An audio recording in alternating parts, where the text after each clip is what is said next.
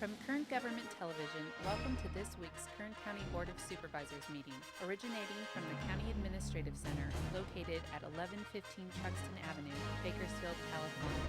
Kern County's vision is to create and maintain a customer-centered county government designed to garner the confidence, support, and trust of the people we serve. Today's Kern County Board of Supervisors meeting will convene momentarily.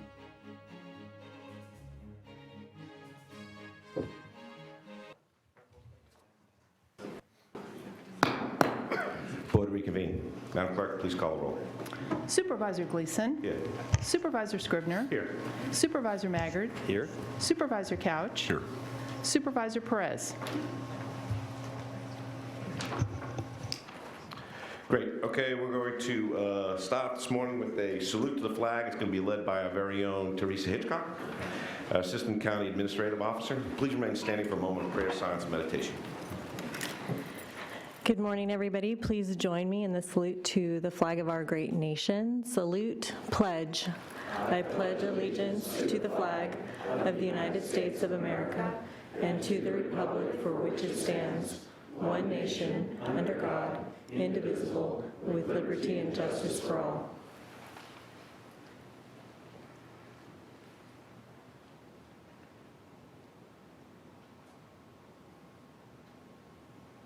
Thank you.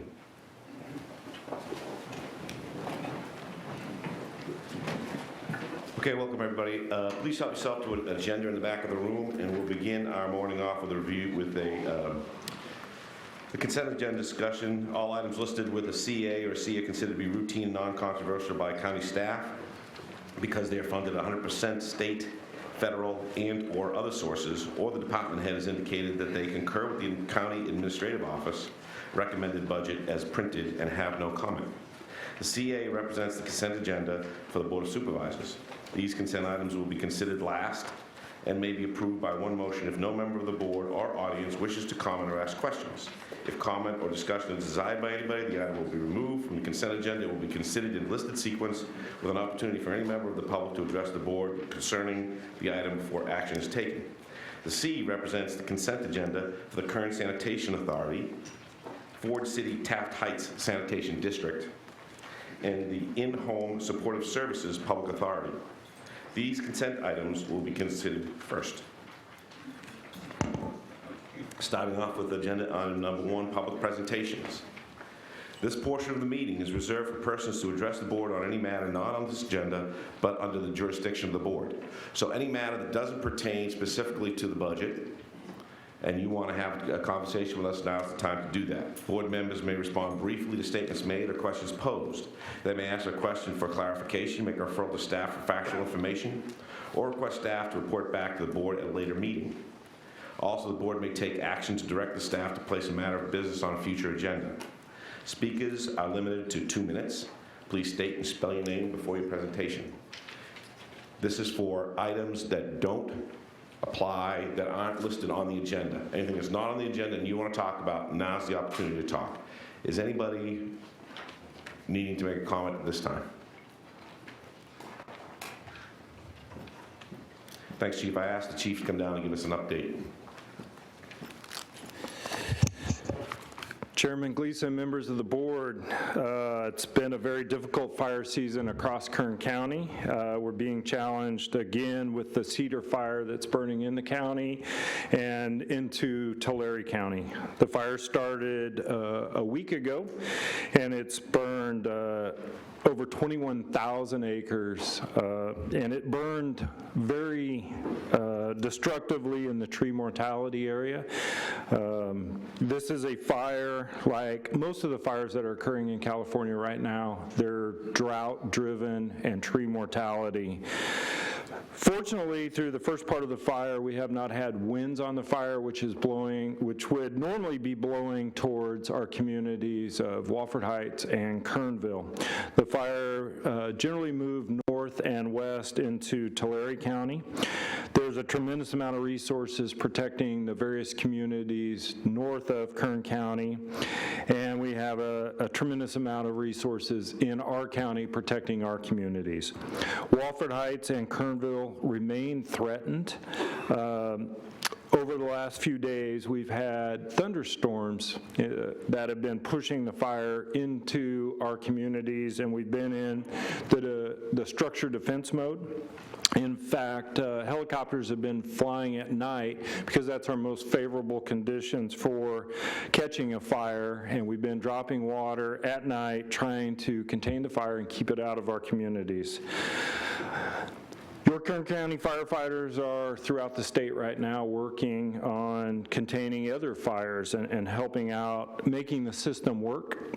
The Kern County Fire Department dozer strike team actually put a fire break around Hearst Castle yesterday afternoon to protect that. We have incident management team members on the fire in Santa Barbara helping to manage that. And of course, our firefighters are on the ground in our county. All fire stations are open and covered, and we're available, to meet the needs of our citizens. The cause of the Cedar Fire is still under investigation. We're working with the U.S. Forest Service to determine that cause, and as we continue to fight through containing the Cedar Fire, there is no estimated control date.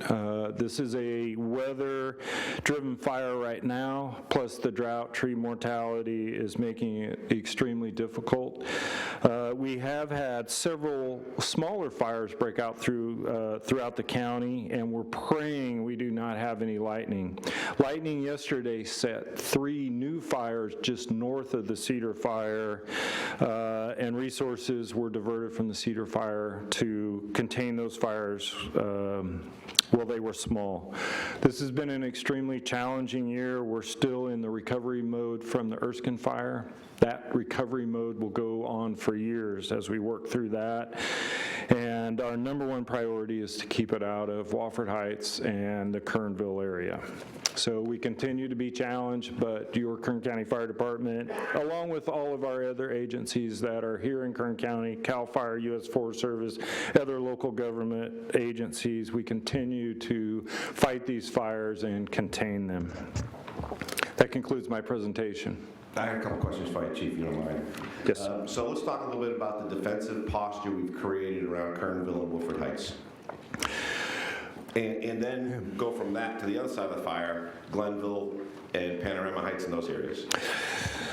Chairman Gleason, members of the board, we have been putting in fire breaks using hand crews and bulldozers from basically Alta Sierra across Wofford Heights and Kernville. Unfortunately, this area has had a lot of fires, most recently the Wave Fire, so there were containment lines used during the Wave Fire, the Stormy Fire over 10 years ago, and the Bull Fire. We're reopening up those lines to put in a containment line, and the strategy would be to set a backfire under favorable conditions if the fire pushed into that. Obviously, if we have thunderstorms, the projected winds could be up to 50 miles an hour, which would blow over the lines and into our communities. But we're well aware of that. We continue to build control lines to protect Wofford Heights, Kernville, Alta Sierra, and all the communities, including in Tulare County. This is one big incident. It's in unified command with the U.S. Forest Service and the Kern County Fire Department. Are you having any problem acquiring resources from anywhere? No, sir. We have been putting in resource requests, the incident for everything that we've needed. As more fires possibly occur due to lightning throughout California, then critical resources such as air tankers could become limited because our goal is to stop some of these smaller fires while they're small, so we don't have, like we have right now, $16 million has been expended to contain and control the Cedar Fire, and again, we're nowhere near 100% containment. And could you talk a minute about FMAG? Yesterday afternoon, we were notified that we did receive a fire management assistance grant.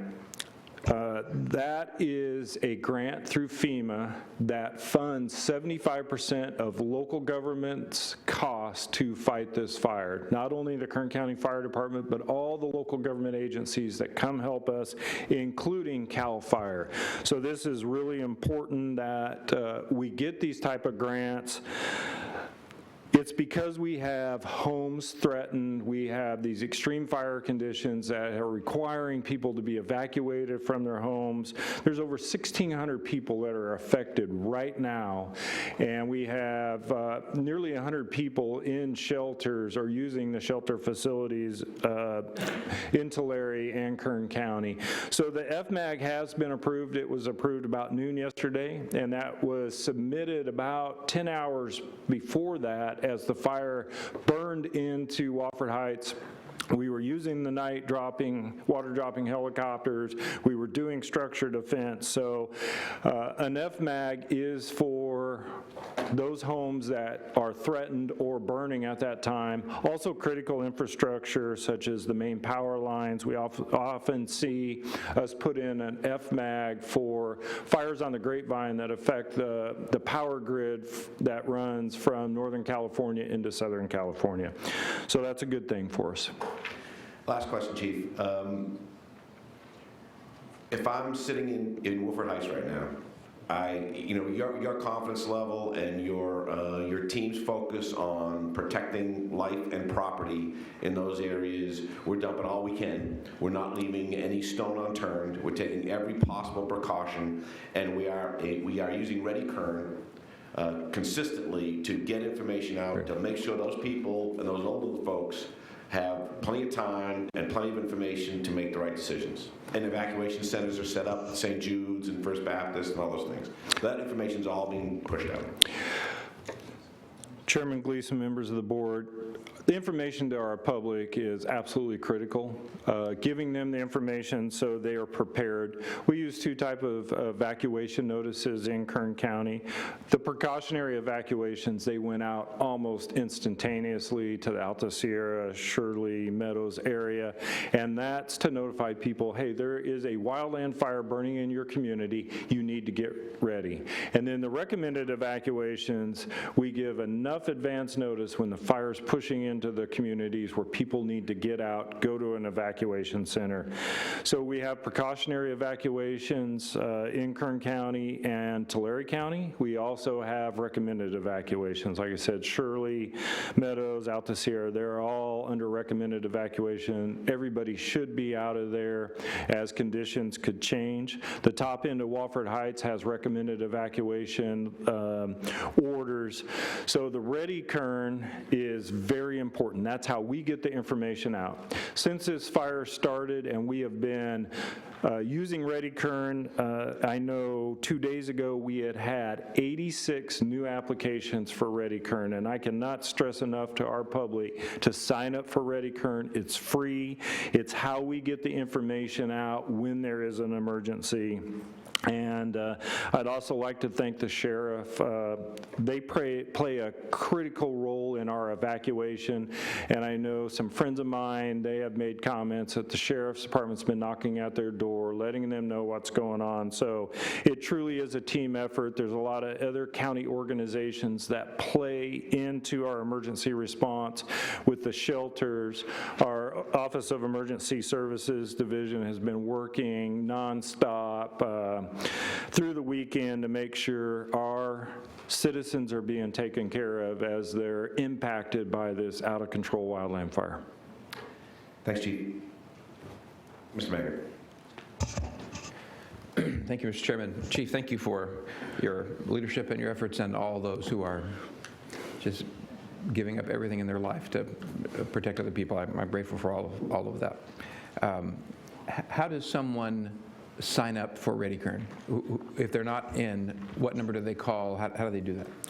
They can call 211 Supervisor Maggard through the chair, or they can go to the county website, the Kern County Fire Department's website. All the information's right there. They can sign up for Ready Kern and get enrolled. They can manage their own system. Today's a technology world where we carry cell phones. We can actually push out the alerts to cell phones through either phone call, text message, or email. It can go to a landline. It can go to everything. And I encourage people, when they do get a Ready Kern alert, to actually listen to the entire message, and then at the end, they can acknowledge that they did receive the message, and that way we don't have to send the sheriff's department to verify that they got the information. It's a good tool for us because we can really concentrate on those people who need help, such as disabled people that may need help getting out and such. So Ready Kern is a tremendous notification tool. It's available countywide. It's not just for the wildland fires. We will use this in an earthquake, a flood, or whatever emergency we face. So I'm being contacted by people who live in Bakersfield but have cabins in these affected areas. Yes. Will Ready Kern allow them to be updated as to a call we made to where they live in Bakersfield, and they can hear how that's going, where their cabin is up in the mountains? Generally, no, because your home phone is the primary contact, and then you can have cell phones.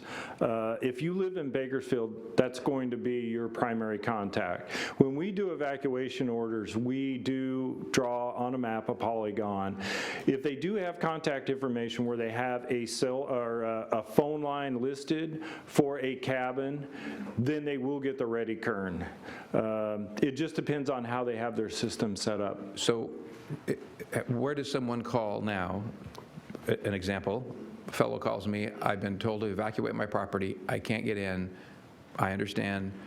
Where does that guy go now to find out if his cabin's still there and the status of when he can go back in? Supervisor Maggard, these recommended evacuation orders are put in place so people remain safe. Once they evacuate, we do not allow them back in.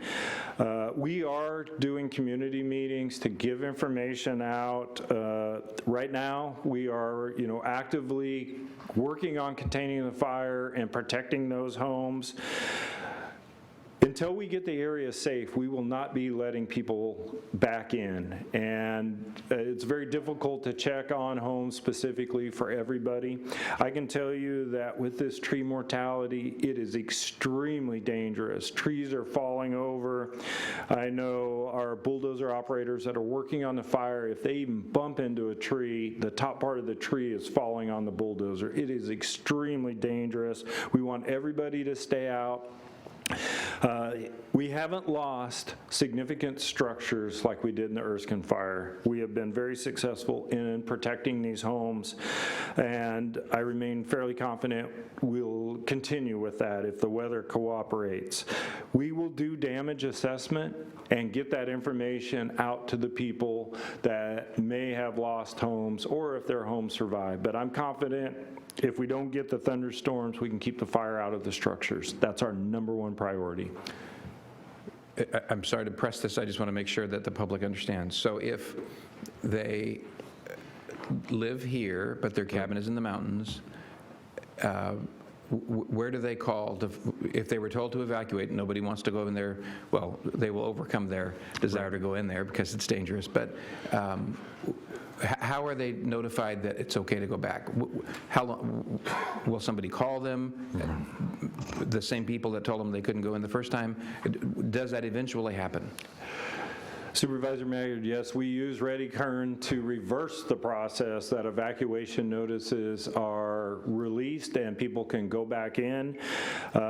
We start putting out information beforehand as we work towards repopulation, usually a community meeting, and we start to give people information, and we do a coordinated effort to get people back into the area.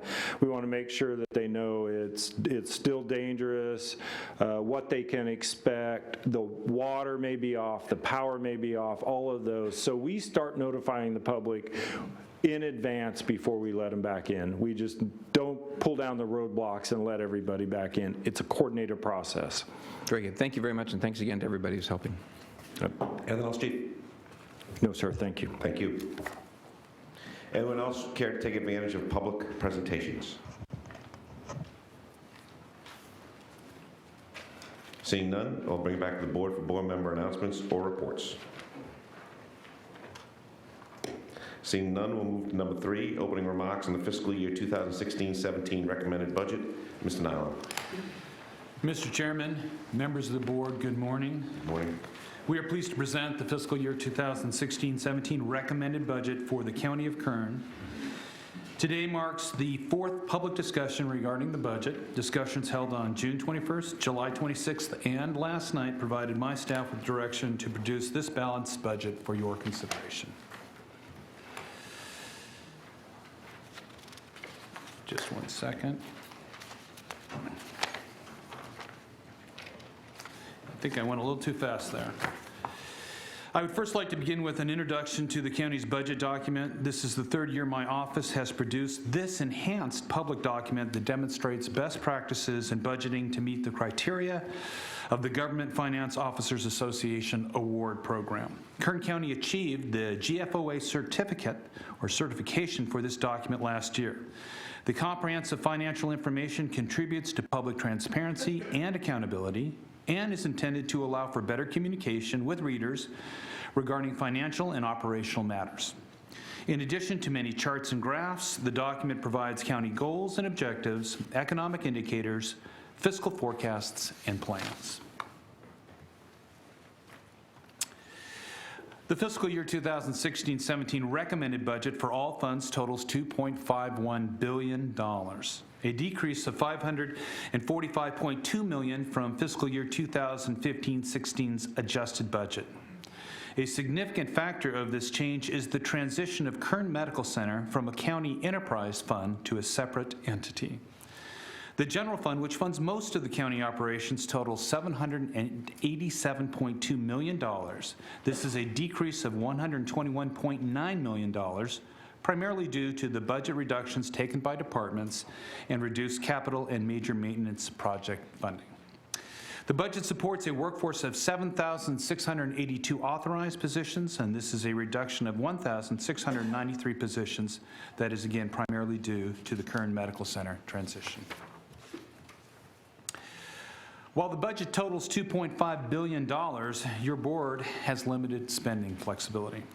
The largest piece of the pie, department program revenue, comprises 85% of the budget and includes fees, charges for services, subventions, etc., received by the general fund, special revenue and capital project funds, enterprise funds, internal service funds, special districts, and grant programs that are required to be spent on specific program costs, and as such, significantly limits your board's discretion over the use of these funds. The public safety departments account for the following amounts of this slice. District Attorney, $18.4 million. Public Defender, $7.5 million. DA Forensic or Crime Lab, $1 million. Sheriff, $98.9 million. Probation, $54.9 million. And Fire, $134.4 million. Your board has the most spending flexibility over the general fund, but even that is limited. Countywide discretionary sources in the general fund, the lowest part of the exploded pies, are first obligated to pay required health and welfare mandated maintenance of effort contributions and other fixed obligations of $86 million, and as such, your board has no discretion on its use. Your board also has limited flexibility on $251 million for services such as the assessor, auditor, tax collector, clerk of the board, sheriff, probation, district attorney, etc. Flexibility for these programs is limited because many functions are mandated. However, they are not always mandated at a specified level. And finally, the smallest slice of the pie is the portion of the budget where your board has full flexibility on resources allocated to departments such as Parks and Recreation, Veteran Services, and Board of Trade. For fiscal year 16-17, this totals $43 million, or 2% of the total recommended budget. At the 3 previous budget discussions, your board was advised that the fiscal year 2016-17 county budget for the general fund and fire fund has budget deficits. The general fund's deficit was $44.5 million, of which only $15.3 million is mitigated through the 5% net county cost reductions for departments. That leaves an outstanding future concern of $29.2 million that must be resolved in order for the budget to be fiscally sustainable. The fire fund deficit was $17.5 million, of which only $9.2 million has been mitigated through reductions, increased property tax revenues, and general fund contributions. This leaves an outstanding future concern of $8.3 million that will also have to be resolved in order for the fire fund's budget to be fiscally sustainable. The combined outstanding deficit balance of $37.5 million for the general and fire fund has not been permanently resolved and must be considered if more funding is being requested by departments. The general fund is the major operational fund of the county, is often the main focus of budget development, and as the majority of funds are discretionary and therefore require the most consideration by your board. The recommended budget includes countywide discretionary revenue of $334 million, which is comprised mostly of property taxes and sales and use taxes. The general fund had a balance carry forward of $41 million, and the budget has nearly $18 million of use of reserves. These sources combine with department program revenue of $394 million, which includes fees, charges for services, and state and federal aid, equates to the general fund budget of $787 million.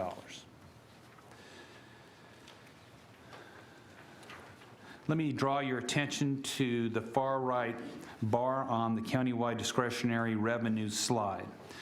Property-related revenue of $246 million accounts for over 74% of countywide discretionary revenue. These revenues have been affected by a reduction in oil and gas property valuations in the county. Sales and other taxes totaling $52 million are the second largest source of discretionary revenue at 16%. Sales tax revenue is declining as a result of lower auto sales, slower building and constructions, and the continued decline in fuel and petroleum prices. Other revenue of $35 million consists of net interest earnings, countywide cost plan charges, and state and federal aid. While fiscal year 2016 is the lowest in the 5 years presented, and we see a precipitous decline over the last 3 years, we do anticipate fiscal year 2017-18 to be similar to fiscal year 2016-17, and thereby hopefully flattening out this curve. Again, I'd like to draw your attention to the far right bar of the county-wide assessed valuation slide. This chart provides a 10-year history of the county's assessed valuation. The fiscal year 2016-17 recommended budget anticipates a 4.3% decrease in the assessed valuation of properties within the county, the lowest level in 5 years. This is the second year of assessed valuation decline, which was 8.8% for fiscal year 15-16 related to oil and gas properties. The declines have resulted in property tax revenue losses over 2 years totaling $77 million for the general and fire funds combined. The current percentage of total assessed valuation for oil and gas is the lowest it has been in over 20 years.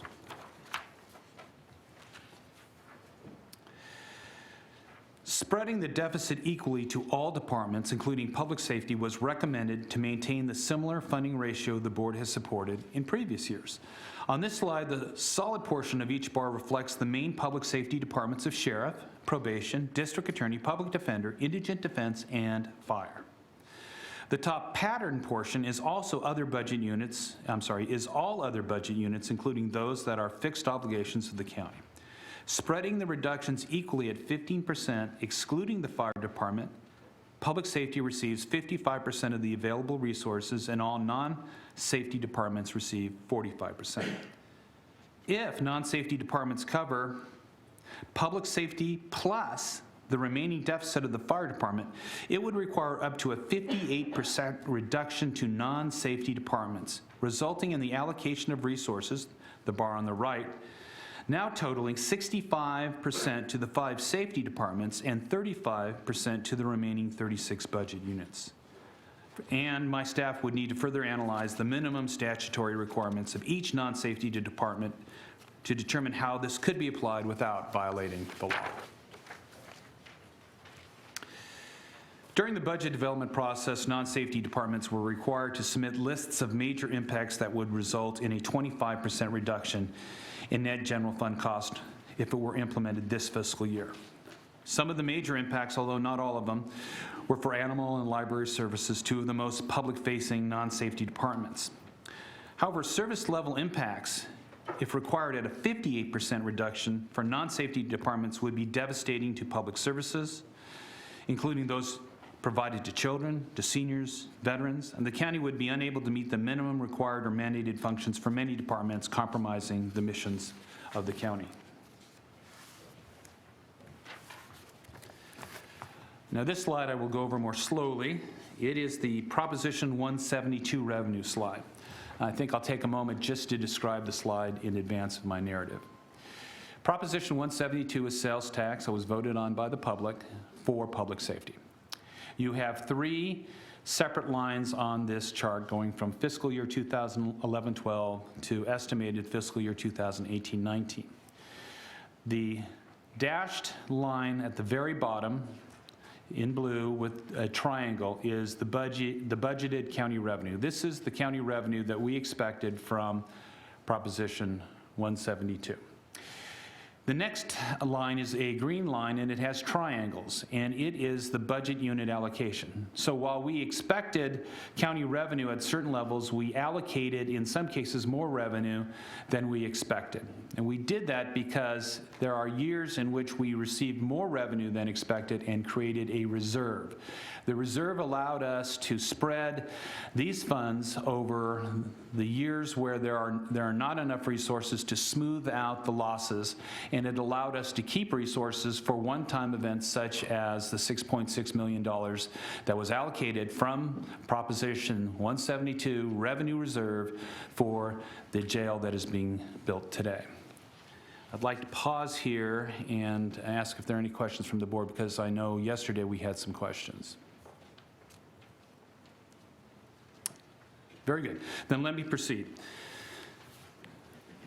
And I think maybe I need to speak a little bit about the slide one more time. To the right, you will see the last three areas: 2016-17 estimated, 2017 estimated, and 2018-19 estimated. The line at the bottom is the actual estimated revenue available. The line at the top is the amount of money that will be allocated to public safety departments because we have the reserve capacity to do that. Altering the reserve capacity that we have will not allow us to do this over the same period of time, depending on the alteration, if at all. Public safety departments, as I mentioned, are also the benefactors of Public Safety Proposition 172 revenue. You may recall that the purpose of this sales tax revenue stream is to help backfill local governments for the loss of property taxes due to the state's Education Revenue Augmentation, or ERAF, shift. We call it something else, but it's a shift is what they call it. In recent years, public safety departments have benefited from increased allocations attributed to one-time use taxes on solar and wind construction projects. As these projects are reaching completion, the sales tax revenue associated with them is declining, and the county's annual allocation is moving back towards a normal base. In recent years, my office has strategically developed the recommended budget to only budget Proposition 172 revenue to the level of proven stable growth or base, and to set aside funds received in excess in accordance with policy.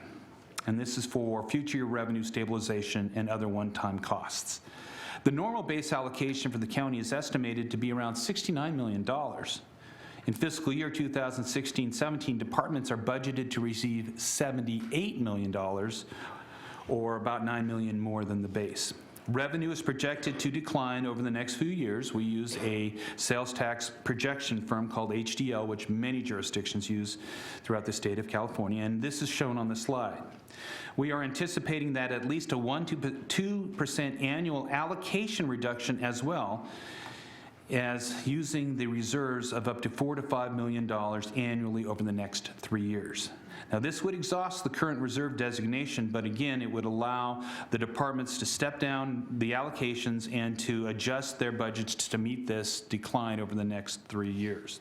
Now, this is consistent with your board's policy and administration policy manual, and this is a document that you adopted. And I will read very briefly from it. In accordance with Government Code Section 30052, Proposition 172 sales tax revenue can only be used to fund public safety services. On an annual basis, the County Administrative Office will determine a projected base value to use in budget development. This base value will only include proven stable growth. Any additional funds received in excess of the base will be set aside in a general designation or reserve within the Proposition 172 Special Revenue Fund. And this, again, can be used for revenue stabilization and other one-time costs for public safety activities. This is a Government Finance Officers Association best practice. And it is fortunate that we followed this best practice and adopted this ordinance, because had all of these reserves been spent earlier, public safety departments today would be absorbing another $9 million in cuts. Hold on. Can I ask you a question, Mr. Nyland? Yes, sir. How much do we have in Prop 172 reserve? As of today, we have $9.7 million. And that is accumulated because we've spent less than we have been allocated, and we have that reserve to use in the next 2 or 3 years, is what you're saying? Mr. Chairman, members of the board, you have discretion over that reserve. You can use it all this year, you can use none of it this year. We are proposing a plan for you to spread it out over the next 3 years so that we soften the decline to all the public safety departments. What happens after 2018-19? Then Prop we have 172. If Proposition 172 revenue comes in as projected, there will be a hole in all the public safety departments necessary to be filled or to be managed by those departments. Thank you, Mr. Nyland. Excuse me, Supervisor Maggard. Thank you, Mr. Chairman. Mr. Nyland, could you explain a little bit more about this reserve? The $9.7 million in Prop 172 reserve that you just mentioned is not included on the breakdown I've been given of what comprises the $156 million that we have in total reserves, because I suppose that's because it's not a general fund reserve. So where is, I know it's in a bank account somewhere, but where is that money? Where is it reflected in our numbers? And is there anything else? Are there any other reserves like that that aren't reflected in the 156 that are, within our discretion to do with what we think is best? Mr. Chairman, Supervisor Maggard, through the chair, that is reflected in the Proposition 172 fund. We have roughly 2,000 funds. How many different funds do we have? I'm sorry, several hundred in the county. It just only seems like thousands. And in each, there's only thousands of dollars left in them. That's the problem. That's what. And each of those, we can have reserves. We can, based on board policy, keep money aside for short-time fiscal stabilization, and it needs to be used in that fund for those fund purposes. You have a solid waste fund that has a sizable reserve, but the sizable reserve is spoken because they have needs for the future for landfills and others to be developed and to be worked on. Proposition or AB 109, I'm sure there are resources available in there as well. There are funds that we have, and we can give you a breakdown of every fund and every reserve in the fund if that is the board's desire. But those are all funds that your board has discretion for, but they need to be spent on the activities that they were designated for. At the end of this day, or whatever day we finally are able to adopt our budget, I anticipate making a referral to you that the next day we begin working on next year's budget. And and I realize instead of coming in at 5 in the morning, you might come in at 7:30 the next day. Still early, but I know you guys work very, very hard at this. But as we look forward to the next cycle, having a clear understanding of all of those reserves, I think, would be helpful. And having a presentation of what those are, so the public can also see what those are, and what are spoken for, what are not spoken for, what do we really have more discretion over, that would be a helpful element to have apparent in the process. Very good. Thank you, from my perspective. Thank you, Mr. Chairman. Thank you, Ms. Maggard. Continue.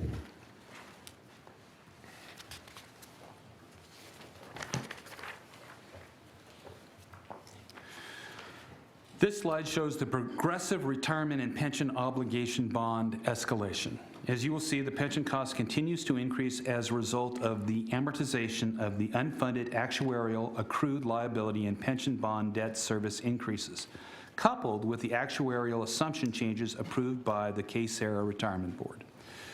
The pension cost is estimated to continue to increase as deferred losses are amortized in fiscal year 2017 and 18. Additionally, KSARA will conduct the 3-year experience study that could lead to a reduction in the assumed rate of return of 7.5%, and other assumption changes which would result in retirement costs increasing as much as $23 million in fiscal year 2018-19, as shown in the last bar that is not shaded.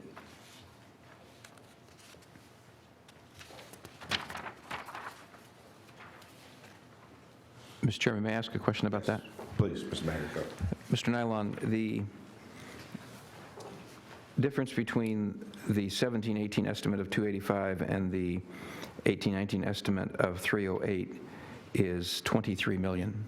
Is $23 million then the cost of that you're anticipating might result if another reduction in the assumed rate of return is adopted by KSARA? Supervisor Maggard, through the chair, that is correct, and we are assuming if KSARA does reduce the rate of return, the reduction would be, instead of 7.5, it would be 7.25, and that is the impact of that margin reduction. So a quarter point Right. of reduction is $23 million in cost to our general fund. That is correct. Now, that is an estimate based on what they did 2 years ago, and when they reduced the rate then. Very good. Thank you very much. Thank you, Mr. Chairman. One question. Mr. Nylon, how do we plan to pay for that if that occurs? Supervisor Scrivener, through the chair, through the reserves that we'll be showing Supervisor Maggard later, I hope. No, we have no plan for that. That will have to be absorbed through reductions by departments. It would have to be absorbed by reductions in reserves, but those are one-time reserves. You cannot do that over a long period of time. So at the end of the day, the real question and the real answer to that question is that it would require that we tighten the belts somewhere in the county. If not spread evenly, then other county departments will have to absorb $23 million. Yeah, and that was my next question. A $23 million reduction across the board countywide. We're talking about a 5% reduction across the board in this fiscal year's budget. So what would the percentage be for absorbing $23 million? I'm trying to remember our formula. For every 1%, it's X amount of money. I know Nancy knows. Nancy does know. Nancy, do you want to say it'd be about $8 million? That'd be great. About $8 million. $8 million. I mean, 8%. 8%, I'm sorry. yeah, thank you. 8%. I was just You were patting trying to myself confuse on my back because I got it right and I misstated it. Okay, so 8% across the board for all departments to absorb that if KSARA reduces the assumed rate of return. And that is in addition to the remaining 10% that has to be absorbed by all county departments. Okay, thank you.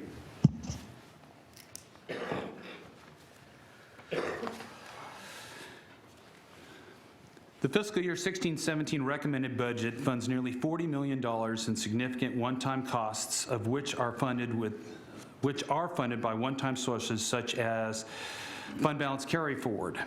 Major maintenance projects were added after year end in the amount of $6.4 million, which are funded primarily from revenue, and only $277,000 in net county cost. $4.9 million was added in specific purpose contingencies that will be detailed on the next slide. Of particular note is $23.6 million of fund balance carry forward and $5.6 million in use of reserves and designations to help cover a portion of the remaining $29.2 million budget deficit in order to balance our budget this year. These are one-time resources being used to cover ongoing problems, and that is the requirement for a 4-year deficit plan.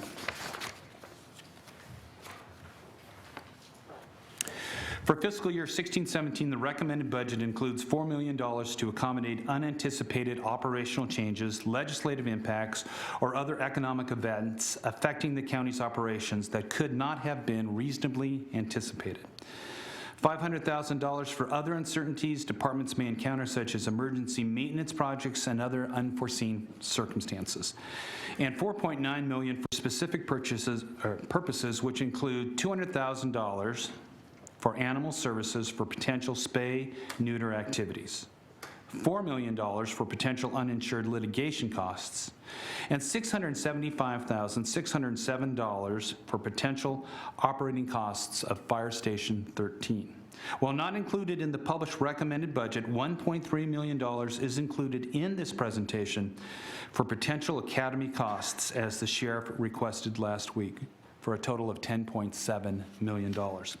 It is important to note that access to appropriations for contingencies requires a formal board action in open session with a 4/5 vote in concurrence. There was a comment yesterday that contingencies are somewhat ephemeral or something, that they don't really exist.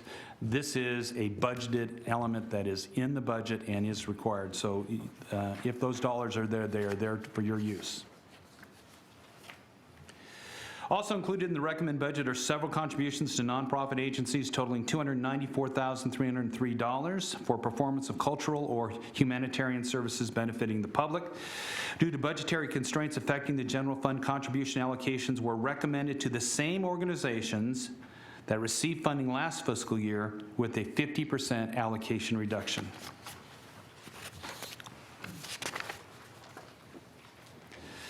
At the end of fiscal year 15-16, the general fund had slightly more than $156 million in reserves and designations. The recommended budget includes $6.4 million in contributions and transfers of designations, most significantly $6 million for the Department of Human Services working capital to set aside funds for cash flow needs of that department.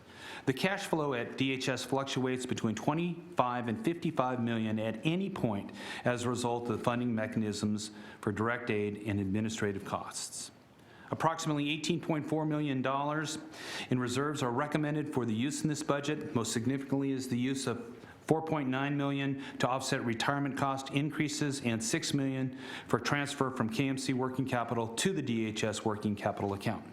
Nearly $6 million in reserves are proposed to be used for general fund operations. The recommended balance for general fund reserves and designations total nearly $145 million.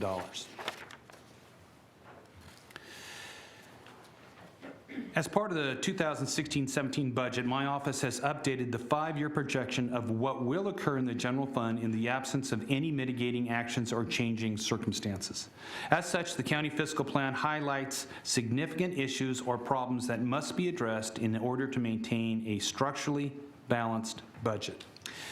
For fiscal year 16-17, the annual deficit of $44.5 million identified in the fiscal plan was mitigated primarily through a 5% reduction of net general fund cost to the departments and the use of $29.2 million in general fund balance carry forward and reserves.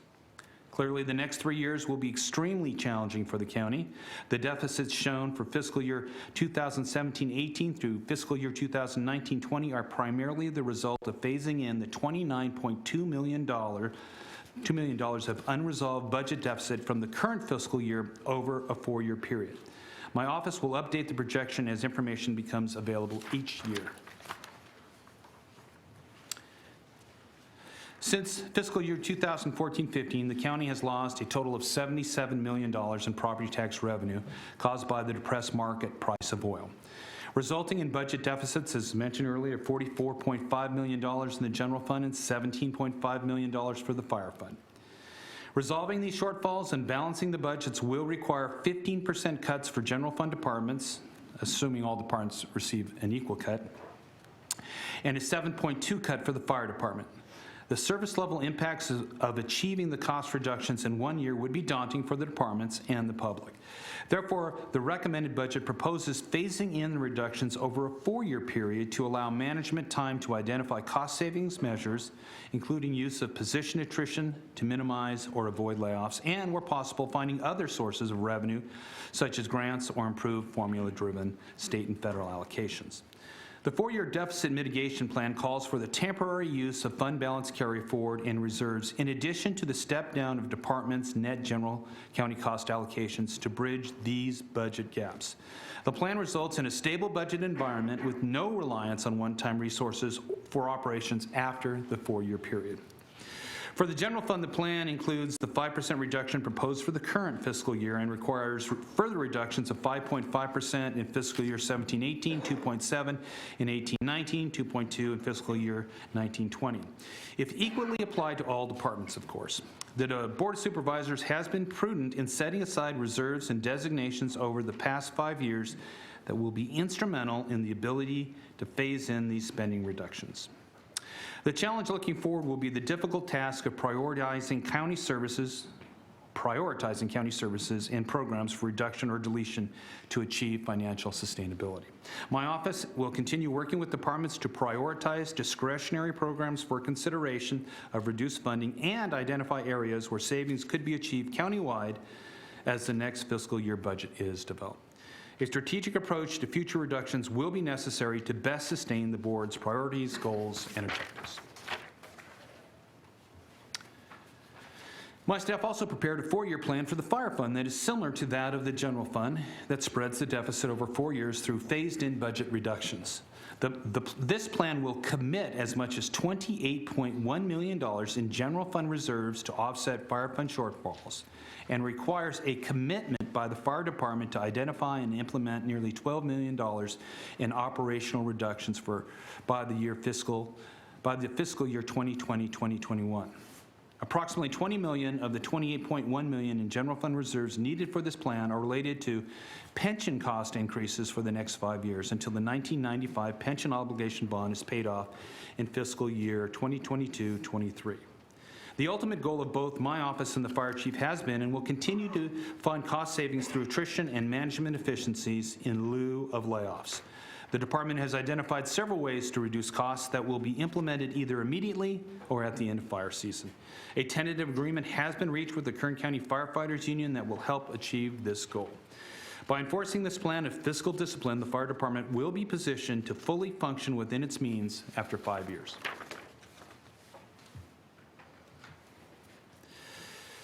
There's been some concern from the public that the four-year deficit mitigation plan would deplete the county's reserves to levels that would not be prudent. Your board has been extremely diligent about setting one-time funds aside for future use over the past 5 years, resulting in a prudent level of reserves for the general fund. While it is not ideal to reduce them for fiscal stabilization, it makes sense for our county to utilize some of these resources on a temporary planned basis in order to restabilize our resources. The general fund has ended the fiscal year with a total of $156 million in established reserves and designations. The fiscal year 2016-17 budget proposes to use a net of $12 million, as discussed on an earlier slide. The estimated use for mitigation plan is $25.5 million in fiscal year 2017-18, $24.8 million in fiscal year 18-19, and $10.2 million in fiscal year 19-20, and finally $2 million in fiscal year 2021. Over a 5-year period, reserves would decline by $78.5 million, or 50%, leaving a remaining balance of $78.1 million. Your board has been very clear that the 10% general reserve is to be maintained. In addition, the CAO recommends to retain a cash loan amount to the Department of Human Services and a tax litigation reserve at a minimum. If your board reduces reserves to move funds into appropriations for contingencies for the Sheriff's Academy in the amount of $1.3 million, the estimated remaining balance over the 5-year period would decline to $76.8 million, or we would have used 51% of our reserves.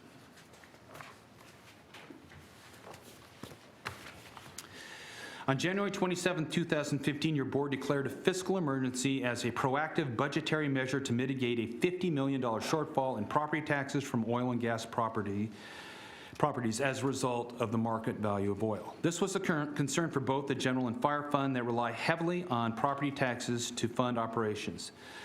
The declaration allows for your board to access the general fund general reserve at any time throughout the year and provides staffing flexibility for the fire fund if cost reductions are necessary. As the county continues to face daunting reductions with deficits of $44.5 million for the general fund and $17.5 million for the fire fund, my office would recommend that your board reaffirm the fiscal emergency status declared in 2015. The county, after all, has only mitigated about 1/3 of the deficit it currently faces.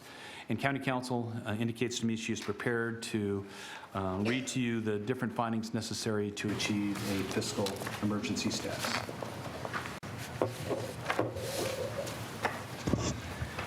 Other future challenges. Besides the loss of oil and gas property taxes, the county is facing other significant challenges.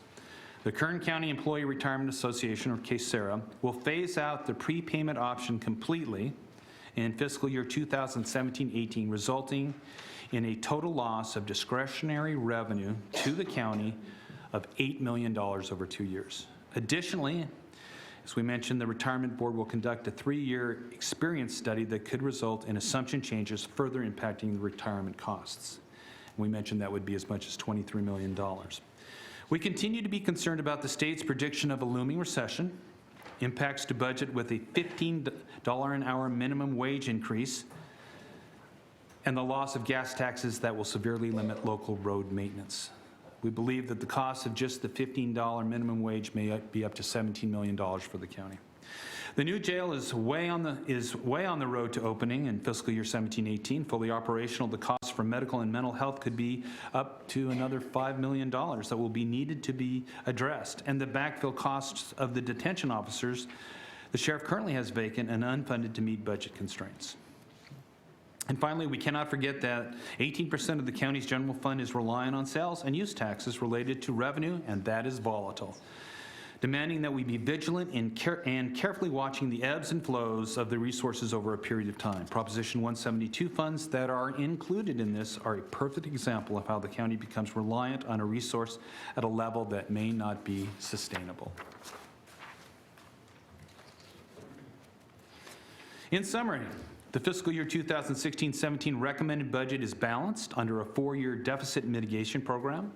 It is imperative to understand that the county is still in a fiscal crisis. Only $15.3 million of the $44 million deficit is resolved on an ongoing basis for the general fund, and only $9.2 million of the $17.5 million is resolved for the fire fund. This leaves $29.2 million and $8.3 million, respectively, still outstanding. Holding all departments to the first 5% cut is vital to moving towards a fiscal sustainability plan, especially as we know that next year will be even more difficult. The phase-in reductions over 4 years will cost the county 50% of its current reserves and will minimize the ability of the county to fund major maintenance projects or maintain facilities.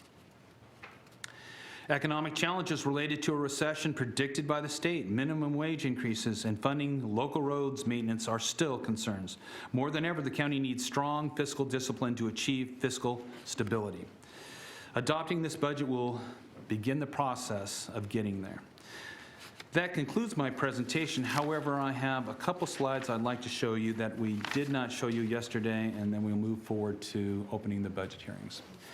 There's been a lot of discussion about next steps after the budget adoption. I know that Supervisor Maggard had indicated this already. And on next Tuesday, we will have a board letter that outlines each and every one of these steps. Equal across department cuts for general funds are not likely for future year plans due to public safety impacts. However, the county will need to make the corresponding dollar cuts possible. My office will be working with the departments to prioritize discretionary programs, the number and funding of positions, and other cost savings throughout all departments for the development of next year's budget. The options that you have before you with regard to developing a master plan, managing vacancies, ensuring that all contracts for all jurisdictions fully reimburse the county, reinventing the budget savings incentive plan, performing overtime reviews, emphasizing alternate sources of labor, maximizing the use of non-safety retirement positions, redesigning the retirement incentive program, and reviewing all major departments, potentially with contracted companies to help do the analysis, will all be brought to your board's attention next Tuesday. I have a slide that I presented last time, and I wanted to talk a little bit about it because there's been some concern. As part of the July 26, 2016 budget discussion, I provided this comparison for your review. And while the numbers are accurate and comparing the percentage of safety spending to the total spending is one valid comparison, it is not the only comparison. Both the sheriff and DA have expressed concerns that all counties are not similar and not all public safety is the same in each county. And that concern is also true. However, both the sheriff and the DA do suggest that Kern's commitment to public safety is one of the strongest in the state, and I wanted to publicly acknowledge those concerns. That does conclude my comments, and I'm certainly welcome to entertain any questions.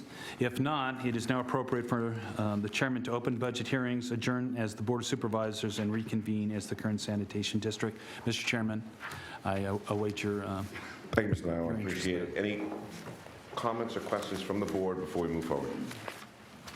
Supervisor Maggard. Thank you, Mr. Chairman. I would like to add, Mr. Nyland, one additional line to the next steps after the budget adoption. I guess I alluded to one earlier that I'd like to have an analysis for all of us to review of all of those other reserve funds like this Prop 172. But the new one I'd like to add at this point is I think there is an I can't say it's not being managed sufficiently, but we need to give more attention to a cost that is not on any of these pages, and that is the cost of the utilization of our medical plan, and whether or not we can design a plan and manage it effectively that still gives the medical care to our staff and their families that they deserve, but also is one that does it as efficiently as possible. And if there are a few millions of dollars that we can garner there, they will be precious to us as we go forward. So I'd like that to be another element that we put on the table that we're going to look at.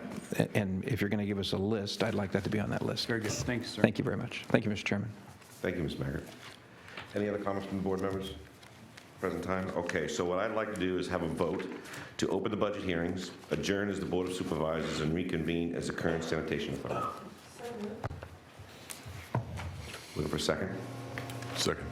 Please cast your votes. We are now standing as the Kern Sanitation Authority, and we have C4 to consider, the consent agenda. Does anybody in the public wish to pull item C4 off the consent agenda? Seeing none, I'll close the public hearing and bring it back to the board for a vote on the consent item 4 to adjourn as the Kern Sanitation Authority and reconvene as the Ford City Taft Heights Sanitation District. So moved. Second. Please cast your votes. Motion is approved. All ayes. We are now sitting as the Ford City Taft Heights Sanitation District. And we have a consent agenda item number 5 to approve the budget as printed. Is there anybody in the public who'd like to pull this consent agenda item off for discussion? Seeing none, I'll bring it back to the board. I'd like a vote on consent agenda item number 5, and then to adjourn as the Ford City Taft Heights Sanitation District and reconvene as In-Home Supportive Services Public Authority. So moved. Second. Please cast your votes. Motion is approved. All ayes. We are now sitting as the In-Home Supportive Services Public Authority, and we have a consent agenda item number 6. Approve the budget as printed. Is there anybody in the public who'd wish to pull this item off the consent agenda?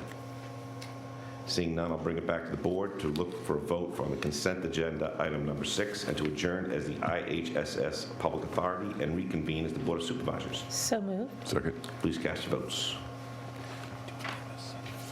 Motion is approved. All ayes. We are now sitting as the Kern County Board of Supervisors, and it brings us to item number 7, District Attorney to approve the budget as printed. Mr. Nyland. Mr. Chairman.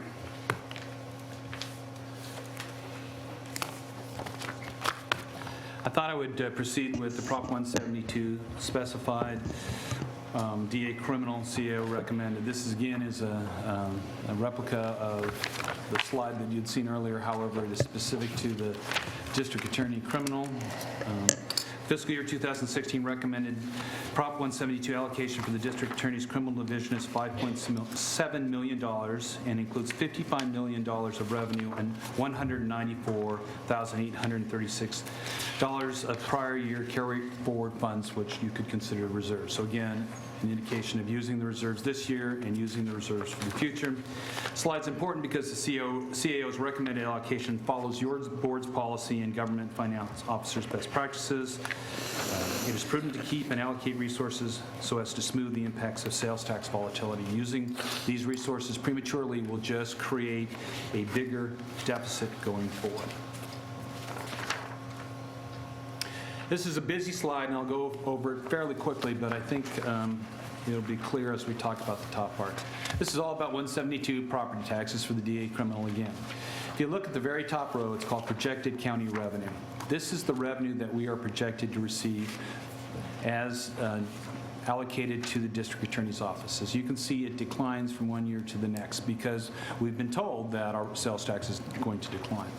Now, if you look at the next row, it's the department allocation.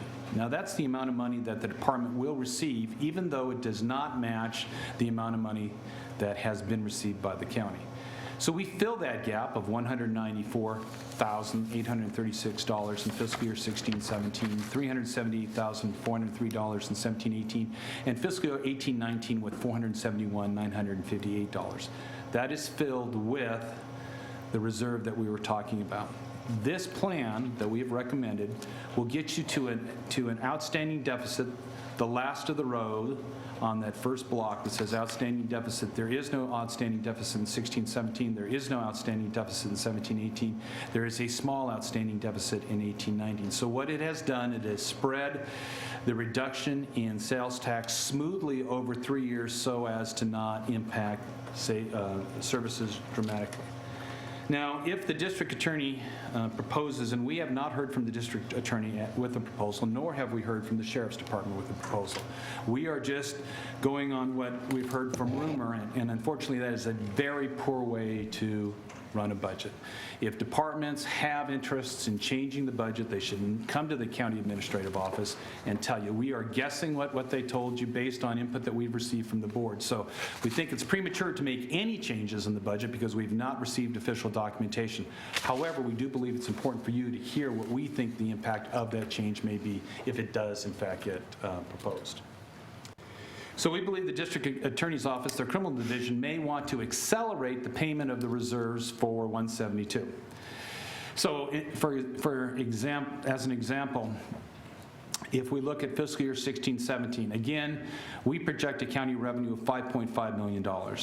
We believe that the DA may want an allocation of $6 million, $80,421, which is higher than the allocation that we proposed. So the gap to fill is higher. And so what we need to do is we will be burning through this money more quickly. If you look at 17-18, the gap to fill is now $849. And if you look at fiscal year 18-19, the gap is $1 million. We have fallen off the cliff in 2017-18, having to spend $492 out of general fund dollars to augment loss of Prop 172, and then at least $1 million every year thereafter.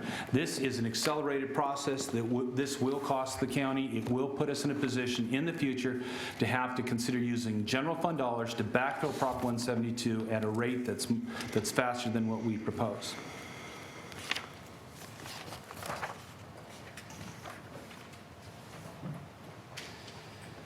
And you know, just as a statement, we do not believe it's prudent to spend more money than we have to in environments of declining resources. And I pushed those buttons too fast. My apologies.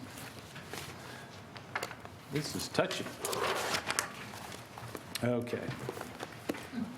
Wow. It has a mind of its own now. All right. There we go. And you'll see the same thing for the DA forensic, which is the crime lab. Again, there is a gap that needs to be filled by reserves. If the DA comes forward with using more reserves, although a much smaller dollar amount for the crime lab at an accelerated rate, you will see that in year 3 there was a hole of $5,000, but based on the CAO's recommendation and based on what we believe the DA may bring forward, it's $40,000. This is an important slide because it talks about the position history. There are 2 lines on this slide, and it goes back from 2010-11 to what we believe is the CAO recommended in 16-17. It shows 2 lines. The thicker line with the squares is the average filled positions. This is permanent and temporary, all positions. And the smaller diamond line is the attorneys. This graph shows the department's actual filled positions over the last 6 years. And you can see that for the average filled positions, the CAO recommended will be higher than any time in the last 6 years. With regard to attorneys, it's lower than it is in 2 years, but higher than it has been in years 2011, 2012, 2012-13, and 2013-14. This is to say that even though we have a recommended budget that is less than last year's and certainly less than is recommended, the staffing levels continue to be at higher than average over that same period of time. Another way to look at it is the net general fund recommended over the period of time. This chart shows that trend over the last 3 fiscal years, plus the fiscal year 16-17 requested and recommended amounts. Below the net general fund cost is the pension backfill portion that was included last year and as recommended for the current year. The outstanding request on the last row is the outstanding funding for the 3 deputy district attorney positions the DA has requested to maintain a full complement for staffing. The lower portion of the slide shows the number, and these are numbers that we received by the district attorney in their performance evaluation of felony trials and misdemeanors. As you can see, they are at worst static and at best declining. This is for the crime lab. The chart shows the net general fund trend over the past 3 fiscal years with 2016-17 requested and recommended with pension backfill. On the last row is the outstanding item, which is funding for 1 new programmer position within the lab to assist with the integration of new criminal justice information system into the new Tyler system and their lab systems. Okay, this is the final slide I have for the district attorney. The recommended funding level for the District Attorney's Criminal Division will require unfunding 5 current vacancies, transferring BSI from the lab, and not replacing 10 vehicles. It is also important to note that the DA's budget is built with the use of $1.4 million in budget savings incentives, or one-time funds, to support ongoing departmental operations and will, in all likelihood, result in additional layoffs in the fiscal years. Upcoming ones. In summary, these slides indicate that for the CAO recommended fiscal year 16-17 budget, the average filled positions are greater than any time prior in the history of the DA's office, that the recommended funding is greater than fiscal year 2014 and 15, and that the caseloads are either declining or relatively stable. During these times of lower resources, less staff, and more cases, the DA was still able to prosecute misdemeanors. The DA's decision to not prosecute certain crimes now does not appear to be supported by the claim that the decision is solely a budget-based decision. Your board has no authority to direct the district attorney on what cases to prosecute and what cases not to. The district attorney can make that choice unilaterally and has that authority. She can also say that it's based on the budget, but based on the information that we have here, it doesn't appear to be a valid argument. With the exhaustion of budget savings incentives and in the midst of county's most significant budget crisis, we do not recommend adding 3 more staff. We believe that if we hold the DA to no additional cuts next year, they may be in a position to have to lay off 6 positions and the 3 that you would add today. The recommended funding level for the DA's Forensic Science Division will require the funding of 2 vacant positions, the use of $490,849 in BSI, and will not allow for the addition of a new programmer position. The requested programmer position will assist the department, as mentioned earlier, to integrate the new criminal justice information system. It is clear that the County of Kern has a state-of-the-art crime lab. In the state of California, only 2 other DAs operate a crime lab.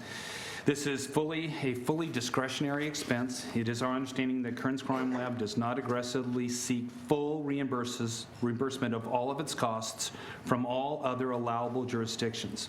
By not aggressively pursuing full reimbursement, your board is asked to take general funds away from other important programs to subvent other jurisdictions' budgets. Until the crime lab can demonstrate that it is aggressively pursuing all costs with the exhaustion of budget savings incentives and in the midst of the county's most significant budget crisis, we would not recommend additional resources. If you are so inclined to provide the DA with additional resources, it would be appropriate to ask the public defender for comments on the impact to the public defender's budget. It would be now appropriate for your chairman to ask the district attorney to come forward for comments. Thank you, Mr. Nylon. I know that Lisa Green's not here, but Scott's going to come up and speak to us.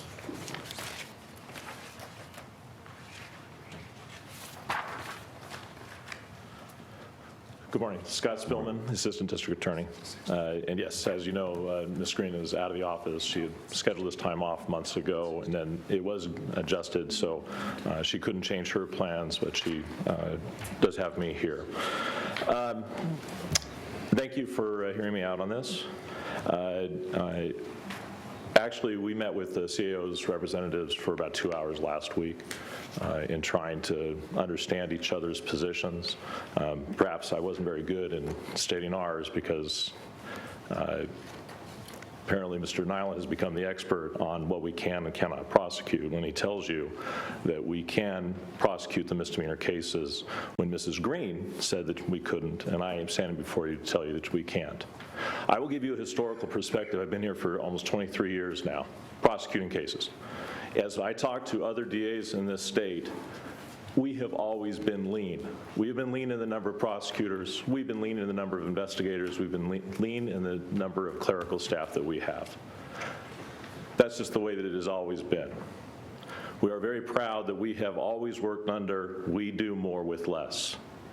Our prosecutors work very hard. They're very diligent. They go from one trial, they go to the next trial, and they get ready. They continue and they work very hard. They are very dedicated. We have more cases now than we did 5, 6 years ago. We all know this because of AB 109. We know it because of Prop 47. Misdemeanors is slammed. If you want to be really depressed, talk to me about how things are going with AB 109, with trying to address crime when the trend now is to simply decriminalize things. We can ignore crime, but it's not going to go away. And I'm not somebody that gets up and I like to say scary things because I think people will think my job's that much harder, things are that much dire. It's just the reality, and we all know it. We know it because we hear it from everybody. We hear it from our friends, our neighbors about, I'll give you an example, law enforcement. The sheriff, the chief are doing the best that they can with what they've got. They can take and prioritize. And we hear the frustrations from others about how long it takes to come out to a call where they've been a theft, a break-in, to the point where nobody even comes out at all. And I'm not faulting law enforcement. They're doing the best that they can under the circumstances. They prioritize. Sometimes nobody makes it out, or they can have a civilian take a report over the phone for the theft. But we know that we have the break-ins are way up. And now at the point, I got to tell you, I can forecast for you, because of my experience, crime's going to go down. It already is. The numbers are going to go down that are reported. The numbers are going to go down that's arrested because people are giving up. Why call when it's going to take so long to get somebody to come out? Why call when they're not going to catch somebody? We know that these are the concerns because we talk to people and we hear about it. The problem with prosecuting crimes is that you have to have the prosecutors. I can't delegate it to anybody else. The prosecutors have to review the cases, whether they should be filed. They have to file them. They have to appear on them. They have to do the trials. They have to do the sentencings. They have to do the writs. They have to do all this work in court. They've got to do it. They have to be there in court. And we've streamlined the best that we can. We don't appear at arraignments. Most other counties do. We had that worked out with the courts, and we're able to do that. We streamline the best that we can. To be questioned by the CAO on what we can perform and be told that we can do it even with less begs the question of how we got here in the first place. So I would like to talk with you about what I'm asking for, and this is for the criminal, the budget unit 2180, and I'm going to include it for 2200 also. In 2180, we have significantly reduced our budget, but we're requesting that you fund us so that we do not have to reduce our present staffing by eliminating the 3 prosecutor positions. This would place us approximately $360,000 over budget. In the crime lab, we're within budget. We are asking that being within budget, you allow us for the position of programmer to be filled, which is within the budget that is recommended, the guideline. In order to provide the same services and have the same staffing as last year, we requested a budget which was approximately $2 million over guideline. We've worked towards and accomplished actually giving to you a budgeted guideline. To meet the present CAO's recommendation for guideline, we have to reduce our current staffing levels by eliminating the 3 deputy DA positions, 1 investigator, 1 investigative aide, 2 clerical, and 1 lab technician position. The recommended budget for the DA's office is not only lower than it was last year, it's lower than it was 2 years ago. The reason we have to eliminate staffing is because the vast majority of our budget is in personnel costs, as you know. These reductions will impact our office, and it will impact our ability to prosecute cases. The 3 eliminated deputy DA positions can only be taken from our units commonly known for prosecuting crimes, because these are the units that are funded through the general fund. These are units that prosecute homicides, gangs, domestic violence, sexual assault, elder and child abuse, general felonies, juvenile offenders, and misdemeanors. I can't take them, bless you, I can't take them from the grant positions. And I can't leave grant positions unfunded because then we lose the revenue. I can only take it from those units that are actually prosecuting the traditional crimes that you think of, those crimes I just listed.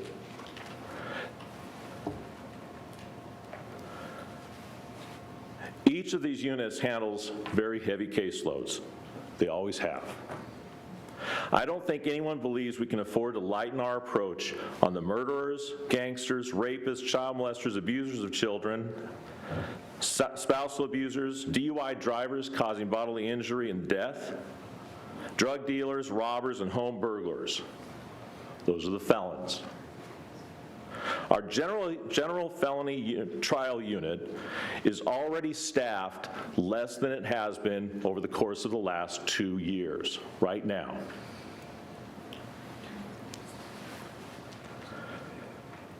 They're having to reassign trials weekly. What I mean by that is a general felony trial deputy will prepare a case for trial. They'll have about 2-3 months that they prepare the case for trial.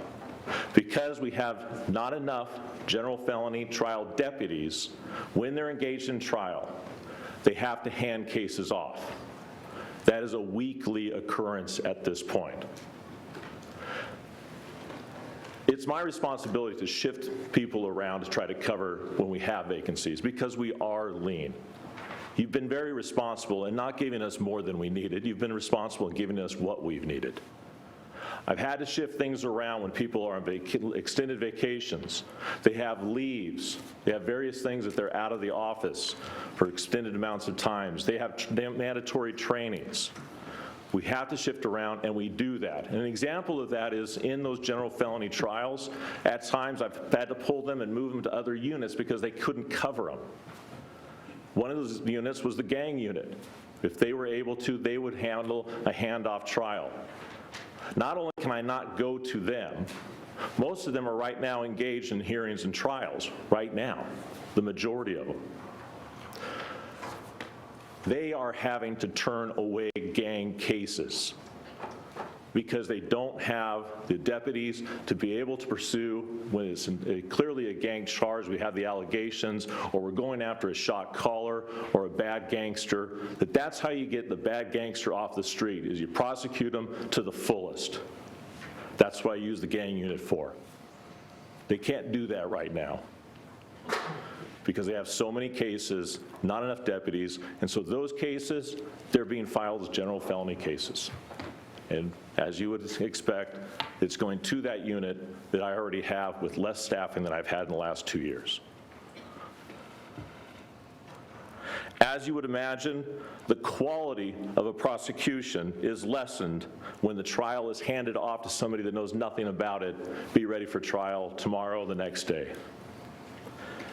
And it is lessened when the caseloads are high.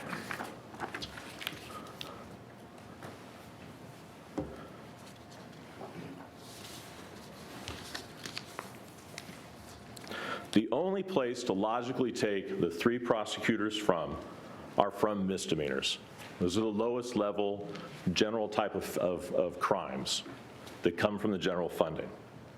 This will reduce the misdemeanor unit from 8 to 5 prosecutors. These 5 prosecutors are going to be responsible for staffing 4 weekly pretrial courts. That's when somebody is pled not guilty and it goes to a pretrial hearing to see if the case can be resolved. They have to prepare that case, they have to read it, they have to review it, look at their record, and make a determination on what to offer. Those are averaging about 75 to 100 in each one of those pretrial courts. 75 to 100 what? Cases. And to be prepared for to going on Fridays is when they do the pretrial courts. In addition to being prepared for those pretrial cases, they have to appear on law and motion and probation revocation hearings. For law and motion can include motions to suppress that they have to prepare a response to say that what the police did was legal. They have to go to a hearing to present that. They also have to conduct trials. They're doing more trials this year than last year than the year before that. They are very busy. They also have to, when there's a conviction, they have to appear at the sentencing. They also have to prepare an appeal for those cases that there is a conviction. The appeals for misdemeanors go to Superior Court. These are the conditions that they have that exist, that they go into why we're unable to prosecute all of the cases. I know that some people view it as a threat. We won't prosecute misdemeanors if you take away prosecutors. It's not a threat, it's a reality. And it's also not the first time that this county's been presented with this. Around 2008, 2009, I was the misdemeanor supervisor. It was dire budget times also then. There was because of the housing bubble and the effects it had on budgets throughout the state. At that time, we were told that we were going to have to reduce our staffing. Then DA, Ed Jagels, said he could not prosecute misdemeanors. We weren't fooling. At that time, we didn't have open positions. So we told the majority of the misdemeanor unit prosecutors expect to be laid off. That was where I was responsible for that. I was their supervisor.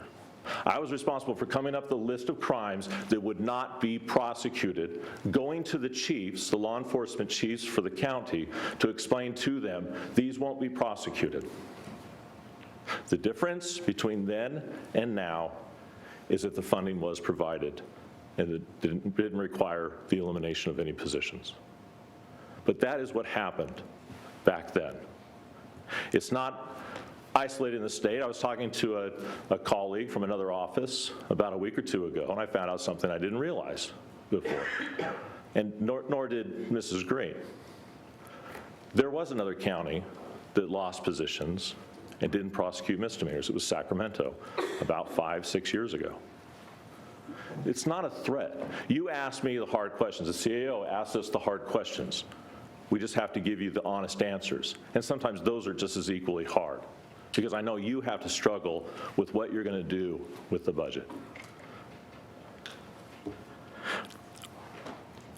This isn't a situation in which we're unwilling to make cuts. Back then, I can tell you that DA Ed Jagels said, I can't eliminate any support staff or any investigators because we already have less than anybody else in the state when you compare the ratio of investigators to attorneys and to support staff or clerical to attorneys. And he knew he had to take it from there, from the DAs.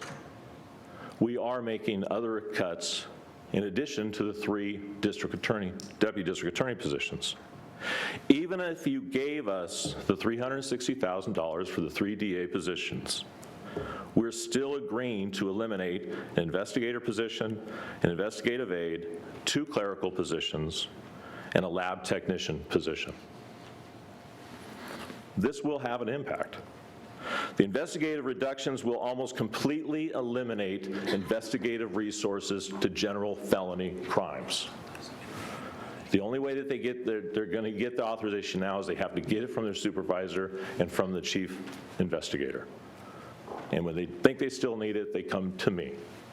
I'm the no man. That's the reason that we're able to keep those BSIs up, partly, is because I tell people, no, they can't spend money. And it is a hard decision to make sometimes. Because when we're making decisions on offering settlements and plea bargains, and whether to prosecute cases, always in the back of the mind you can imagine, well, this is a DV case. What happens in the future with this person if I don't go after them to the fullest? For the abuser, for the person that commits assaults, for the gangster, there is a balancing of decisions to be made.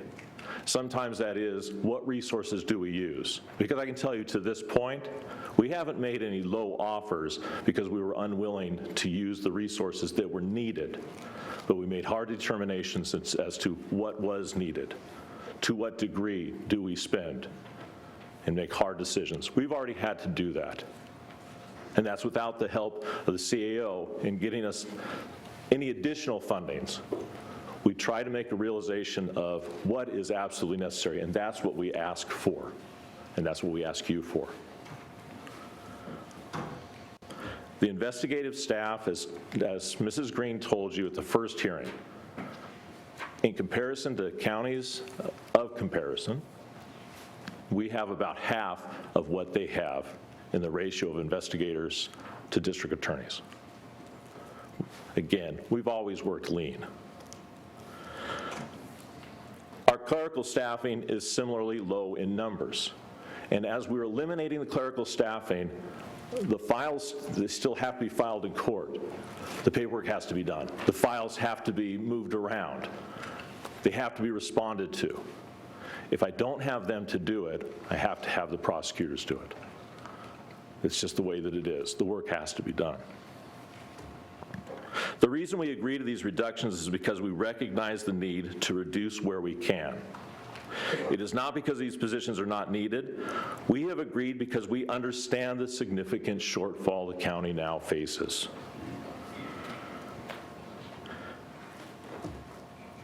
The reason that we agree to these reductions beyond the 3 prosecutors is because they have less of a drastic impact on the prosecution of the cases.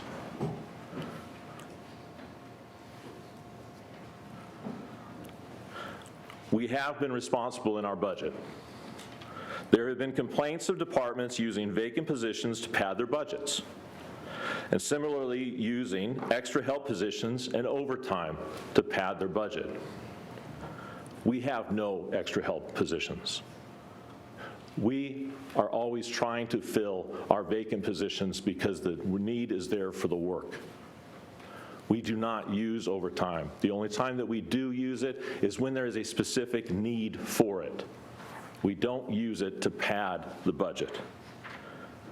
We owe this to you, we owe it to the taxpayers, and we owe it to our victims.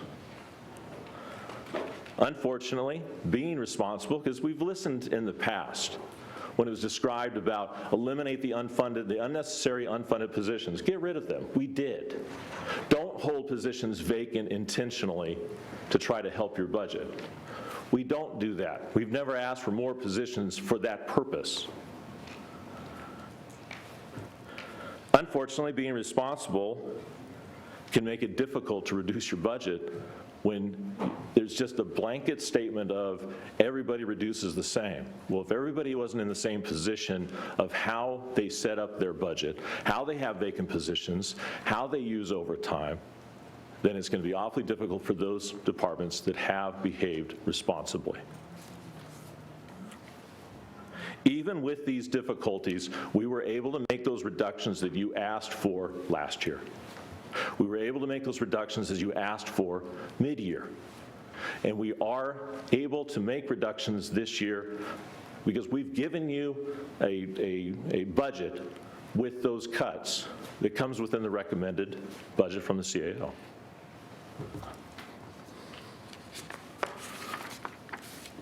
An additional concern that we have is that even though we have submitted a budget that's within guideline, we are not presently allowed to fill any positions. Right now, I have 5 fewer prosecutors than I had last year.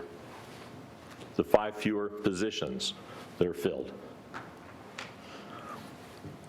So that's above the 3 that are recommended to be eliminated. When I describe to you what we have to do, it's not hypothetical, it's not theoretical, it's reality, and it's happening right now. The reason the CAO tells you that we shouldn't be able to dismiss and say that it's because of the budget, when we dismiss a case, we have to give a reason. The reasons normally are insufficiency of evidence, interest of justice. It is not in the interests of justice that we can't prosecute a case. It's not insufficiency of evidence because I don't have the prosecutors to follow through with the prosecution, because I have to concentrate on the higher level cases. We have to give the reason. They may not be happy with it, but under 1385 of the Penal Code, I have to state a reason. My attorneys have to state a reason. For the first time, that is the reason.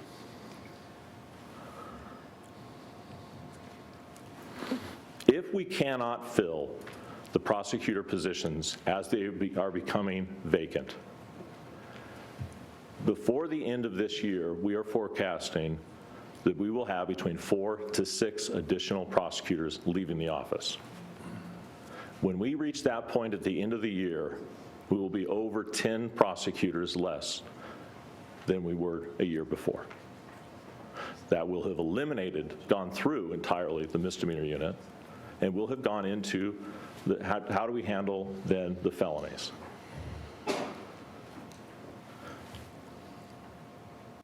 And this is all during a time that, as I said, we've talked about AB 109, Prop 47, they didn't go away. They went from felonies to misdemeanors for possessions of everything from methamphetamine, PCP, heroin, all of that. We don't want to ignore those crimes.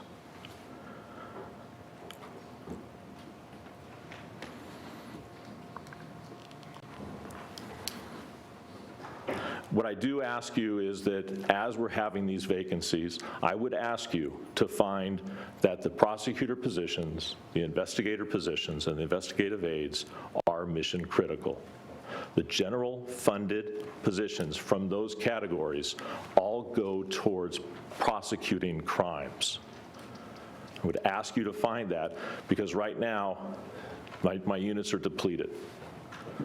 We're trying to deal with not having the 3. We're beyond the 3 already. And that does not include people that are off for leave for various purposes. It doesn't include, we have 2 pregnancies that are supposed to deliver, and that's a blessing, but we're going to have to deal with it in December. I'm going to have 2 people off in December.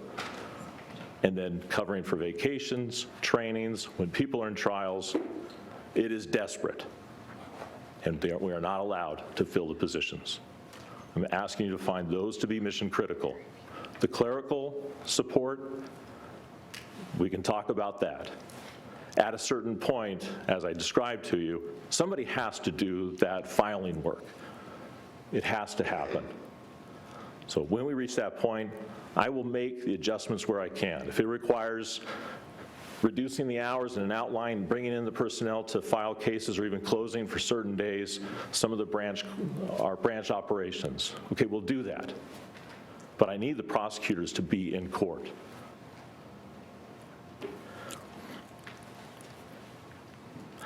Last week it was asked, okay,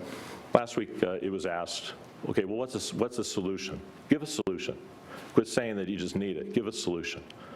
And that's where some people may wonder, where did the Prop 172 questions come from? It was from us.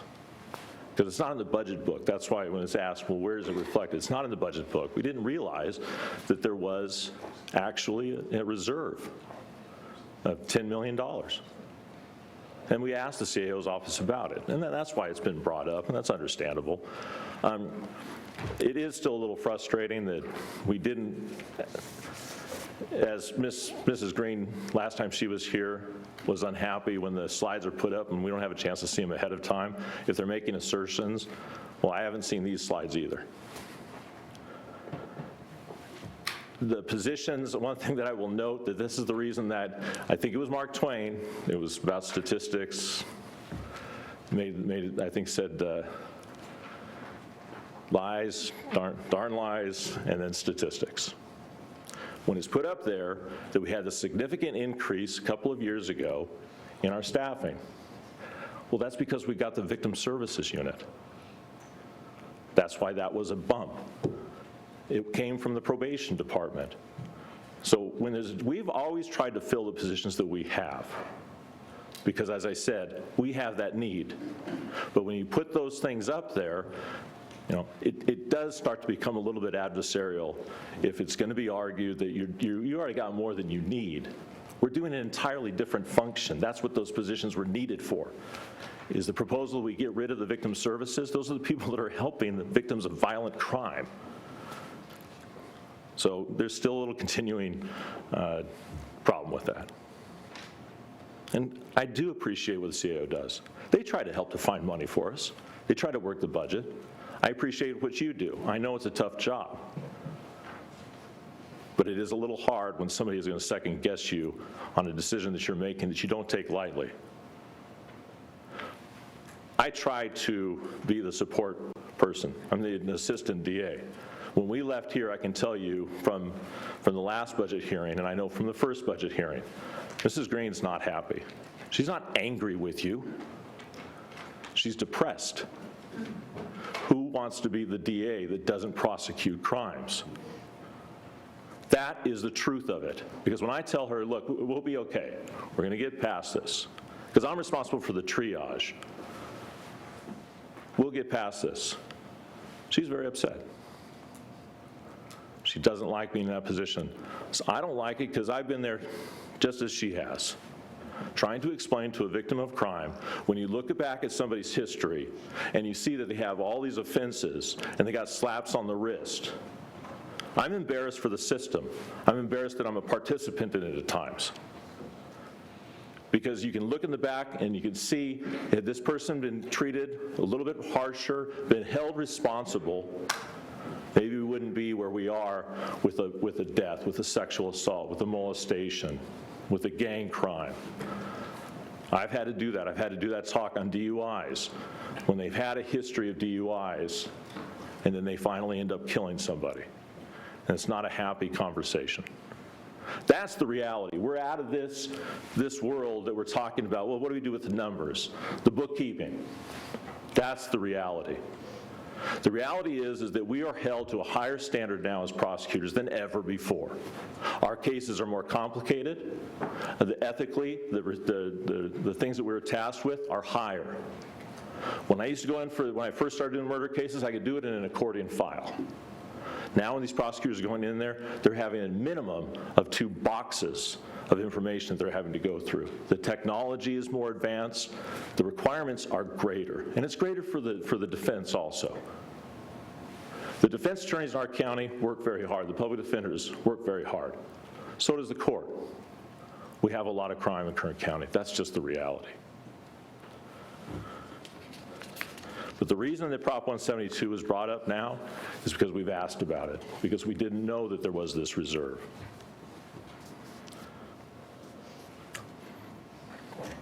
So when you asked last week, what's an answer? There's a possible answer.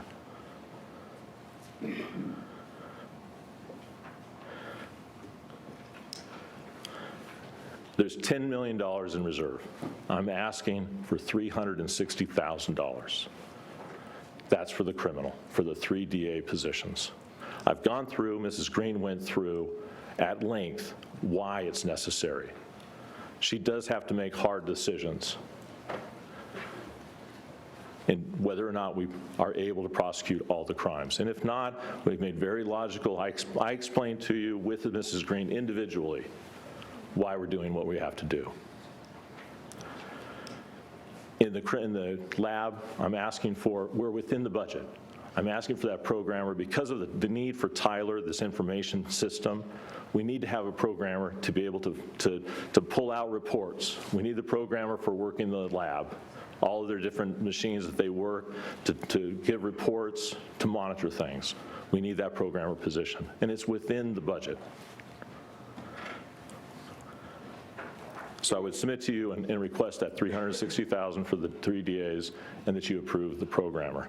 And I also, again, am asking, find that those positions, the prosecutors, the investigators, investigative aides, are mission critical. They all go towards actively investigating and prosecuting crimes. It's not, these aren't the grant unit stuff that's doing things that we might not even do if we didn't have the grant funding. It's the necessary. So I would ask that you allow us to do the hirings for the positions that are approved. And on behalf of Mrs. Green, I thank you. And if there's any questions, of course, I'm available. Thank you, Mr. Bowman. Appreciate it. Any questions before we move to the public hearing? Good job. You might want to sit right there and we'll see how it goes. Okay, now what I'm going to do is open up for the public to have comments on this item, which is item budget line 2180. We'll do 2200. Mr. Nyland, we're doing these both differently, correct? You have a set. Okay. So we're just going to do 2180 now, and then we'll work on 2200 later. So who would like to speak on 2180, this issue now? Anyone in the public?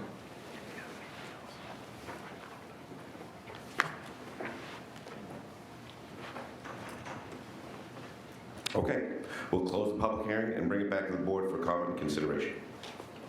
Mr. Nyland, you want to start off with some responses? I'm sure you have taken notes. Thank you, Mr. Chairman. I have a couple responses.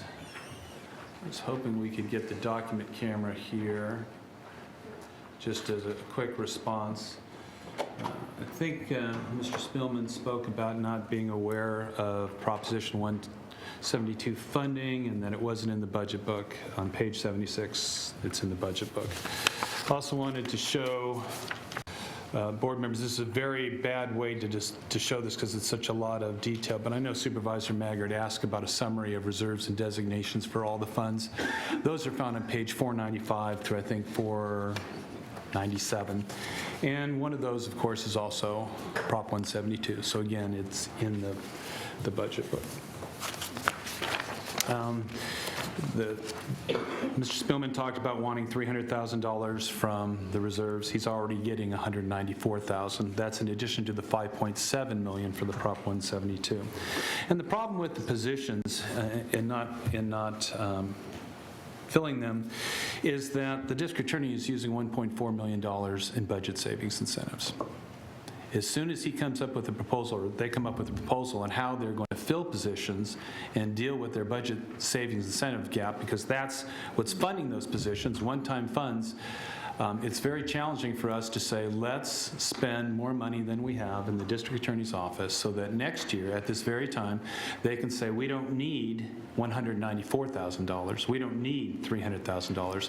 We need an additional $12.4 million, or we will be at a position that is less than it is this year. They will also tell you that that $300,000 that they need this year, they will need forevermore. This is not a one-time request. This is an ongoing request funded by a one-time source. Well, I certainly didn't intend to tell the district attorney how they should prosecute cases, and that was never my intention. It was just trying to give you a background that we have similar positions, similar funding, and lower caseloads as described by the district attorney themselves in their budget book. It would seem to me that they may have the opportunity to allocate their resources in different ways, but that's their call, that's their decision, and I never want to pretend that I understand how they do that, other than to say that it appears that the staffing, the budget, and the cases would allow that to occur. That concludes my comments. I certainly would be able to entertain any other questions or comments. Thanks, Nyland. Bring back the board. Mr. Kern. Thank you, Mr. Chairman. I have a question, Mr. Nyland. I wanted to talk a little bit more about your questions. First of all, in regards to the Prop 172 dollars, there's $9.7 million that are in reserves. Can you explain how the Prop 72 dollars are allocated across the board for our public safety departments, meaning sheriff receives some, DA receives some, and is this broken down in a percentage? So, does the sheriff get 60% of the Prop 172? I just would like some clarity on that. Certainly. In fiscal year 94-95, the Board of Supervisors approved an allocation percentage as follows. District Attorney receives 7.27%. Public Defender receives 6.11%. And this is on page 76 in your budget book if you want to just highlight it there. The DA Forensic Services Crime Lab gets 0.27, the Sheriff 60.05, Probation 16.68, and Fire at 9.62. Okay, and you said that there already is a portion of that $9.7 million in reserves that all the public safety departments are receiving in order to smooth out what we're going to see in reductions in, or I should say, what we have seen in reductions in that sales tax revenue. And you have a plan to spread out that entire 9.7% over 3 years' time. So accelerating, stop me when I say something wrong. So the problem with accelerating that allocation by giving more, that means you're not going to have the money in year 3, presumably, if you were to push it all into year 1 and 2. That's correct. And worse than that, you are going to expand your expenditures to a higher level because you're using more money in those years. So the actual reduction will be more severe to you rather than if you taper down. Okay. And with regards to these 3 positions, you talked about the fact that the DA's office has extinguished their BSI in this budget. So the one-time dollars, the $1.4 million, will not be there next year. And so in light of that, if we did not require, next year we're talking about potentially a 5.5% reduction across the board for all departments. If we did not require that the DA's office take any further reduction, what are they still looking at in regards to budget shortfall and layoffs? 6 positions. Supervisor scrutiny through the chair, the $1.4 million of BSI would no longer be present, so the budget would have to be reduced by $1.4 million, and that could be those 6 layoffs that we spoke of. If, in addition, the 3 positions are funded with the general fund that they're asking, that would be another 3 positions that would be laid off. So you go from 6 positions to 9 positions if we would provide more funding for 3 positions this year? Yeah, if that's provided out of the general fund. Okay. Thank you, Mr. Nyland. Thank you, Mr. Chairman. Mr. Couch. Thank you. Mr. Allen, can you take page 76 of the budget book and do what you did with that other page? On the overhead? I want to ask you a question about that. Certainly. Okay. Are you focusing on the 172 part? Actually, I want to focus on the 3 tables, but the top one has percentages the Correct. breakdown. It says there that that was adopted, I think it says it was, it's remained consistent since 94, 95. Correct. I don't want anybody to freak out about this question, but if we were to, do we have the ability to, is there a process to change that if we wanted to? Not that we're going to do it today. Right. but- It's my understanding that you do. We would certainly want to make sure we look through the law, but it's our understanding that it is this Board of Supervisors that has flexibility on the allocation.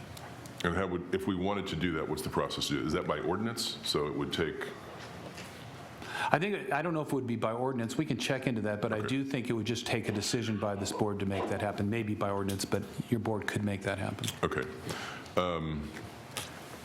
The other two tables, if you could show those, those, as I read that, as I understand that, that specifically shows how it takes the percentages that we show at the top and it allocates the amount of money received to each of the departments in those fiscal years? That is correct. Okay. And then the bottom table shows, is that the balance that is in the reserve account? Is that how is that what that's showing? Yeah, it's the total fund, and it includes that end balance of the 9.8, is that correct? That's correct. So the 9.8, that's where I was going. The 9.8 is what is left in the reserve account after the adoption of this budget, That is correct. which means we're using 2.68 million of it this year in this budget as recommended by your office. That is correct. Okay. Well, it's laid out pretty clearly in there. I agree with that. Thank you for now. I have a couple of questions for Mr. Spielman. First of all, I want to thank you for your outstanding presentation. It brought some very serious critical concerns that we need to face as a community and understand as we make decisions in this area. A couple questions for you, and tell me if I'm right or wrong, or whether these statements are right or wrong. Why, or maybe you can answer the question, why are we not, or are we, charging the full cost to use our crime lab to clients? That statement was made earlier. Could you elaborate on that? And historically, we haven't. You have not historically? Correct. Okay. I know that previously, what was discussed, and this is previous to Mrs. Green taking over, was a concern that when we go to try to charge, when you have especially the smaller agencies, we have a lot of, as you know, we have a lot of law enforcement agencies in the county. So when we go to these smaller agencies, that they may not have any of the funds to be able to pay for the services that we provide are toxicology. So we're usually looking for DUI drivers. We maintain the breath testing program, and we also test blood and urine. And then also we provide for ballistics work or firearms work, and we provide DNA work. In addition to that, we also do call-outs to the smaller agencies to assist when they have major crimes, and we've had to limit that to primarily homicides to help gather evidence at crime scenes. I know that in the past, the concern has been that if we were to try to go to them, that they wouldn't be able to pay, and that if we go to the city, that the city is the only one that does pay, and then trying to get them to pay when we're not able to charge the others, I think was a concern. It's something that's going to be difficult to address. I think it is something that does need to be addressed, but it's going to require some assistance from the county to try to go to these agencies, because ultimately, it's not that they don't make the decisions. They have to go to their councils or whoever it may be to get approval. So we would certainly need the assistance to try to do that. And I know in the past the concern was that they may not be able to then do the things that are necessary to prosecute the crimes. So they aren't able to pay for the work doesn't get done, and then the quality of the evidence goes down considerably. So I know that was a concern in the past. The vehicle to get there is, I don't know exactly how we go about doing it. Like I said, we would need help. When you're looking at, as I know you've talked about, looking at management systems, we have the same management system that we've had for probably about 50 years. And so every time when you have something you'd like to do, or the CAO's office would like something looked into, it's usually going to be me or him, Mr. Johnson, our business manager. So I don't know if that completely answers your question, but... That's close enough. All right, sir. I got a couple more. Yes, sir. Is your crime lab a revenue generator? Is it revenue? Generator. Not that I can think of. Well, take this, just take this. Why do we have a crime lab? If we're facing these austere times, what's more important, having prosecutors prosecute cases or having a crime lab, or using some other, leveraging our resources to get some assets to some other county that has a crime lab? Why do we have a crime lab? Well, if we didn't have the crime lab, we wouldn't be able to prosecute many serious cases. If we didn't have the crime lab, we wouldn't have identified the East Side rapist. If we didn't have the crime lab, we wouldn't have identified Benjamin Ashley that we were spending a lot of money looking for, because from an article that the Sheriff's Department seized, we were able to find his profile on there, get a picture of him, be able to give it, where the store owner out in the desert was able to see it and say, wait a minute, that's the guy they're looking for. If we didn't have it, we wouldn't have solved the very first DNA case, which was a rape out of, I think it was either Mojave or California City, that was about 10 to 20 years old, that they found a stain on the bedding that linked it to the rapist, who was ultimately convicted and put on death row.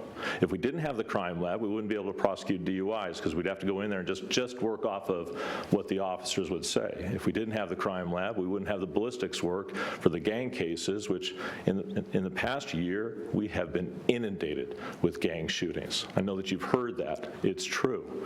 And we're trying to take a case. When you find a weapon that's seized and you suspect it involved in a shooting, you do the ballistics work, the comparisons that our firearms analysts do. So the short answer is, if you don't have a crime lab, if you don't have that evidence, especially the most serious of cases, and certainly the DUIs, you'd be unable to prosecute. Good answer. So what you're saying is the crime lab is a need, not a nice to have. Yes, sir. Thank you. A couple more questions. You heard the conversation between Mr. Nylon and Supervisor Scrivener about next year. If you were to get this $360,000, what they're saying essentially is next year, following our 4-year plan, you're going to have to reduce your staffing by 6 plus 3. What are your comments about that? That's when I described to you when I made the presentation, you're asking me the hard questions. I'm giving you the hard answers. We can only do with what you give to us. That is kind of the bottom line on it. And when I said that we owe it to you and taxpayers and victims, we owe it to the other departments too, is that we need to be efficient so that we're not, because in the end, as I think you discussed last week, there's probably going to reach a point where you have to look and say, well, we can't continue to take the same from everybody. I think if I remember right, that's what happened with Arnold Schwarzenegger. He came in and said, everybody's going to do this, and they didn't prioritize, and that didn't work out real well. Because if you have to look at it, and that's that hard job that you have to do. But again, I know that impacts others. So that's why we try to be as efficient as possible. We always have. And we will continue to be. Thank you. A couple more. I agree with you on a couple things you said. More than a couple, but I agree that I want to talk about.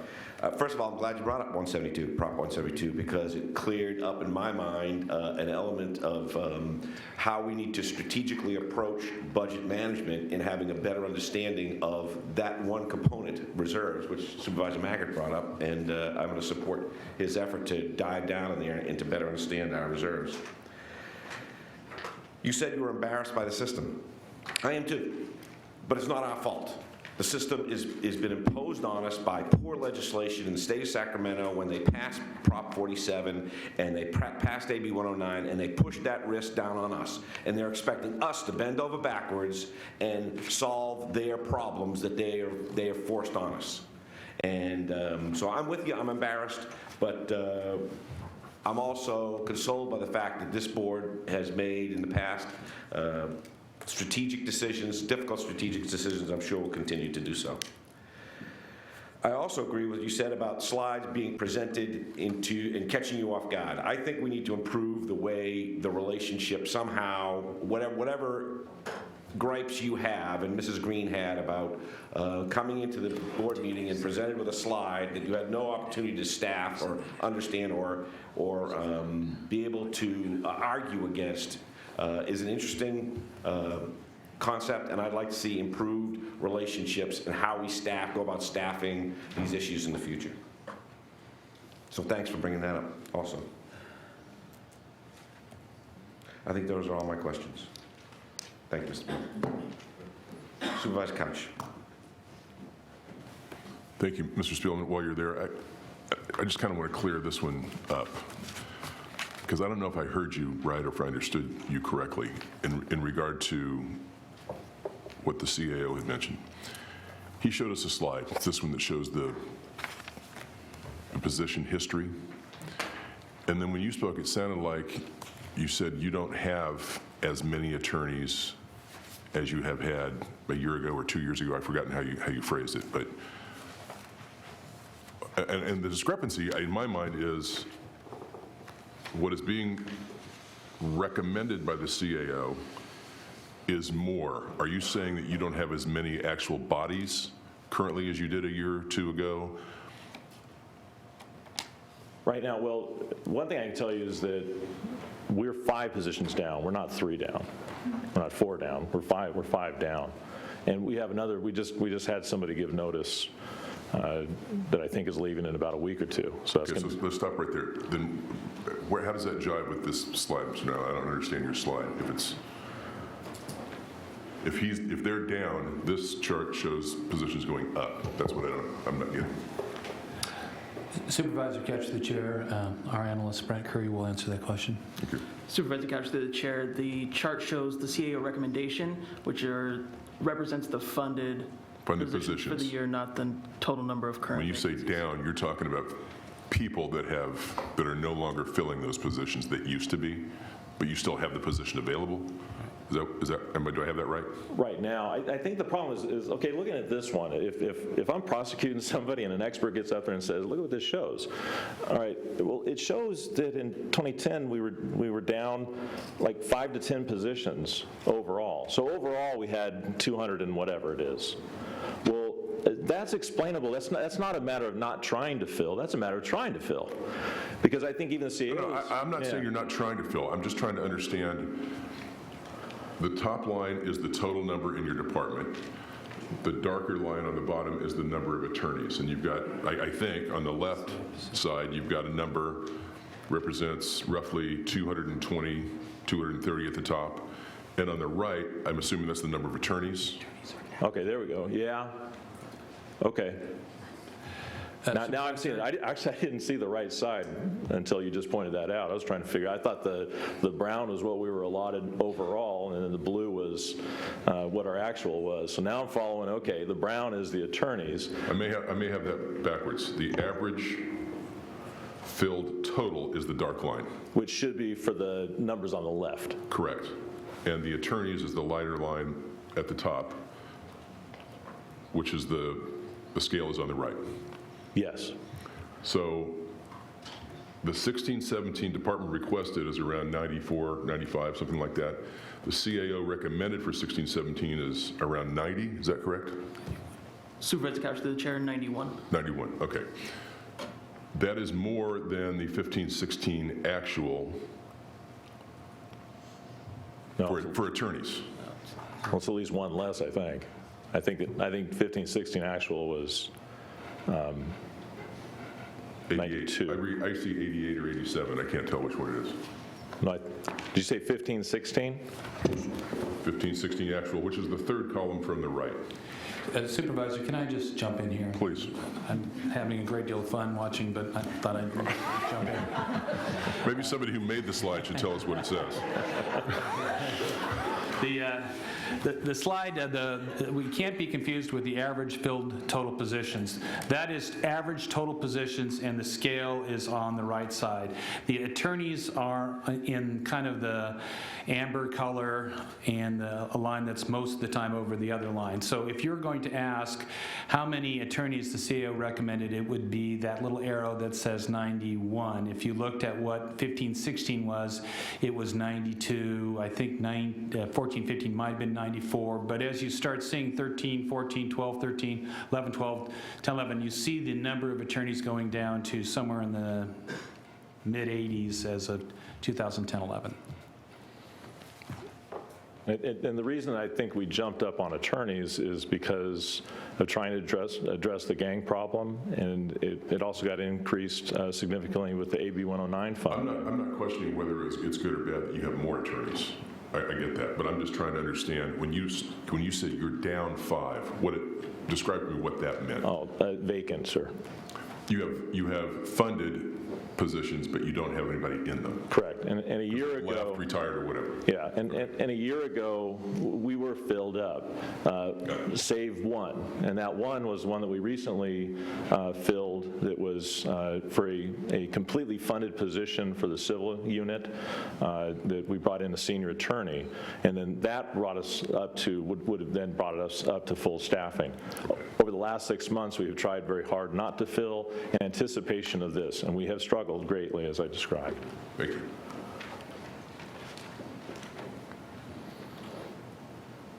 Supervisor Mayor. Thank you, Mr. Chairman. I'd like to just try to hone in on that question then. So, Mr. Spielman, I'm sorry, Spielman, what is just make it as clear as we can, how many attorney positions are you authorized to have as proposed by this budget? For the guideline? Yes. 91, sir. And how many do you request to have? 94, sir. The 90. same as it would have been last year, sir. Okay. And that's where the 3 additional that you're asking for comes from? Yes, sir. Okay. Of those 91 positions you currently have, how many of those positions are unfilled? Of the 91? That you currently have positions? That would then be 2, with the third coming up in a week or 2. Okay, so 2 of those. What is the consequence? And his specific ask, I believe he had 3 asks. One ask was $360,000. Second, and that's to fund those 3 positions, the difference between 91 and 94, right? Is that correct? Yes, sir. Okay. Then the second ask was he wants to be able to fill a programmer position. And the third one is he wants to have the latitude to fill all unfilled mission-critical positions that were for prosecutors, investigators, and investigative aides. Yes, sir. If it's a question for us to consider in a moment whether we want to raise it from 91 to 94 or give him the money to be able to do that. What's the consequence if he fills the 2 vacant positions that are in the 91 that he currently has that you've recommended? Supervisor Mayor, to the chair, there's no implication this year. It would be next fiscal year because he's using one-time sources to fill those positions. So those positions will not be funded next year. They will, if the board holds to just this year's budget, would need to be laid off. Those very people would need to be laid off, as well as the third one if he hires that later on. Additionally, if you give him additional general fund dollars, if you're going to hold them to this year's budget, then the 3 people could be laid off as well. So it's... I'm going to lead towards the conclusion is whether or not we have to give general fund dollars. But if he is trying to live within the means of his Prop 172 revenue and eroding the Prop 172 reserve that he has, this designated for his purposes, DA's purposes, how much, and I realize we've talked around this, but I want to try to make it as clear as I can here now. How much 172 revenue is included in the total revenue allocated to the DA's office? Well, it would be 5.7, actually, it's $5,894,000.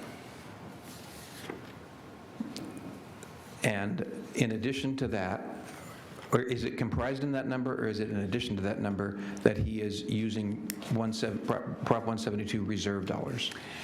Included in that number I gave you is $194,500 of Prop 172 dollars of reserves. And his request, I believe now, is that we use $360,000 more of that reserve to fund these other 3 positions. That is correct. Okay. So, Mr. Spielman, what happens? Mr. Nylon is depicting a scenario that you're running towards a cliff, and you're going to get be more and more unable to keep the staffing that you're requesting. What is your solution as to how we should do that if we use the 172 reserves quicker, as you are asking us to do? What do we do as we go forward? What's the consequence of us not having those prosecutors later because we won't have the money for it? Or how will you ask us to keep them on board? I realize you can't predict the future, but what's your strategy? Well, in looking over the overall presentation to you, I mean, it's all worst-case scenario. I realize that.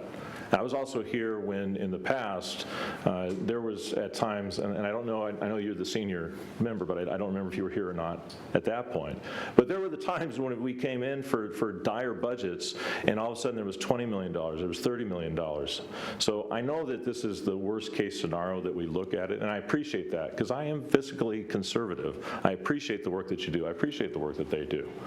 But when you're looking at a worst-case scenario, okay, like I said before, you're asking me the tough questions. Yeah. You know, we are having salary savings right now because I don't have these positions, but I'm also in a worse position because I went through at length, ad nauseum, I think, I went through why we have difficulty prosecuting the crimes, especially when we don't have the prosecutors, the numbers that we need.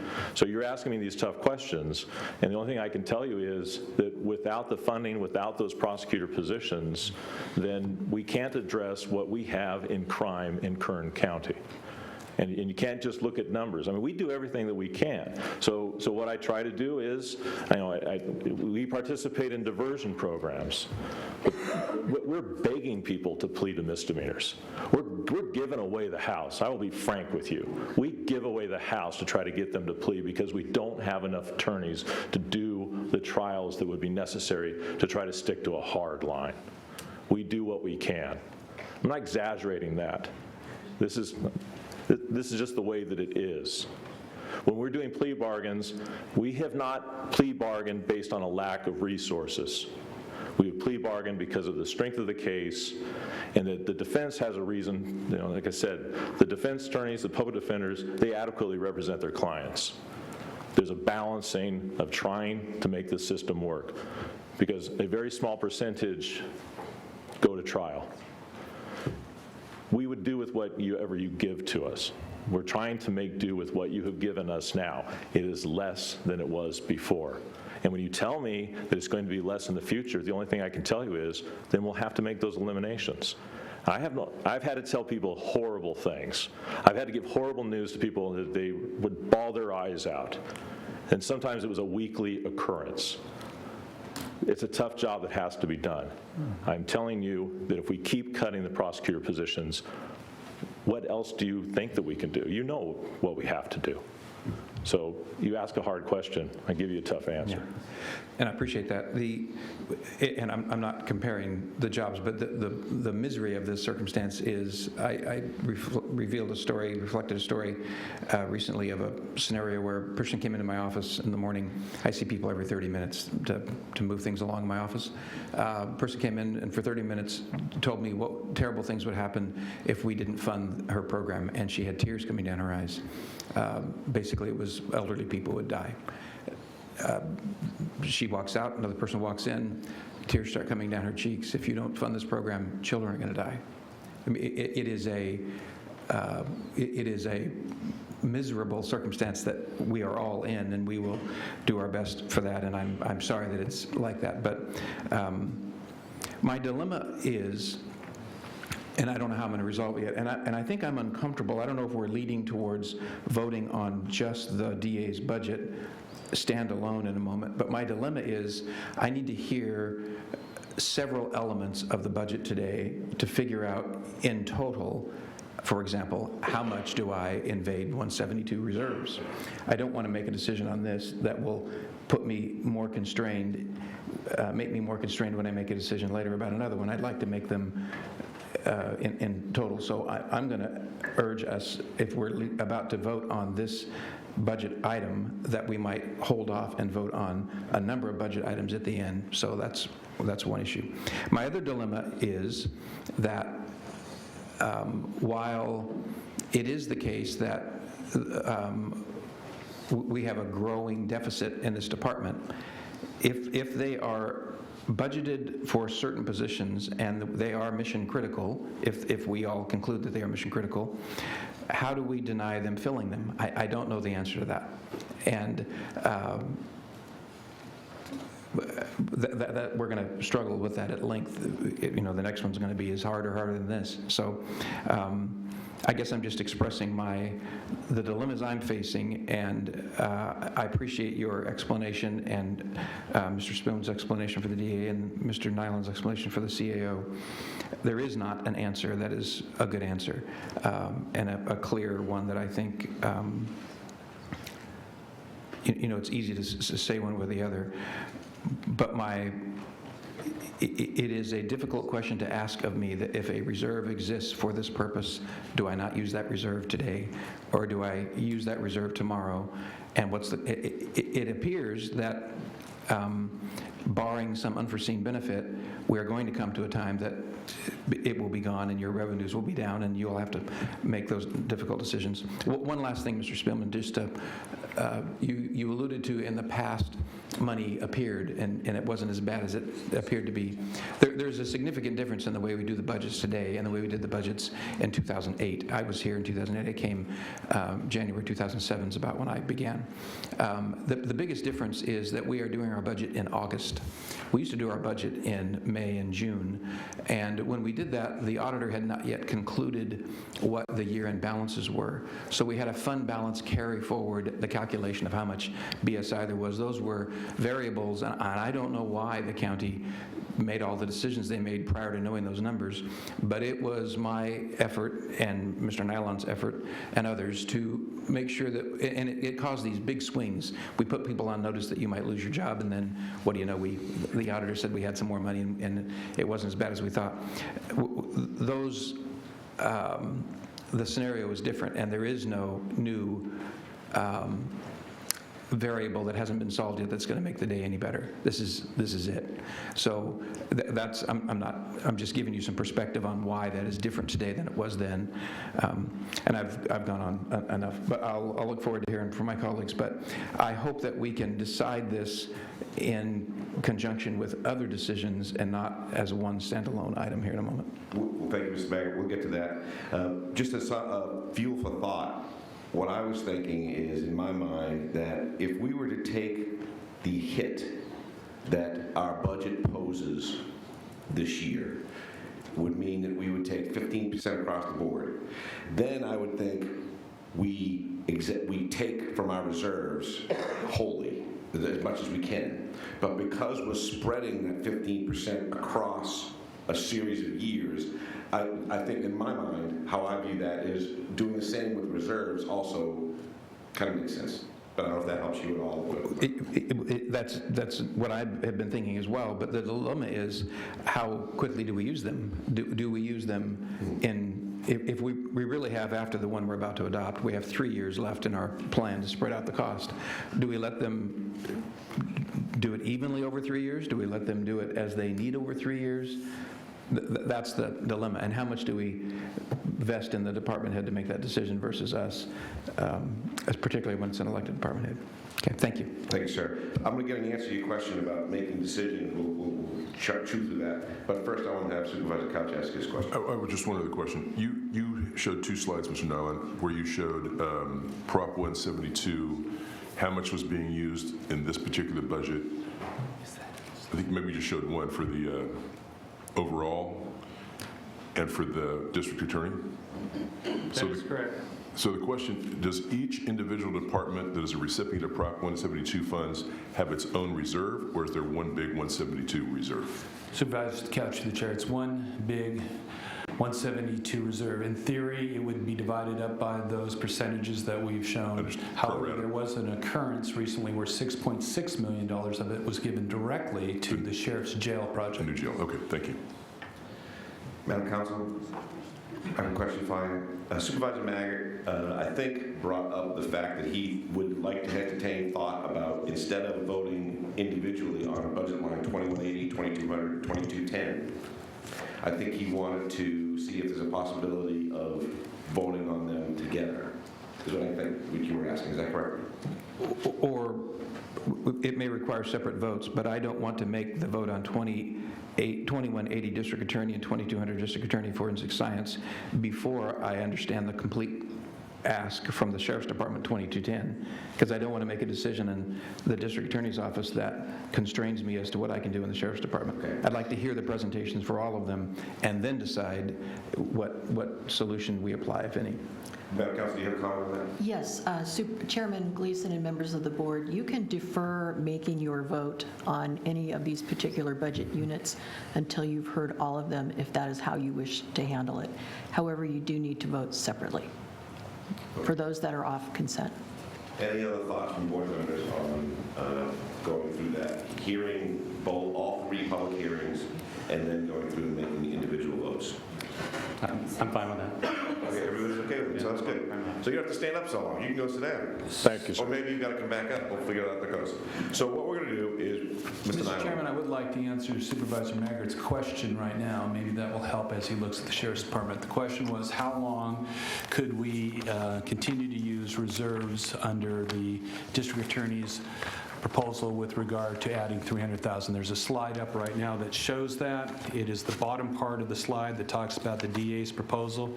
It talks about projected county revenue, the allocation of revenue, the amount of money that is needed to fill the gap.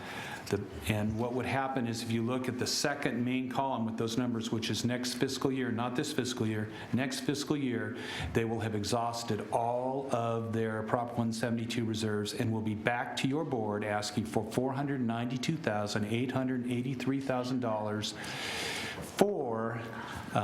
to backfill those positions. Plus, they will be asking for the $1.4 million that they need for the BSI. So you'll be looking at an ask of somewhere in the $2 million range next year just to maintain current staffing. If you spread it out, you at least get an additional year without having any part of the county contribution. And in the third year at the upper corner, you see 137. That's what the ask would be. So you exhaust it this year. You spend it this year. You exhaust it this year. Some of it for next year. But at the end of the day, they will be asking you for the $500,000 for backfilling this as well as the BSI. Thank you, Mr. Nyland. Okay, we've heard for budget line item number 2180, and we deferred our decision on that. So we'll move along the agenda, and we will now hear item number 8, which is budget line 2200, which is the District Attorney Forensic Science.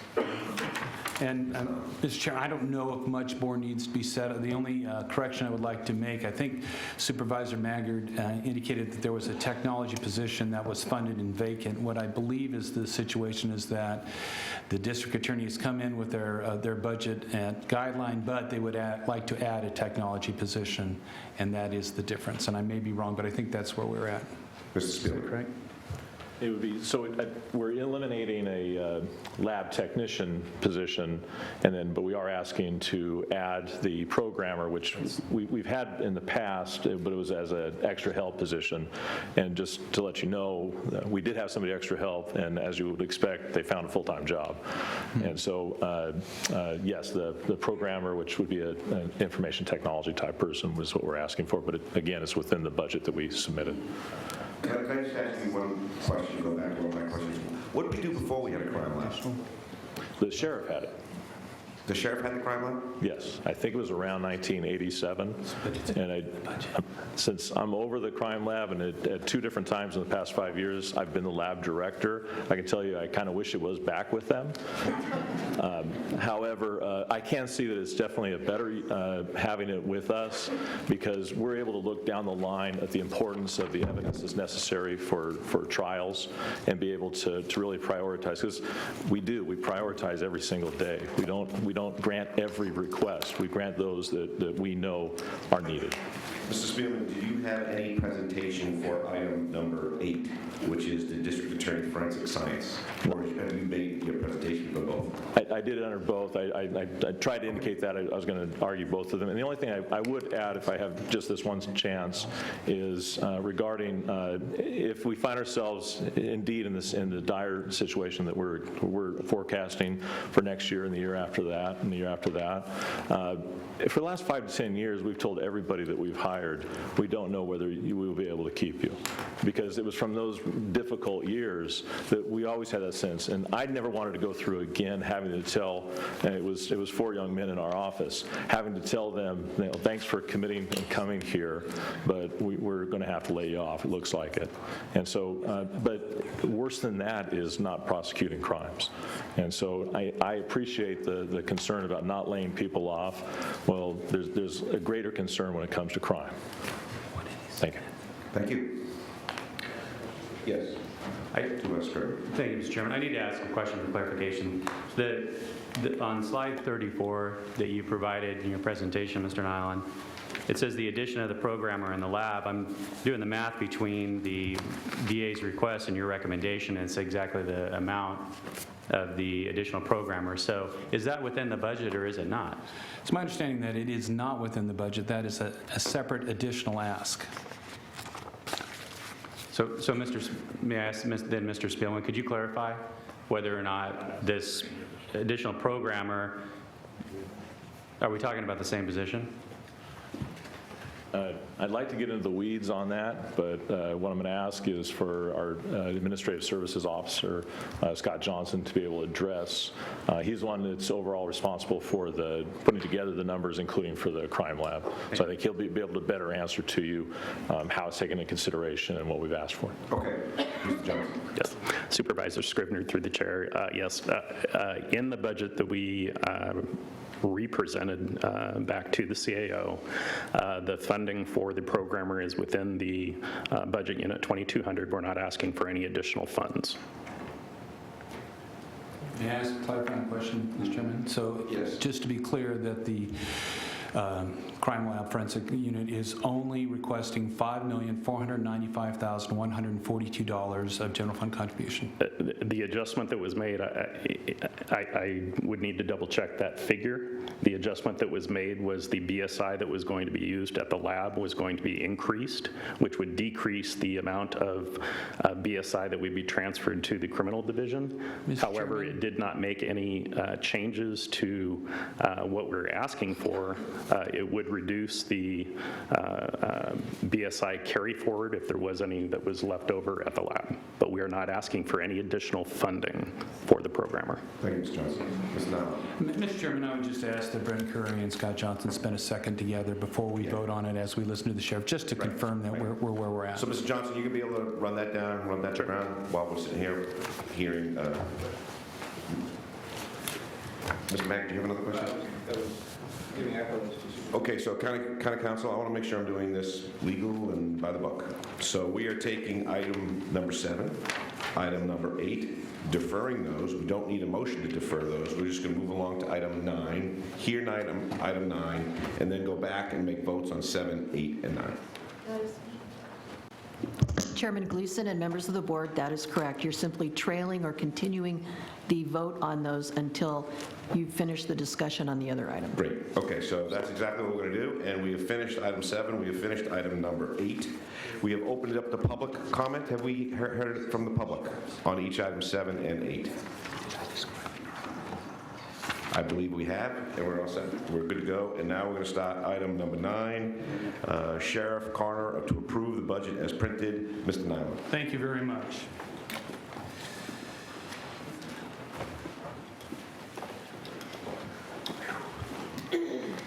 Mr. Chairman, members of the board, this is, as we have presented in earlier slides, a overview of the sheriff CAO recommended 172 use. Again, the delta exists between the actual revenue and the use of reserves to smooth out the loss of those revenues. In fiscal year 2016-17, the recommended Proposition 172 allocation for the Sheriff's Department is $47.3 million and includes $45.7 million in fiscal year 2016-17 revenue and $1.6 million in prior year carry forward funds, again reserves. Unlike the normal trend that has been presented, the allocation for sheriff activities exceeds the revenue received for those activities in fiscal year 13-14, as an additional $6.6 million of carry forward funds were allocated to the jail project. The delta shows that the prudent use of reserves to fill the gap between the expected revenues that are distributed and that which we receive is appropriate for the sheriff's office. Now, this is a different slide because it indicates the sheriff's department request. Again, if I flash back, if you look at that top line, you see that it's looking at $50 million, which we know is higher than the base, an allocation of $50 million. This is what the CAO recommended, a lower allocation, closer to $46 million. And we'll talk about why this is not, the Sheriff's Department request is not a sustainable project, because they will, as the DA is suggesting, burn through that amount of money in just about a year. Okay, and again, while the sheriff did not contact my department with this request, it was our understanding that the sheriff is asking for this additional $3 million. And again, as you had mentioned, Supervisor, or Chairman Gleason, this is one of those things that just needs to be worked on. If we need to share slides, we also need to share proposals coming forward at the last moment. This slide shows the dramatic delta between Proposition 172 revenue and the sheriff's request. It is estimated at this burn rate, the sheriff will have a budget hole of an additional $12 million starting in fiscal year 2018-19. If past behavior predicts the future, the sheriff will be here requesting that this $12 million deficit be backfilled with general fund dollars. Again, just for perspective, $12 million is a lot of money out of the general fund. The library system alone is only $7 million. The park system is $10 million. A request of this magnitude will dramatically impact those departments and all other departments. In the middle of the county's arguably worst financial crisis, the sheriff's requests to be held completely harmless from any reduction and is instead asking your board for an additional $3.7 million more than last year. In the middle of this crisis, this is what the sheriff is requesting. So in addition to a revenue crisis that you have spoken about and we have spoken about that we have no control over, the sheriff's request suggests that we create a non-suspendable, or rather a non-sustainable expenditure problem of our own making. Here's the detail, and again, I think this will show how quickly we can burn through the Prop 172 money if we allocate $3 million each year for the first 2 years to the Sheriff's Department. And again, if you look at the bottom part where it says Sheriff's Proposal, you look at the projected county revenue of $45 million, $43 million, $41 million, and yet the department is requesting an allocation of $50 million, $50 million, and $50 million. In the first year, we were able to fill that gap, but in the second year, 2017-18, in order to make that department allocation, the sheriff will need to come back to your board and ask for $4 million from the general fund so that he can continue to staff at the rate he wants to be staffed this year. Next year is even worse, another 8.7. You combine the two, and we're talking about a $12 million request of the general fund to backfill for positions this year.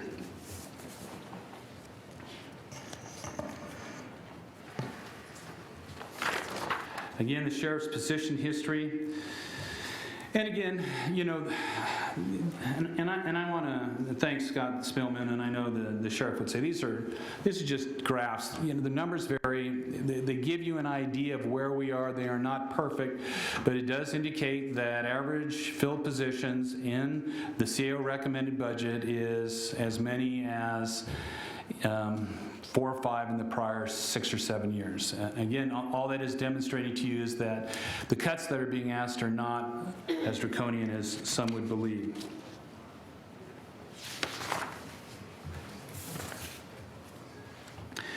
And of course, this chart shows the trend of net general fund cost over the last 3 or 4 years. We're looking at from from 16-17 to 15-16, about a 3.36% reduction. We talk about the pension backfill that is reducing that by $2.4 million. We talk about the $1.3 million that is being added to appropriations from contingencies. We're talking about another $3 million from the Prop 172, and he's still at issue of the original $6 million. So you add all those up, and it's substantially more money than he is receiving this year. And again, we don't have the details because the sheriff never presented us with the full details of what his ask was. Outstanding sheriff requests, here's that $6,335,330 that he is requesting, in addition, I believe, to all the other requests that he's just made. And the department's outstanding request, it still unfunds 88 of the 1348 authorized positions and includes 12 unfunded deputy positions, backfills for increased overtime, health benefit costs, and decreases in revenues associated with federal contract jail beds. Also provides for funding of 25 existing vacant detention officer positions needed to staff the new jail. Again, that's to open in October of 2017. Some of those positions, I understand, are going to be held vacant. And I believe that's 25 detention positions will be held unvacant for the year to mitigate layoffs proposed during the preliminary recommended budget. There's some consolidation of the Roseman Mojave substations, partial closure of the central receiving unit, staffing reassignments that will result in reductions to the gang, narcotics, FBI task force, and the rural crime unit, reductions of flight hours that will allow for patrol and surveillance over only 3 days a week. And finally, the department will be unable to replace 52 aging vehicles, which means that those vehicles at some point will have to be replaced.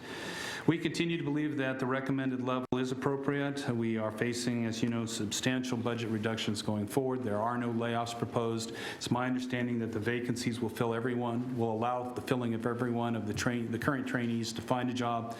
And that then is our presentation. We certainly would answer any questions that you may have, or you may find it appropriate to call the sheriff or his staff up now. Thank you, Mr. Mahon.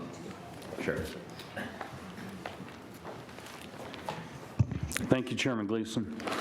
First of all, obviously there's not been a lot of communication that's occurred because I don't know what $3 million additional he's talking about. My staff doesn't know what $3 million. In a board letter that you wrote, there was a $3 million topic in there. We talked to our analysts.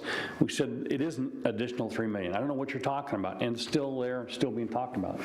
So we've been $6.3 million apart from the beginning. What's different about this year, and there's been no negotiation meetings with the CAO that we've had every year the 10 years I've been the sheriff. There's been meetings where we talk about the gap and ways to make that smaller.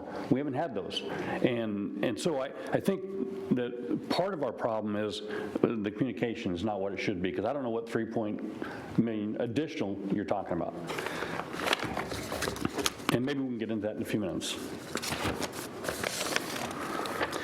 As you know, we were $6.3 million apart, and the budget gap will result in unfunding 41 deputy positions, the consolidation of Roseman Mojave substations to a degree, reorganization, reduction in the gang unit, narcotics sections staff, partial closure of central receiving, reduction in flight hours, those were night flight hours, elimination of hoist rescue, reduction in the air support unit staff, and to not purchase 52 replacement vehicles. These impacts to service will result in increased vehicle maintenance costs associated with higher mileage vehicles, elimination of housing, and increased time to transport inmates back and forth to Laredo and to court, and a change in our response to calls for services.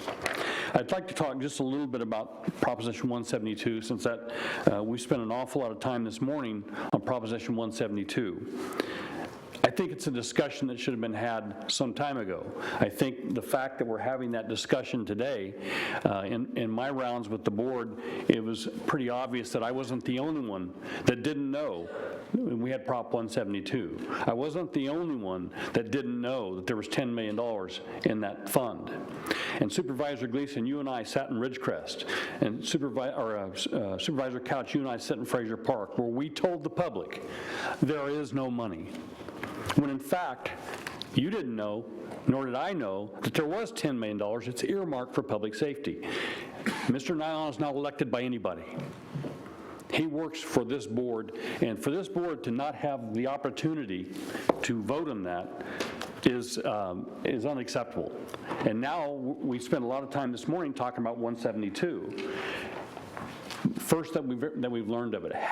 I know a lot more about 172 today than I knew last Monday when I first got the information from my staff that there was $10 million in Proposition 172. He's clarified it very, very well. It is earmarked for public safety. If it's there for a rainy day, I got news for all of us in places like Roseman and the Rural Crime Task Force and local Metro Patrol. It's raining.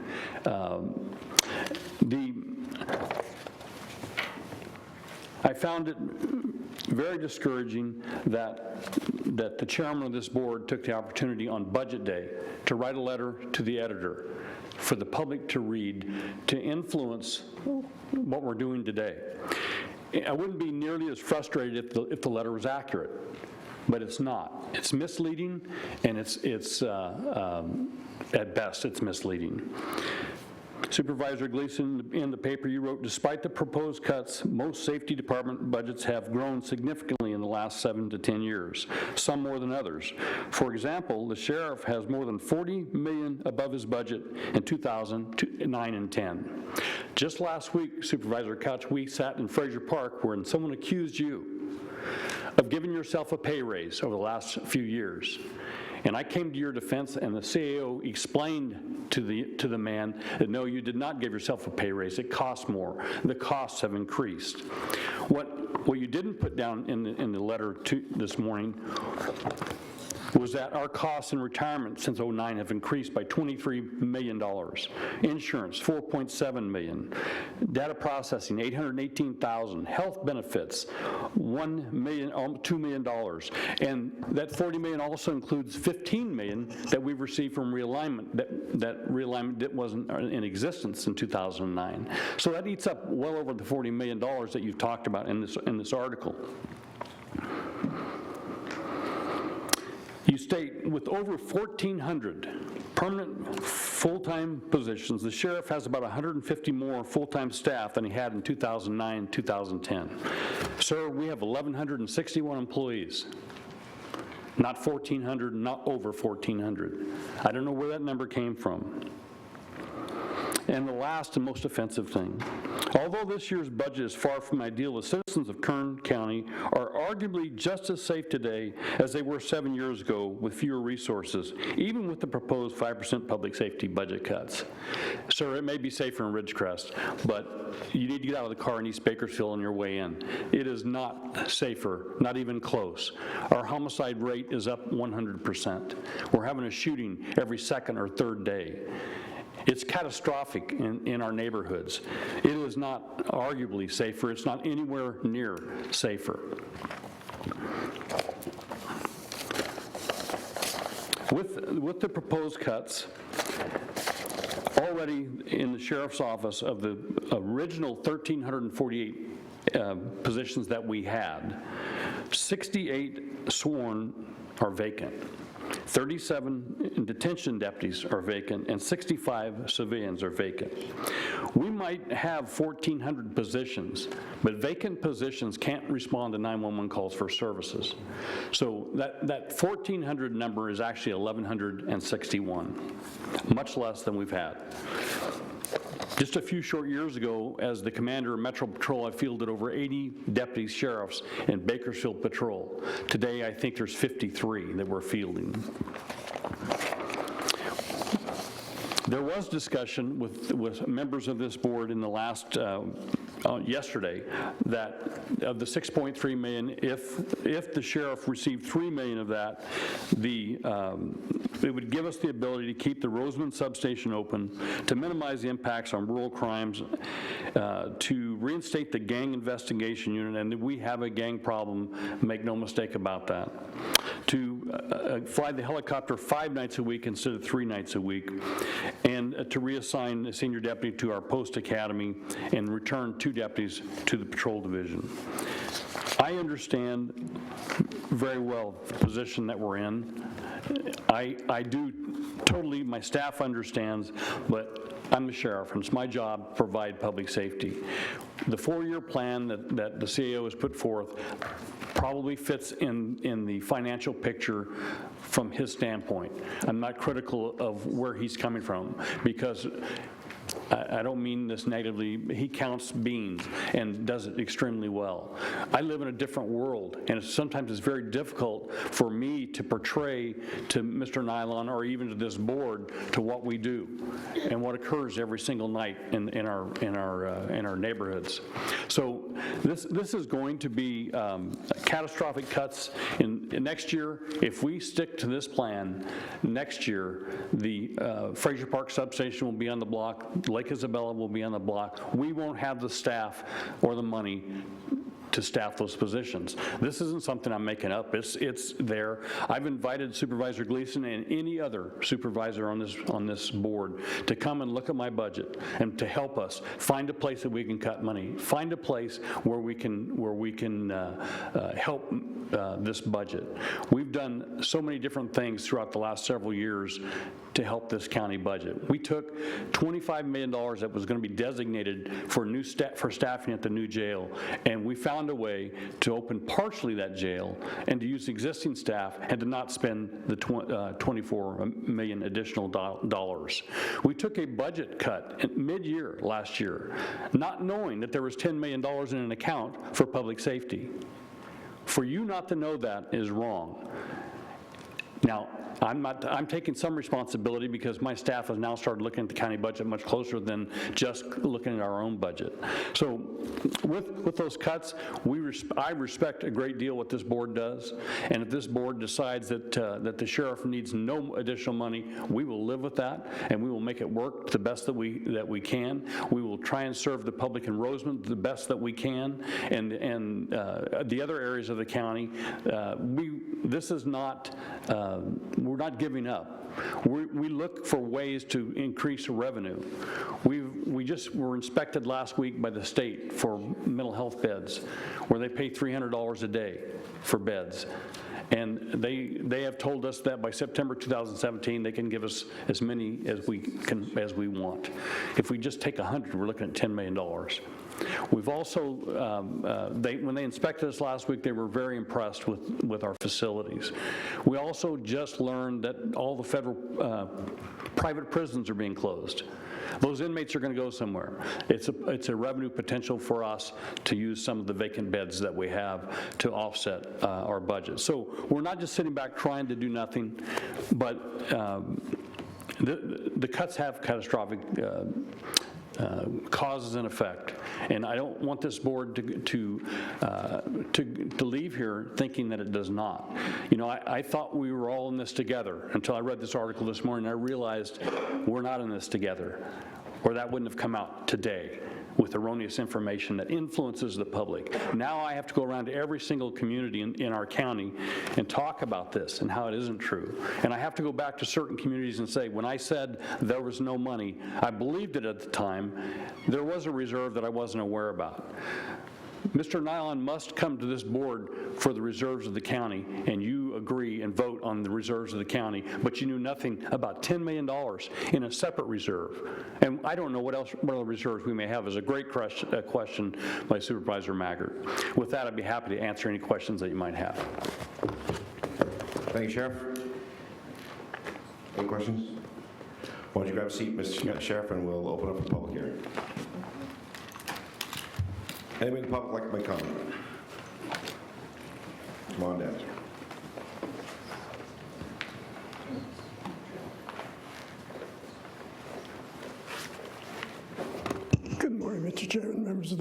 Ms. Fox. Two things. One is the unfunded mandates that are put upon the sheriff. The biggest one is we'll close the mental health facilities like Porterville and those, because if they take their meds, they'll be okay. Well, if they were to take their meds, they wouldn't have been in there in the first place. And then they're out on the street, and they ended up being a problem for the sheriff. The second one is what's being, I gave you a letter yesterday about the watersheds. One of the things that's really detrimental to the water supply coming out of the watersheds is what's being grown up there that shouldn't be grown up there.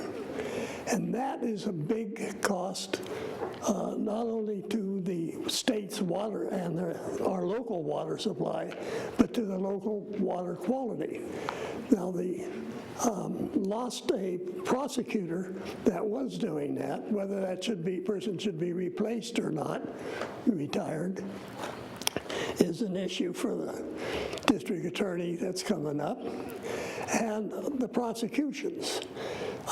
These are in federal lands because, we'll take care of it, we'll do asset forfeiture. Well, the asset forfeiture on federal lands doesn't count, so now there's a problem that's put onto the sheriff. And maybe some places they're getting some grants from the sheriff to film. You can find the guys that are working it, but you're getting blood out of a turnip. It's the guys who are running the operation, the cartel types. These are no longer your happy little hippies. These are not guys we want around. And I think it should be it's a federal problem, and it should be handled with federal aid and federal funding. Thank you. Thank you, Ms. Fox. Public hearing is still open. Seeing no more takers, we'll close the public hearing and bring it back to the board.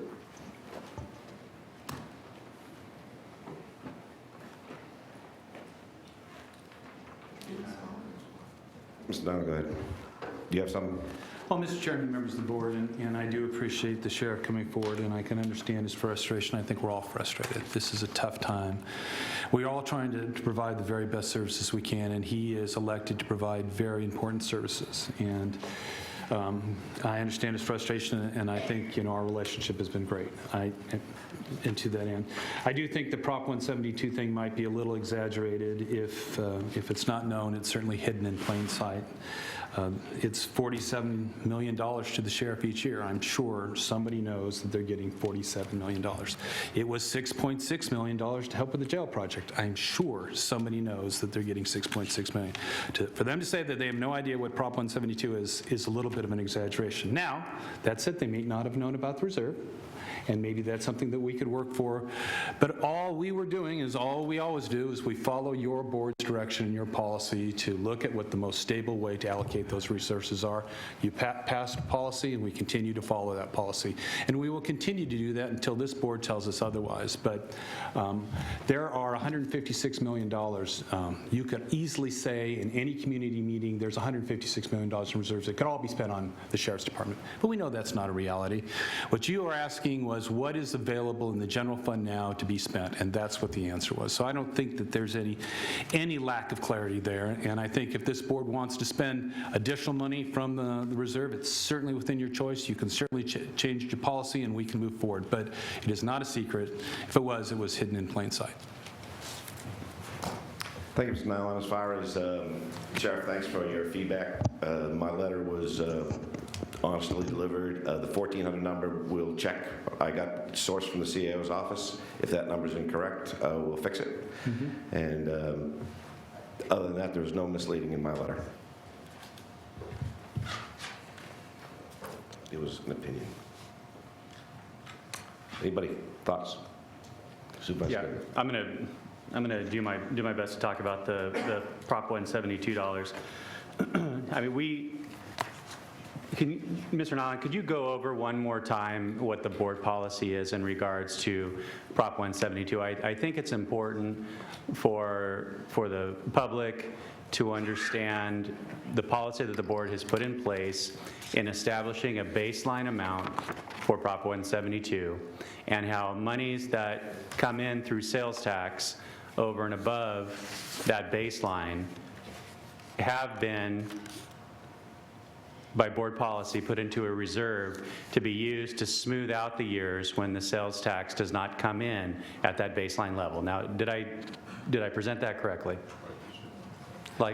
Exactly like this year, and that's why we're using some of those reserves this year. That is absolutely well said. That is exactly what the point was, and I will read from the Kern County Policy and Administrative Procedures Manual, Chapter 8, Section 823.5, Proposition 172, General Designation.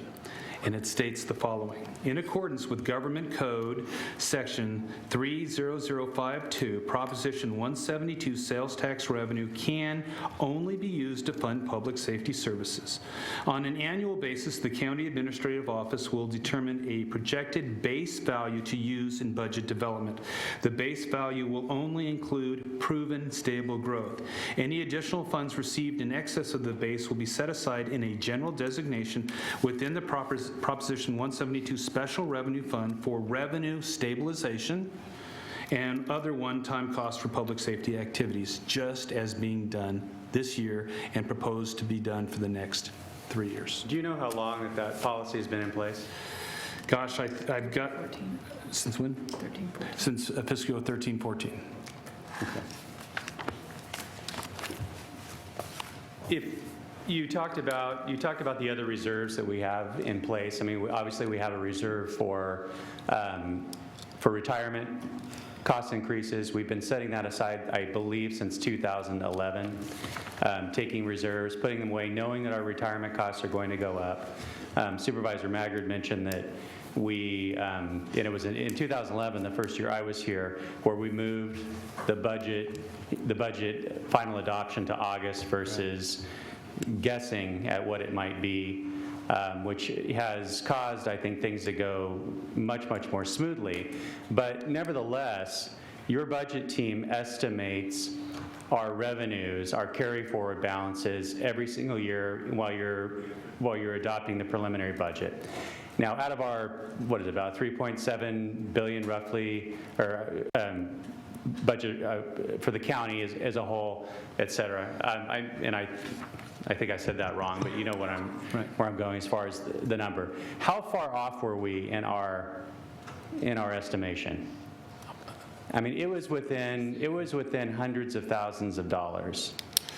And it was less than 1% variance. Less than 1% variance. So this is my point. When your budget staff tells us that we have this money set aside in reserves, this is our estimated burn rate, this is where we're going to be in 3 years, this is what our revenues are going to look like. I think that this board needs to take that very seriously, and as we know that times are very, very difficult right now, and we know that the reductions that we're talking about with each of our departments, our public safety are the topic of the day, are going to be severe consequences. However, if we burn through these reserves at a faster rate, all that does is it kicks the can down the road, and when we get to the end of this 3-year budget plan, we're going to have a larger hole to fill for those public safety departments. So all you're doing is you're basically pushing off the inevitable, in my view, if we do this. That's my opinion. And, oil revenues could get better, but if they do not, and if KSERA reduces the rate of return, which they did, what was that, last year? Supervisor Couch, you serve on KSERA. They reduced that rate of return and hit us with a horrendous increase in our costs. If those things occur, then we don't have a plan for it, but we know what it's going to mean are cuts across the board, because at the end of this 3-year period, our reserves are going to be down to the very minimum that is prudent.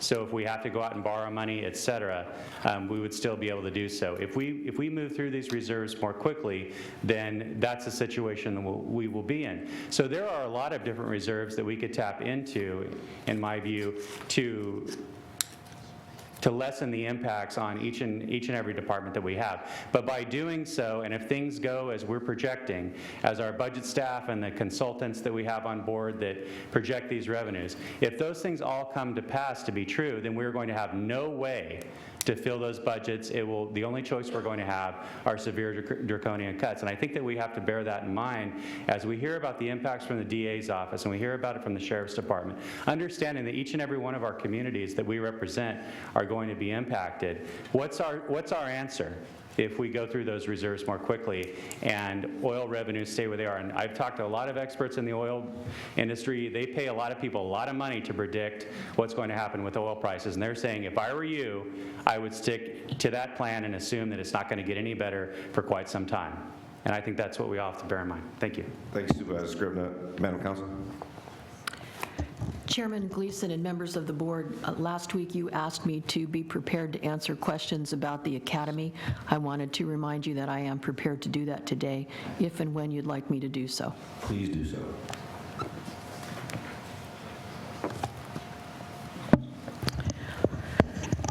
All right, there are 5 questions that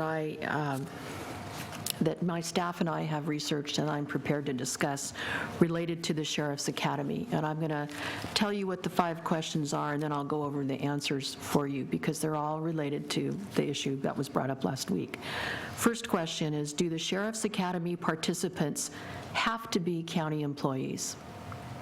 The second question is, changing the academy from employee participants to non-employee participants subject to meet and confer under the labor laws? Third issue, can the county charge the participants of the Sheriff's Academy a fee to attend the academy? Fourth question, can the county require the participants to reimburse the county for what the participants are paid by the county while attending the academy, and or the costs of the academy if they go to work someplace else other than the sheriff's office? And then 5, can the county contractually require academy participants to work for the county after graduation? So I'm going to go over each of those questions very briefly, but I am quite certain that we have thoroughly researched this and I can give you answers that you can rely on today. First question, do the academy participants have to be county employees? The answer to that question is no. The Sheriff's Office is certified as a regional training center by POST. That's the Police Officer Standards and Training. The academy is run in conjunction with Cerro Coso College. The Sheriff's Office also occasionally conducts a joint academy with the Bakersfield Police Department. As a result, the attendees include students, other police agency trainees, and the Sheriff's Office trainees, and the latter is the county employees. On occasion, the Sheriff's Office can and does run a Sheriff's Trainee-only academy. However, this is rare. So the answer to the first question is no, they don't have to be county employees. Question number two is changing the academy from employee participants to non-employee participants subject to meet and confer. The answer to that question is that, in my opinion, it is subject to meet and confer over the effects of the decision to change it from employee participants to non-employee participants, but it is not subject to meet and confer over the decision itself, or over the decision to require academy participants reimburse the county.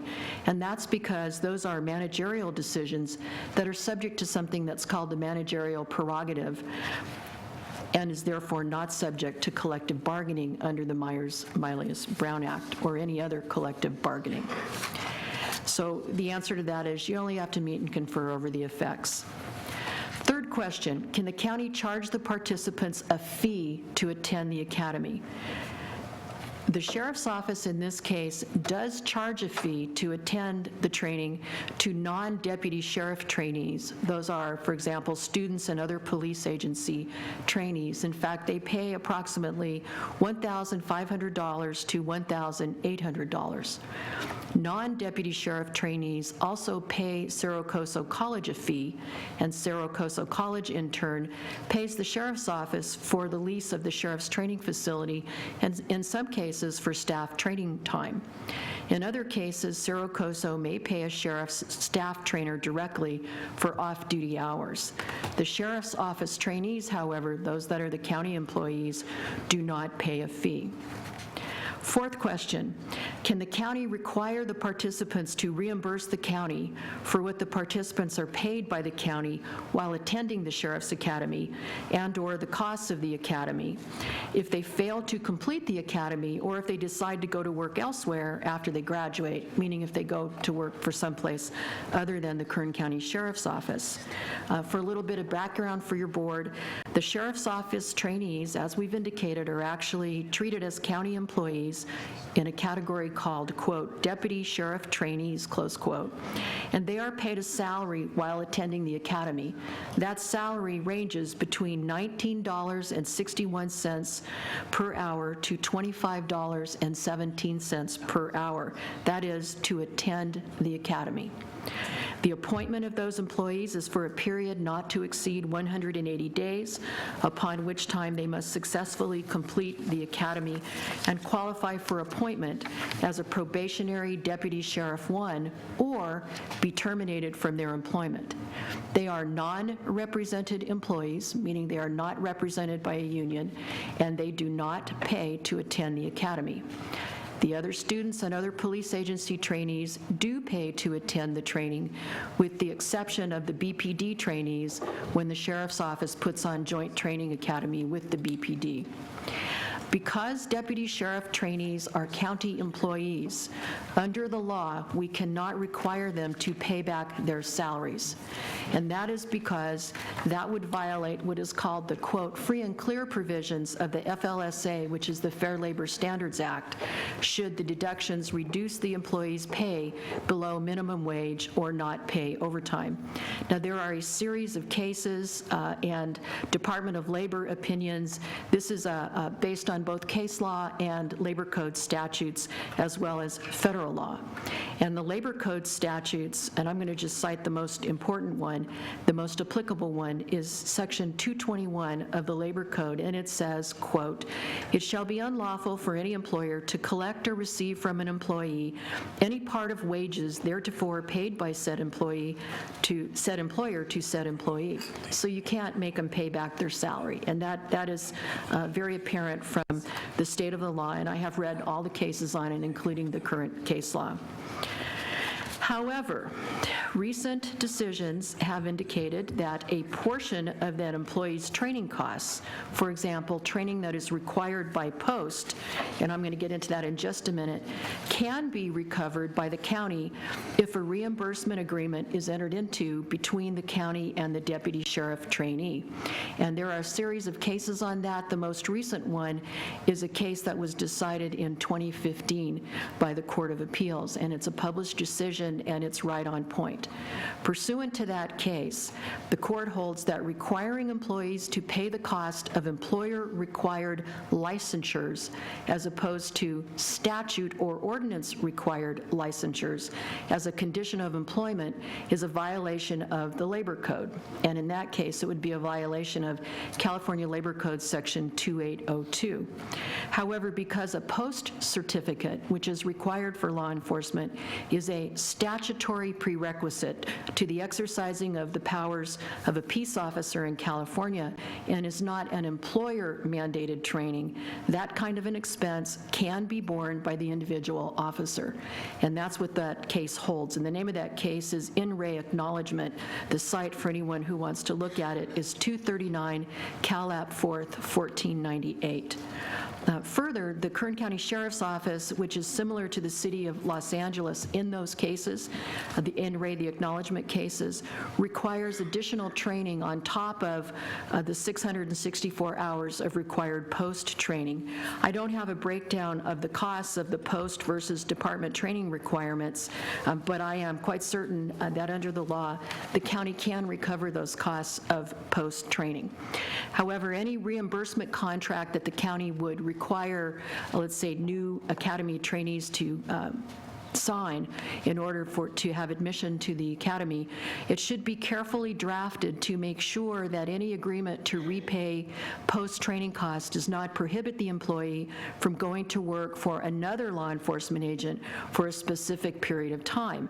And that's because there's another code section, Business and Professions Code Section 16600, that provides, quote, "Except as provided in this chapter, every contract by which anyone is restrained from engaging in a lawful profession, trade, or business of any kind is to that extent void." So a general provision that the academy trainees repay the post-training costs if they leave the sheriff's office for any reason at all within a specified period of time, that's permissible. But we have to be careful in the way that we draft these types of contracts. What happens if somebody, another thought that I had was what happens, of course, if you tell somebody to pay and they say, take a hike, how do you get that money from them? You'd have to recoup it through a civil action. You can't just deduct it from their final paycheck. And that's because of a series of cases and a series of federal statutes under the FLSA, the Fair Labor Standards Act. So we can't just take it from them. We have to sue them, get a judgment, and then collect that judgment. And then the last question was, can the county contractually require academy participants to work for the county after graduation for a specific period of time? The answer to that is no. And that's because there are a series of cases in California, as well as the Business and Professions Code statute that I recited, that essentially holds that that kind of a requirement would amount to involuntary servitude.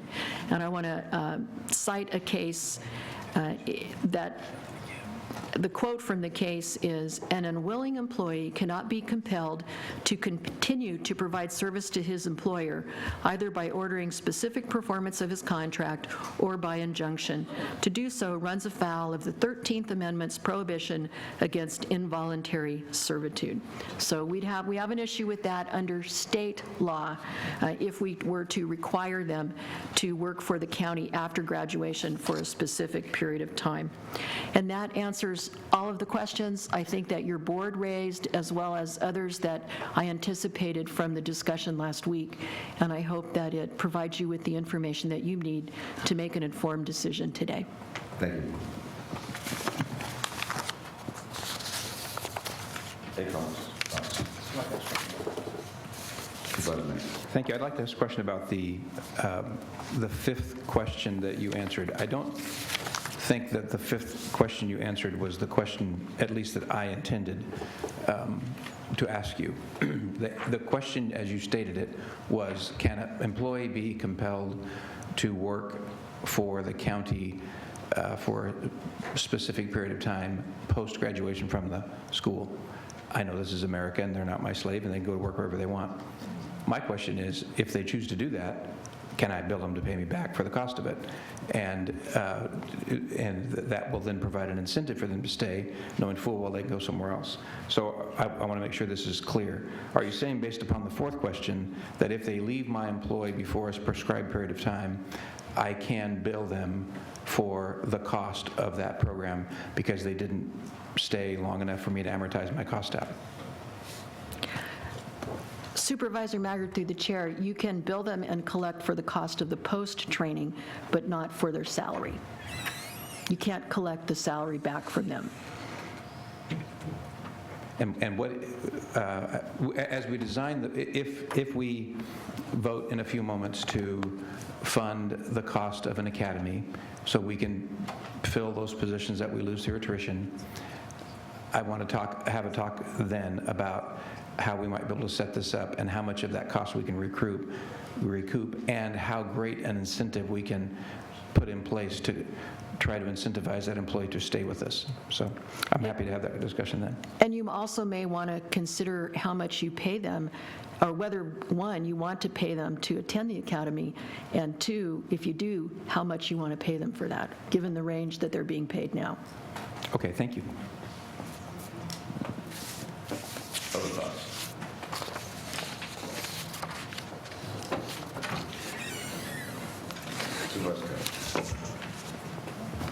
Mrs. Goldner, I want to there is absolutely no way to skin that cat. Is that what you described of not being able to recoup the cost of the salary is routinely done in the private sector? Is this specific to the public sector? Supervisor Couch, through the chair, no, the cases talk about both public and private. So if public entities do that, I'd be curious how they manage to avoid the law on that. I think they're including the cost of the salary in the cost of the training. That's the way I understood it.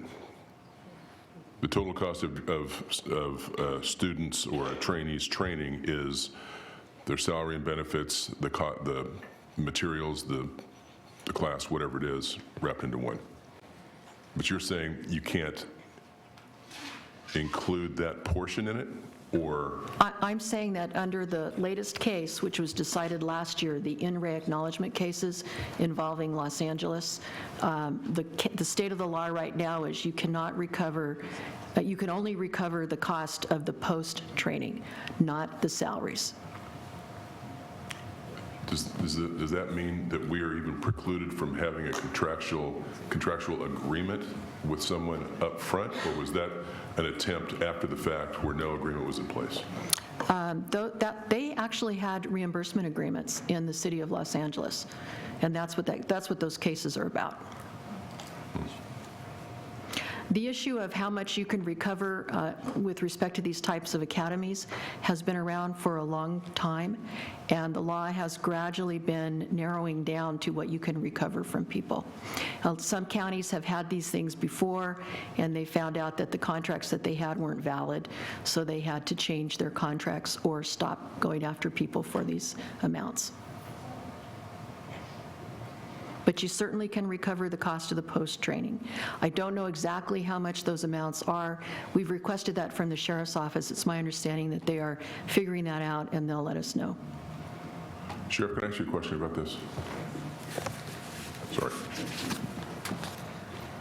Yes, sir. The way it sounds is and I'm all for training some trainees to get them to take the place of people in your department that retire, leave, or whatever. I'm all for that. But are we just training people for every other agency in the state, given the state of the law? And that's the risk we take? That's an accurate statement. We are one of the lower paid agencies in the state. This is a circular thing. There was a time when we were able to get lateral transfers into our department, and no one was leaving our department to go somewhere else. That's now changed, where I think we've lost 37 to other agencies in the last 18 months, and we've received none coming into our agency. So that trend changes periodically. We have, I don't recall last week a question of whether we should have a student academy or whether we should have a paid academy. Maybe I slept through it, maybe I missed that, but County Council answered a question that I'm not sure was asked. But we have tried student academies in the past, and in today's environment, what happens during the academy, the recruiters from every other agency in the state of California work the academy, and then when they graduate, they have taken the cream of the crop and they leave and go to other agencies. The remaining students generally don't pass our backgrounds. So we found that the Student Academy was not very successful at all in replenishing our ranks. The paid academy is not the best case scenario, but I don't know what else we can do. It's our turn in the barrel to suffer through that. How do you stop the recruiters, or whoever they are, from picking off your... These are student academies. They go home at night. They don't work for us. They have an absolute right to job search, and that's what they do. And in fact, recruiters will, we've had them come to our academy to talk to them. Our academy, we're paying people. Yeah. And there's flyers that go out every day. It's a very competitive environment right now in California for police officers. While you're there, that brings up another question. The $3 million or so you brought up when you first spoke, and you just said it, which made me think of this. People are leaving your department allegedly for better pay or better benefits or better conditions, whatever the reason. and you're not getting anyone to lateral in. I think you said it even last week, you can't get anybody to come to work here just for whatever the reason is. We get some applicants, but they're not employees Not what that we you want. Okay. And your academy will take 14, 15 months, whatever that is, more than a year. Well, academy takes actually 6 months. But then they have additional recruiting, and you don't get to hire them as a deputy for, how long is it? They're hired as a deputy trainee, and then when they graduate from the academy, unless I'm mistaken, they become deputy ones. I thought there was a 14, does it take 14 months to put this 6-month academy together? Is that why it took? It takes 16 months from the day, if you approve this academy, 16 months from the day we will hand keys and show them the jail to the new deputies. So it takes you 9-10 months to put the thing together, then 6 months to do the academy, then they're... And 3 months of field training after that, and sometimes they have to remediate. It's a very lengthy process. So that leads to this question. If you can't get anybody to come to work here now, and it's going to take us a year plus to get anybody new, what will the $3 million go for?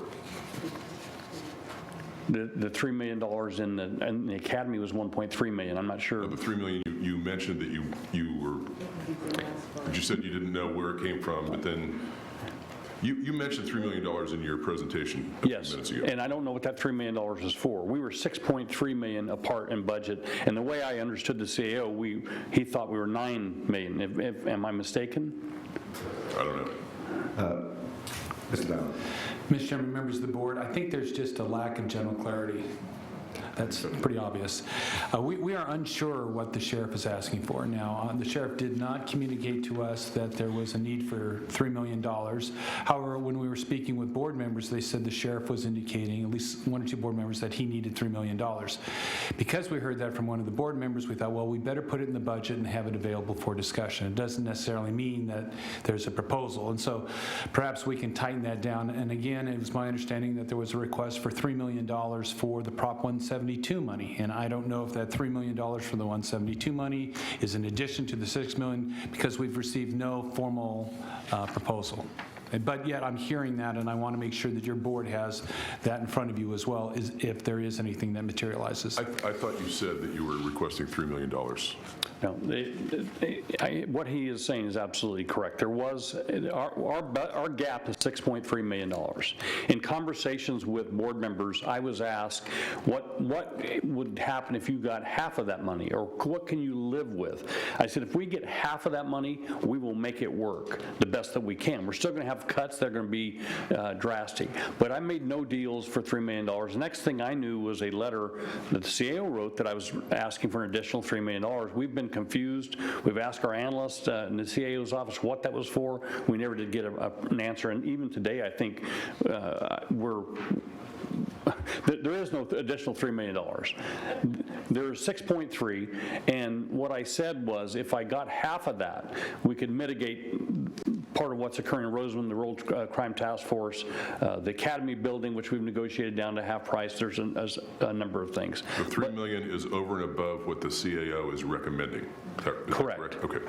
Whether it comes from reserves, from Prop 172 general, or from just reserves, or whether this board says no, the issue is 6.3, but we have said that we'll survive on 3. So it's a total of, that's the total number. That additional 3 was not ever intended. Supervisor Maggart. Thank you, Sheriff. I want to make sure that we understand correctly. I believe you have 2 asks for us today for us to vary from what the recommended budget amount is from the CAO, and one of those asks is for us to give you $1.325 million to be able to proceed with your academy. That's one thing you're asking for today, right?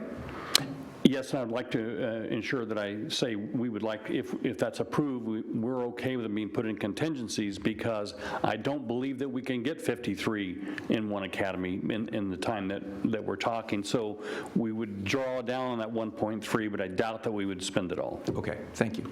So 1.325 is one number. If you're asking us to come up with, we need to figure out if we do that, where we come up with that from. And I believe there was pretty broad support for doing that, because we don't want you to be just by attrition with less deputies on the street if you're authorized to have them paid for. The second, is there a second request, and is that request that you would ask us to use some portion of your proportionate share of the Prop 172 reserve? Or would you like us to do that today? Or any funds. Or general funds. 172 is just something that we were not clear on. Okay. And we didn't realize that money existed. So if you are down about 6 million, you're asking, another ask in addition to the 1.325 is another 3 million from whatever source we can come up with? No. Our gap is 6.3 million. We are here today to say if we get 3 million, we can mitigate some of what occurred. If we get 2 million of the 6.3, we can mitigate some. If we get 500,000 of the 6.3 million, we'll mitigate a little bit. But the gap is 6.3, and that's the only money that exists. Okay, so when you said you can live with 3, is that 3 in addition to the 1.325? Yes. Okay, so $4.325 million, you can pretty much, you said, live with that. I know one thing we get for $4.325 million is an academy. What else do we get? I'm taking glasses on and off because I only have one good eye right now. I feel for you.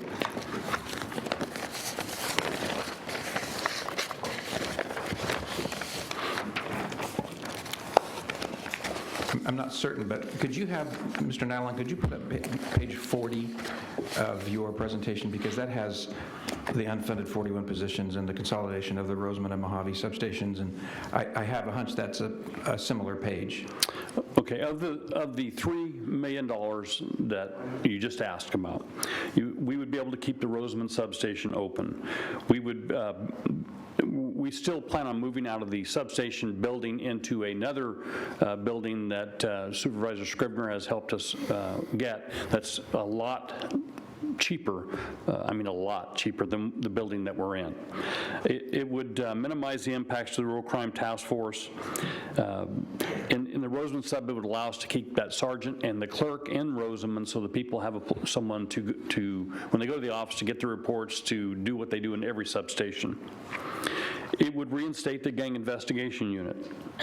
The patrol helicopter would fly 5 nights a week as opposed to 3 nights a week. We would reassign 1 senior deputy to the post-upcoming academy.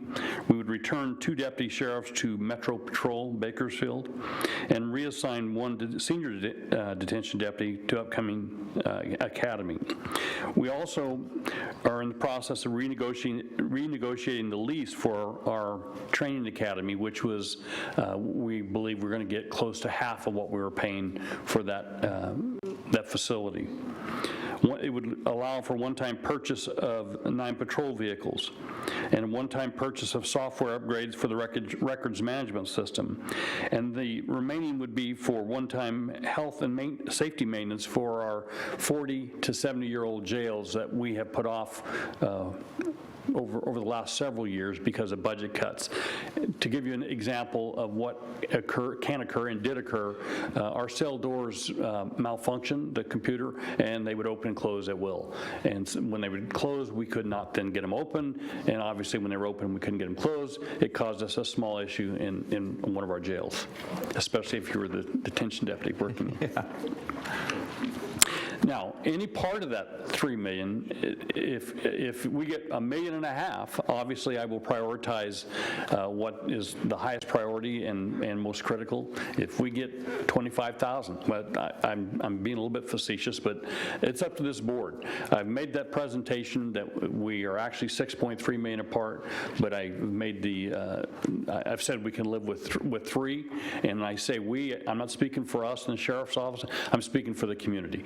It impacts our community. If this board says that they don't agree that they have the money and that we're going to spend the money, I'm going to walk away from this with respect for every member of this board and the CAO. I'm the sheriff. I'm here to argue public safety. It's my job. And I'm speaking for the community. And I won't back down from that commitment. I just want to finish this thought. So if the $6 million cut is a 5% reduction, the $1.325 million placement of funds back in his budget for the academy means that the 6% cut is down to about 3.9%. And if we add $3 million more in there from whatever source that would come from, that would mean his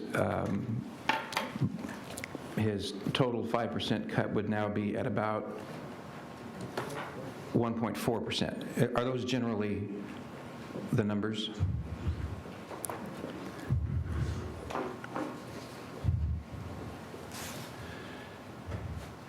Supervisor Maggard, that's not including the pension backfill of the 2.4 million. So let's pause there for a second. This whole 5% thing is an unfortunate mischaracterization of how much money each department was asked to cut. Not a person on this board made the decision about what our pension costs would be. Every person on this board has been involved in trying to control and make that work. The sheriff didn't decide what it would be, and you didn't decide what it would be, Mr. Nylon.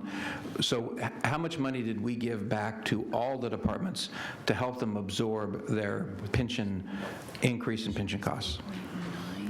I think it was 4.9, Supervisor Maggard, and you'll recall that this board did make a decision to put general fund dollars in reserve for the very purpose of backfilling these pensions.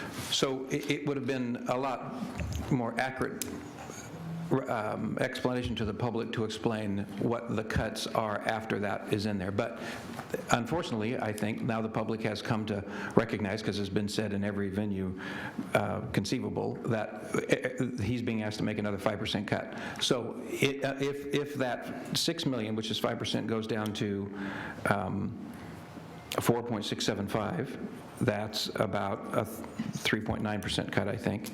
And if it goes down to by another $3 million, that takes it down to about 1.4. So what I'm trying to do, I don't know what we're going to do in a moment. We'll figure that out. But one of the criticisms that we have received is that we are applying the same rate of cost cutting to the public safety sector as we are to non-public safety. And by the time we're done, that will not have been the case. There will be a difference in how much we will have asked the sheriff's departments to cut, and it will be less than that 5% that everybody else was asked to cut. Now, Sheriff, I completely respect you. I'm going to ask you a couple of tough questions that I'm being asked by the public, and I don't have an answer. I'm not the sheriff. I don't know how this works. Some people in the public are asking me this question. How many of the employees at the Sheriff's Department are deputies and how many are not deputies? And if they're not deputies, how many of them are being cut before you're eliminating all these deputy spots? So I asked, and there's 350, 375, some number of non-sworn people that work for you. Why can't they be cut and not these things be cut? If you recall, Supervisor Maggard, over the last 5 years, we have taken sworn positions and changed them to civilian positions and deleted the sworn positions to save money. And those civilians do a certain task in the organization, in the jails, in civil, throughout the organization. And we have cut those positions. But you get to a point where somebody's got to do the job. So if you lay off those civilian positions, then sworn people are going to have to do what the civilian positions were doing. Someone has to type all the reports. Someone has to do warrants. It's a massive organization that simplistically it sounds easy, just cut the civilians, not so much. So if I could, I would have already done that. And I trust that it wasn't like, oops, I missed it. I know it's not like that. You have a very good staff and you're thoroughly doing this. But that's one of the things that I think as we go forward and look at where can we find additional cuts, because this is just the first of the several years in a row of this, that's an area that I think we want to come to a better understanding with as we figure out how many positions are authorized for the Sheriff's Department in those non-sworn positions. Next difficult question that I've been asked is, how many aircraft does the Sheriff's Department have? And I asked that question. The number I was told is 8. That is correct. What can you tell us about and tell the public about the number of aircraft the Sheriff's Department has, and can we afford those aircraft in the circumstances we're in? And if the hours being cut are the hours of the eye in the sky helicopter at nighttime, which is when most people think we need it the most, what's being cut that's not, why is it not worse? Why is that helicopter, if you have 8 of them, the one that's being cut the most? Let's start with the most recent acquisition, which is the Turbo Commander. We did not buy the Turbo Commander. Your fire department bought the Turbo Commander for, the fire chief probably can tell you why. At some point, fire said they did not want the aircraft, and the payments were $500,000 a year. The fire chief and I met. I think we owed $2 million on it. I said, I will take the aircraft off your hands. You won't have to pay for it out of general fund dollars. I will use asset forfeiture money, which is drug money that we seize, to pay that off. And that's what we've done. $2 million that's saved out of the general fund. We didn't ask for the aircraft. We had to do something with it. 4 of the helicopters are for night flying. They don't all fly at one time. In fact, usually almost always one flies. The other 3 are being maintained to be ready to fly. When this one goes down for service, we rotate them in. Sometimes, very rare, it does require 2 of them to be flown at the same time, but it's very rare. And the last aircraft is the Huey, which is what we use for SWAT insertion. We were using for hoist rescue, which we no longer will do. We use it like the incident Ridgecrest when we were running up down 395 chasing the guy that was shooting at us to get the SWAT team out there. And it is also used for search and rescue, which in our county, the density altitude in our county can be extremely high. And we were flying the smaller aircraft, 2 of which were given to us by the military, by the way. They're all paid off. But the density altitude in this county can be extreme. And we're flying the MD-500s and the OH-58s into conditions that we should not have been flying them in because of the density altitude. The Huey solved that problem. So when we have a search and rescue that is in high terrain in the middle of summertime, the Huey can go in safely where the small aircraft cannot. And I can tell you, I've been in this smaller aircraft in the middle of summertime where we land on a mountain and you leave one skid off the mountain so that you don't turn the helicopter off. And so when you fly out of there, you let it fall off the mountain until you get airspeed to fly. That was not acceptable, and that's what the Huey is done for. So to answer your question, we do have a lot of aircraft. They are all paid for. We have one other aircraft that is a surveillance aircraft, and I won't go into the details of what we do with that particular aircraft. But that's the extent of it. The Turbo Commander in particular, that's been a sore spot with the county for a long time. Why do we ever buy that? It's not actually a purchase, it's a lease, I think. It's paid off. We own it. This is the last year of the last lease payment's being made this year, I think. That's is that correct? Yeah. So, and the Board of Supervisors only has control in the Sheriff's Department over, to make it a very complicated thing simplified, over some position control. We don't have the slightest thing to tell you about what airplanes you do and don't own and what you do and don't do with them. But going forward, if there's some money that can be saved from that Turbo Commander that could help us extend the amount of reserves we have to provide for you through Prop 172, that's certainly something I'm interested in. And the total budget for that Turbo Commander for a flight is $80,000 a year. And that's not a lot of money for... What do you think it's worth? I have absolutely no idea what it's worth. So going forward, that's a question I think that would be interesting for us to kick around. So I've asked some questions. I'll let others do that. But I want us to make sure we have dealt with those 2 asks, whether or not we proceed with another $3 million and the 1.325 or some I want to make sure variation on that, the theme. that it's clear that Turbo Commander is rarely flown. I think I've been in it in the 3 years we've had it maybe 6 times. It is not something that we use regularly. That's why there's only $80,000 budgeted a year to fly it. My understanding was that until it was paid off, it would be very difficult to dispose of it because of the balance that was due on the lease versus what it was worth. But if it's paid off, maybe there's another option. But you're the sheriff. You control what's done with the airplane. You'll figure that out just as we go forward.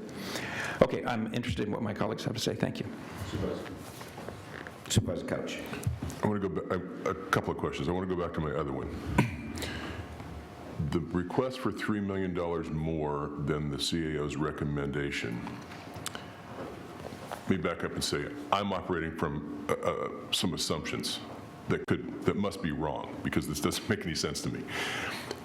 If you're requesting $3 million more, and there won't be anybody out of the academy for 14 whatever months, and it's difficult to get people to come here, lateral over, and you're not having any layoffs with the recommended budget, what does the $3 million do?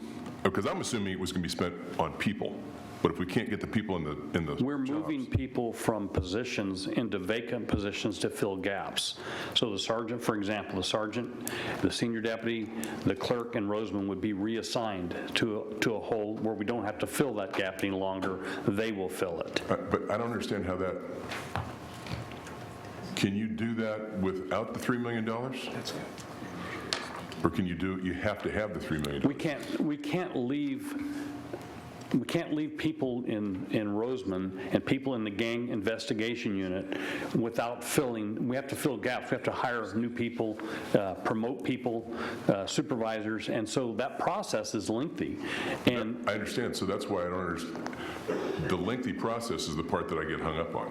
If it's going to take us over a year to get the 53 or whatever number fall out of that, and when nobody's lateraling in, I'm not understanding. If it was for a piece of equipment or something you needed, that I get that. But if it's for, I'm assuming it's for personnel that we don't have and we can't get. That's where I'm lost. It is partially for personnel, but it's also partially for leases that we have. For example, we were paying close to $20,000 a month for our basic academy building. We were paying probably close to that for the Roseman substation. Those are things that we have cut and brought back in. Maybe you have any explain the $3 million? I'm having a hard time explaining. It all costs money. It's probably not your fault. It's probably my fault. That's okay too. Well, second question is this, and I have one more after that. You ticked off some things that you would do, and that one of them was like, I think you said minimize the impact on the Rural Crimes Unit. That was one of them. Define that for me. Minimize that. What does that mean? Well, we had cut 2 deputies out of the Rural Crime Task Force, and so add back the 2, or just 1, or what? No, I think it leaves 3, if I'm not mistaken. Is that correct? After the cuts, I think we had 5 in there. And you have how many now? After your. I don't want to mistake. Yeah, Rosemary Walls. Currently, we have 1 sergeant, 2 senior deputies, and 3 deputy sheriffs allocated to the Rural Crimes Unit. And we're paying, with our proposed budget, we were going to reduce it by 2 because we didn't have the funding with the new permitting fee that was coming in, and with the state funding that we get. We were only going to pay for what we could afford with the funding that we received. So when you reduce it by 2, are those the deputies? They're deputy sheriffs, yes. So you would end up with 1 sergeant, 2 senior deputies, and 1 deputy? Correct. And the other one you said, Sheriff, was reinstate, I think it was the gang unit. Investigation unit. Define, reinstate means, what would you do there? We disbanded that unit to meet our 6.3 gap, and if we receive any funding, and we're talking about the $3 million, if for some reason we get the $3 million, then that would be one of the things that we would bring back. We'd reinstate the gang investigations unit. What does it look like? Is it a sergeant? I believe it's a sergeant and 2 senior deputies and 1 deputy. So that's 4. I believe there's 5. Is there 5 or? There's 4. I thought there was. Yeah. So 1 sergeant, 2 senior deputies, and 1 deputy, and that's the gang unit? Correct. And you were asking about the 3 million and what it would bring back. Yep. 1.5 is what we've identified we would use of that 3 million for salaries and benefits for employees. And the other 1.5 is for operational costs, leases, Okay. vehicles. And here's the take the 1.5 for salaries. This is the part I don't get. If we can't hire anybody, how do you spend that on people? Well, we spend overtime to fill So is it posts. entirely overtime then? Because No, it's not. I mean, we will hire people. There will be people that apply for the position of deputy sheriff, and if they pass a background, then they'll go into the academy. It takes approximately 16 months, as the sheriff explained, to go through the entire process from application to the physical agility, the testing, and actually getting into the academy. And by the time that they're actually ready to get in a patrol car and handle a call for service, a 911 call, it's about 16 months. So that's where that comes from. And during that 16 months, we're going to be losing people. And if we did nothing, if we didn't have an academy, with the rate of loss that we've been experiencing, we anticipate we'll have 106 vacancies, and we can't afford to do that. We need to plan for the future. And as the sheriff mentioned, we may not use that entire 1.3 million. We'll use what we can to pay for the people that are in the academy. let's back up and talk about the 1.5 that you said would be used for, you would hire people, right? Correct. Or Yes, we will. overtime. And the part that got hung up on was how difficult it is for people. No one wants to lateral in, and it takes so long to do put together an academy. It appeared to me you weren't going to be able to hire anybody. We'll hire people. We have not been able to, but we're still actively recruiting. Okay, so you're anticipating that people not wanting to lateral in is going to change? Not necessarily. I mean, nothing has changed as far as our benefit package, but there's always people that want to start somewhere in some law enforcement agency. And we do have people that come here and they stay here. They stay loyal to the department and they do a 30-year career. But right now, the trend has been we're losing approximately 35 every year for the last couple of years to other agencies. Okay, so if the $1.5 million of the, I'm just focusing on that because it's for salaries, if you got that, you would reinstate rural crimes and the things you ticked off there, but you would still have vacancies elsewhere? Yes, we have a Because you're taking those people and putting them somewhere in another to position fill another elsewhere. vacancy that someone just left for another job or retirement or termination or whatever, the reason Can you might be. describe what those positions are? There are positions in patrol, there are positions in substations, they're all throughout the organization. So that's I'm assuming that is the patrol or keeping people on the streets is the priority.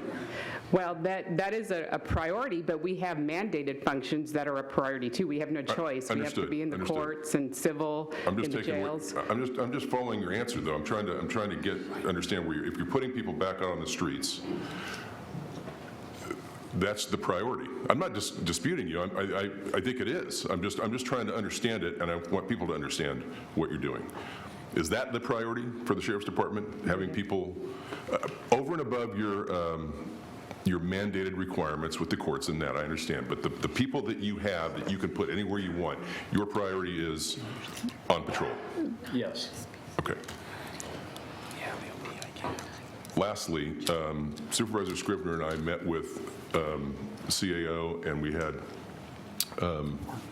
Ms. Oviatt on the line, and we talked about the use of CDBG funds. I wanted to have a chance to talk about that a little bit today. Could you, Ms. Oviatt, sorry guys, thank you for that. Could we talk about that briefly? Thank you.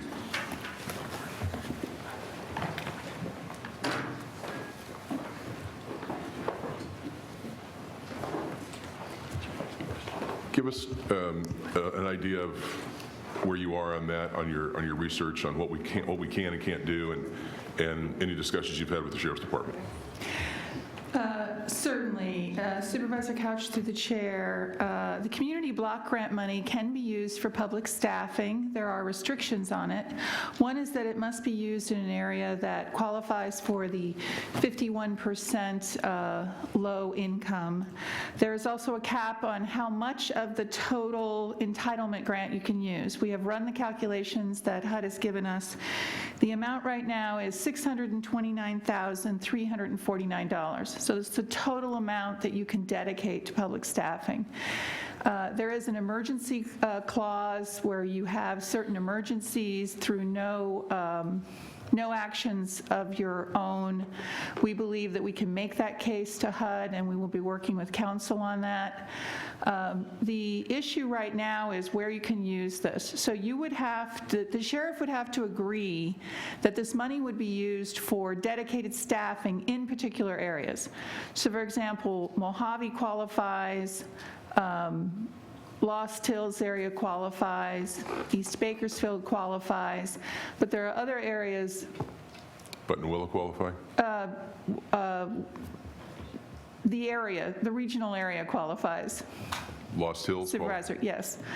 And that's based on... I'm going to name every community in the 4th District before we go. That is based on their area of operation, where the substation is. So the concept here would be some restrictions on the sheriff's ability. We've had preliminary conversations. They have indicated they are open to a discussion of this. But once again, this is federal HUD money. So it is not general fund money. Understood. And it is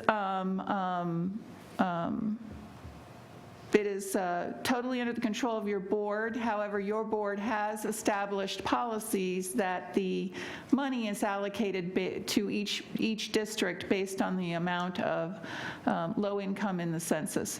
And this $629,000 that you just mentioned, is that a total that is available from all districts that haven't expended it yet or haven't allocated it yet? Supervisor, what makes that number up? What is that number? Yeah. That number is the total that your board could spend, total. So if each district wanted to contribute a certain amount, it would have to be a percentage of that. How that is allocated, your boards, each one of you have already authorized certain brick and mortar projects to use your CBDG. Some of your districts have money that you have not allocated. In addition, we have what we call unprogrammed funds of approximately $200,000. Is that included in that number? Yes, that would be, in other words, that would be available to be part of the 649. So your board would have to determine, individual board members or your board would have to determine first that you would like us to use this money for this purpose. Then we have to bring back to your board on a board agenda an amendment to the plan. And you would have to have a public hearing on that, which you've had on other projects. And we would have to determine which districts were contributing money and where the money was going. So the longest part of what you just said would be the last part, determining which districts are going to contribute what, I'm assuming. But assuming we all agreed on something, how long would it take you to come back with that? And assuming the sheriff wants to use it? It would take us a month to get back to your board. Okay. I think, how do we determine how much each district may be willing to do? Do we need to have a discussion? Probably not today, but do we need to have that on our agenda and just talk about that?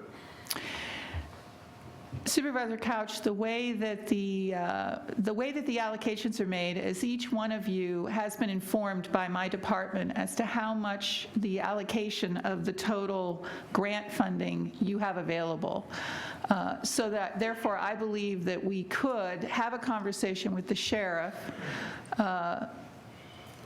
if the sheriff agrees, have a conversation with the sheriff in regards to the areas that qualify first. We have gotten preliminary interest. We could get interest today from all 5 board members. We have gotten preliminary interest from District 2 and your district as well as District 3. If others are interested, we could then sit down with the sheriff to look at this. As an example, although there may be needs in Ridgecrest doesn't qualify. Therefore, what we were actually talking to the sheriff about is him moving around resources such that the staffing money could be used in an area that does qualify, relieving him of the ability to use that staffing money that he receives someplace else. So I believe it's a little complicated for a public discussion until we come forward with a plan. Then we would have the public discussion. Well, I hope we do. I'm all for us doing that, and I'm all for us doing it as soon as possible, and I hope that we move forward with that. And I think that is the first place we should go. I'm just giving you my opinion here for the board. That's the first place I would like to use before we go use whatever you call the Prop 172. What do you call that? Reserve. Thank you. Thank you. That's it. Thanks, Couch. Before I pass this on, I just wanted to say that I'm all for this 1.3, the academy deal. I'm a little confused. We were talking earlier about 1.5 million for personnel and another 1.5 million for something else during your discussion with Supervisor Couch. No, sir. The 3 million was cut in half. I said 1.5 would cover the personnel costs. We have, for example, we have 12 people in the academy right now that when they graduate, they all promote to Deputy 1.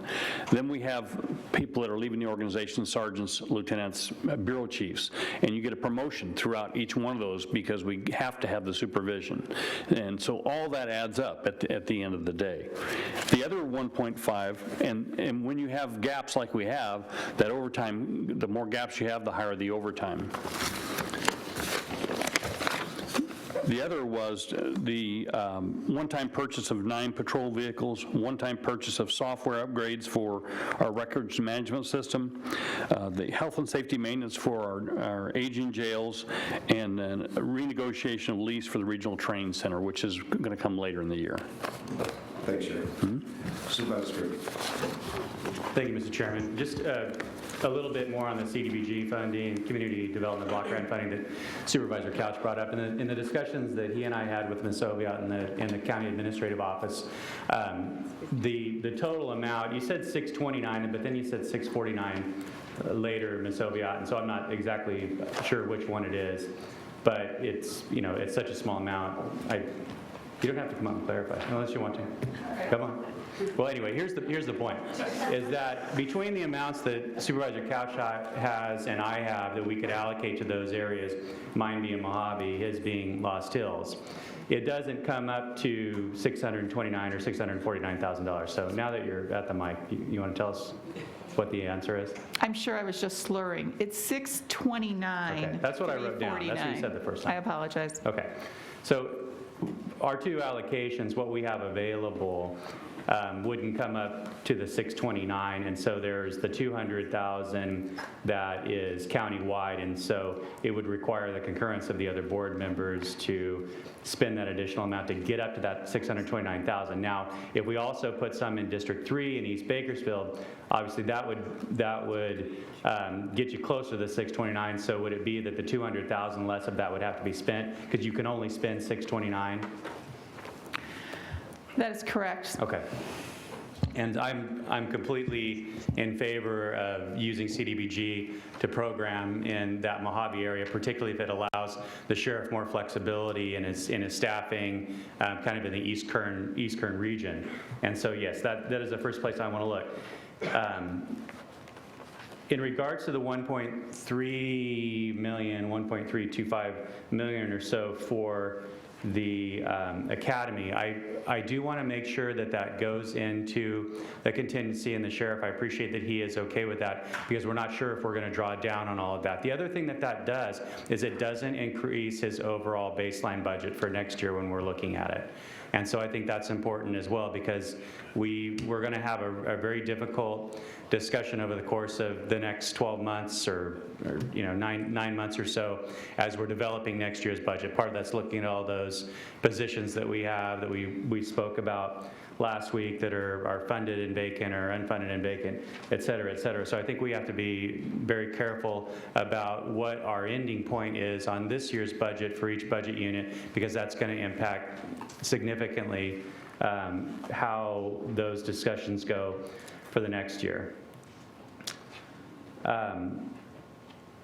Sheriff, I wanted to talk to you a little bit about Rosamond. You mentioned it several times. I know folks in Rosamond are very concerned about what the substation closure would mean. And so right now you have a sergeant, you have a senior deputy, you have other deputies that are serving the Rosamond area, and then you have a clerk. And so if you do not receive additional funding over and above the 5% cut-it guideline, and presuming that the 1.3 million roughly for the academy goes in a contingency, so that would be, under that scenario, that's all you have to work with. How are services impacted there? You did make mention of the lease that you were in. You've already given notice, correct, that you're out of that building, and it was a very expensive lease. And I know that you're also looking at all your other leases to see if there are ways that you can save money there. I appreciate you mentioning the one good lead that we have on a building that we could use, which would save quite a bit of money. But how would that work out in Rosamond if you don't receive any additional funding, which would also go to presumably to gang investigation and to rural crime?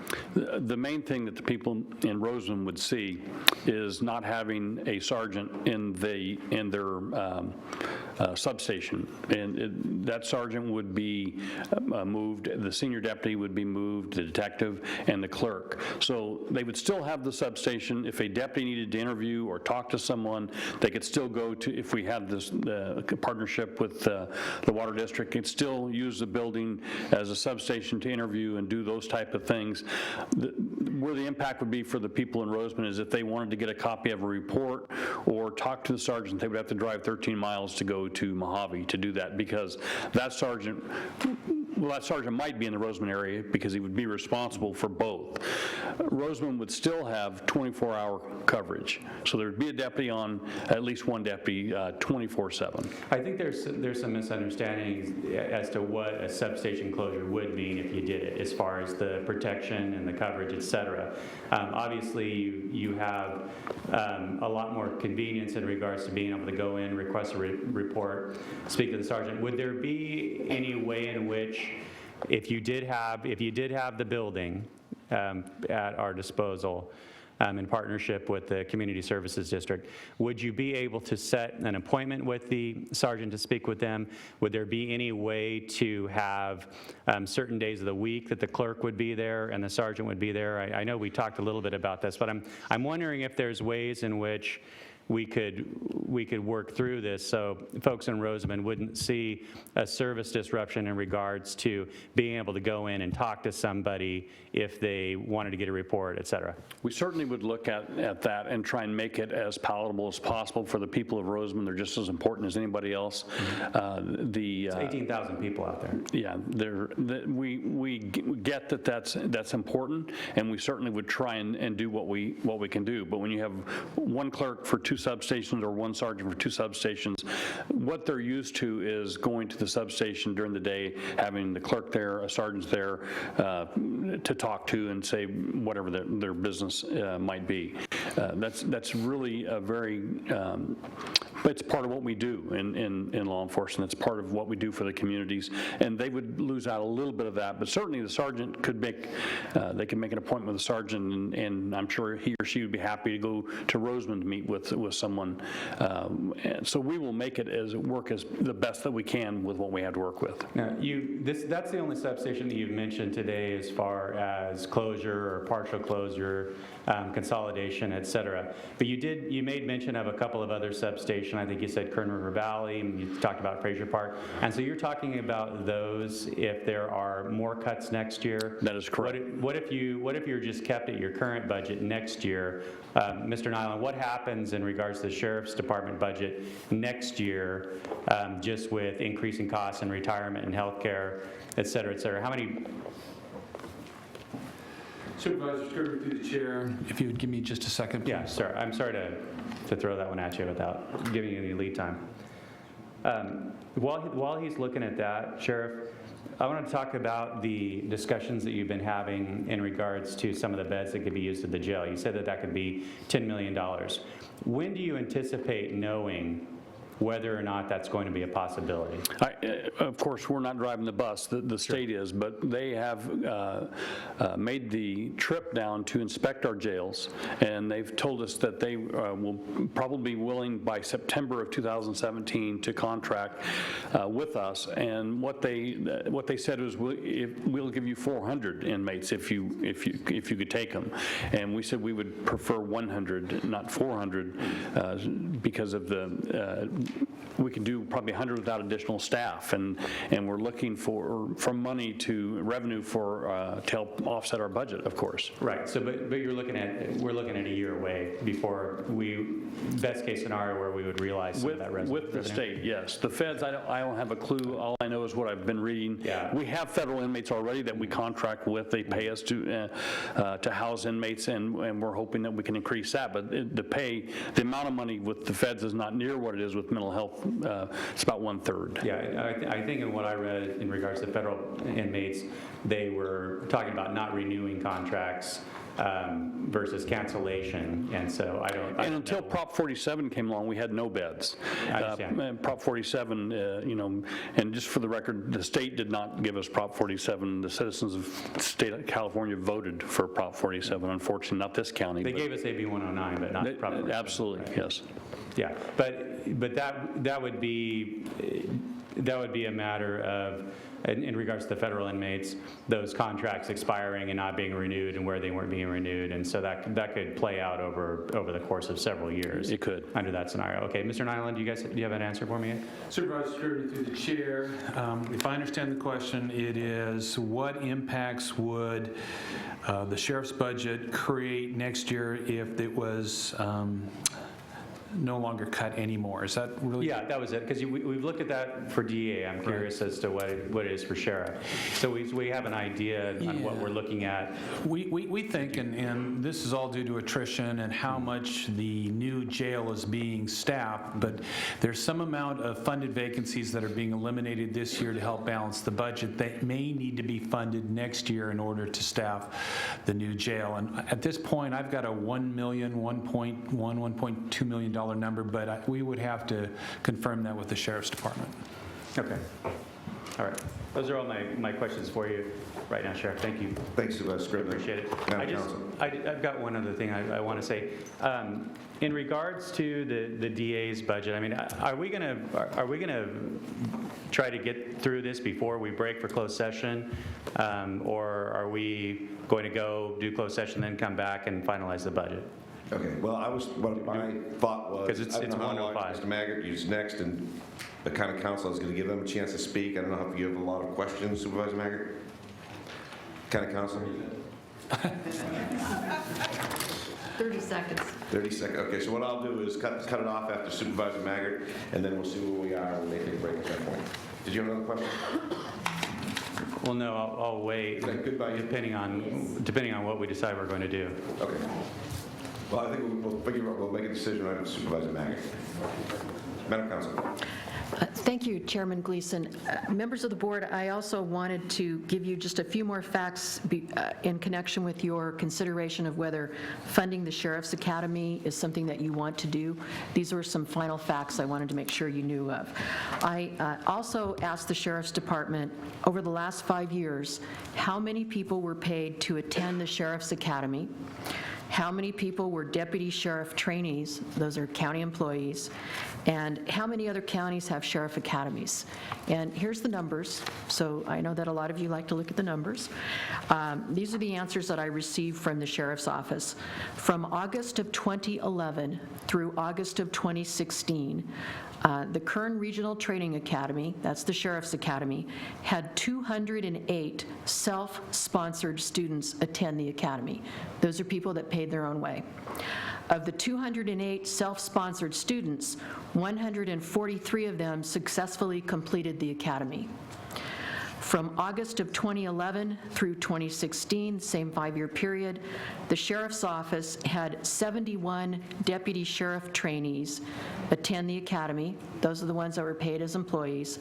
And of those 71 deputy sheriff trainees, 55 of them successfully completed the academy. And that is during that 5-year period. And then with respect to my other question, I asked how many other counties have sheriff academies. The answer is there are 38 sheriff academy, well, there are 38 post-training centers. 11 of them are operated by sheriff's offices. So 11 out of 38 in the state are sheriff's office academies, and ours is one of them. Thank you. Thank you. Mayor. Thank you, Mr. Chairman. First, with regard to the CDBG funds, you needn't come up now. We can put the final touches on this as we go forward when we meet next. But my understanding is that one of our districts, District 5, has very little CDBG funds available because a previous iteration of this board was requested to commit for many years going forward her CDBG funds so they could pay for some brick and mortar projects in the 5th district. So, but there is sufficient, I believe, unused, undesignated, rather, CDBG funds in the 3rd district that could make up the difference between what is been proposed by districts 2 and 4 to come to our $629,000 cap, and that deputy, one or two deputy positions that could be made up with what's available from the 3rd district CDBG funds could certainly provide, if the sheriff is willing to go along with this, for deputy coverage in East Bakersfield, which would cover both of our districts. So we could get that part handled, I think. So I am open to that and eager to see how we can work that out. With regard to the district attorney's office, Mr. Spielman, can I ask you for a couple clarifications? One of the positions that you asked us to authorize you to fill was a programmer, I believe. Is that correct? Yes, sir. So we have an IT department that has a bunch of programmers in it. Why could that, whatever work product that person would put forth, why couldn't that be provided to you through our IT department instead of by an employee of your own, and basically we can get away with not having to hire one? I think you'd be taking from Peter to pay Paul, because we anticipate this is going to be a full-time assignment, and it's at least half of it is going to be for the lab in particular, which is going to be exclusively dealing with the lab information management system, the instruments that are being used to do the work, generating reports. And so it's not something where, hey, can you bring somebody in that's knowledgeable on programming and take care of this? They're going to have to be knowledgeable on this system. And then for the Tyler system, it's going to be for our needs as a case management system for Tyler, and again, pulling out the reports. And so I can see your question. Would it be advantageous for us to use somebody, probably more like on a part-time basis, pull them out of IT? But no, I think we're anticipating this is going to be a full-time assignment, that they would be doing exclusively this work. So I don't know as that would be an advantage, because they'd have to learn all of our systems as is. I would like us to explore the feasibility, to speak with Mr. Devlin about the possibilities of whether or not we could cross-train someone, and if that's feasible or not. I don't know if it is, but I'm trying to find a way to give you some help in the area you need and not have to hire another person that we might already have that could do that. There was an answer, sir, if I may. Yes. That I think they did figure out the question of whether or not it was in the budget, and it took them a while. I was afraid they were going to blows back there, but I think they did figure out why we believe it's in the budget, and it has to do with some numbers that went over there, I think, late. Mr. Curry, do you have a black eye there? Is that? No. But I did want to let you know that was worked out. Do we want, I'll let the chair decide when we answer that question. I'll just zip through my other little questions super fast then. So that is one.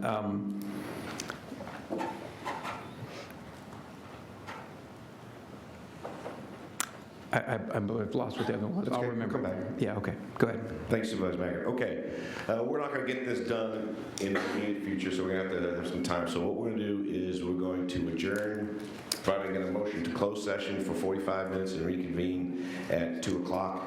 Once I get that motion, Sheriff, can I have a minute with you at your convenience? Motion.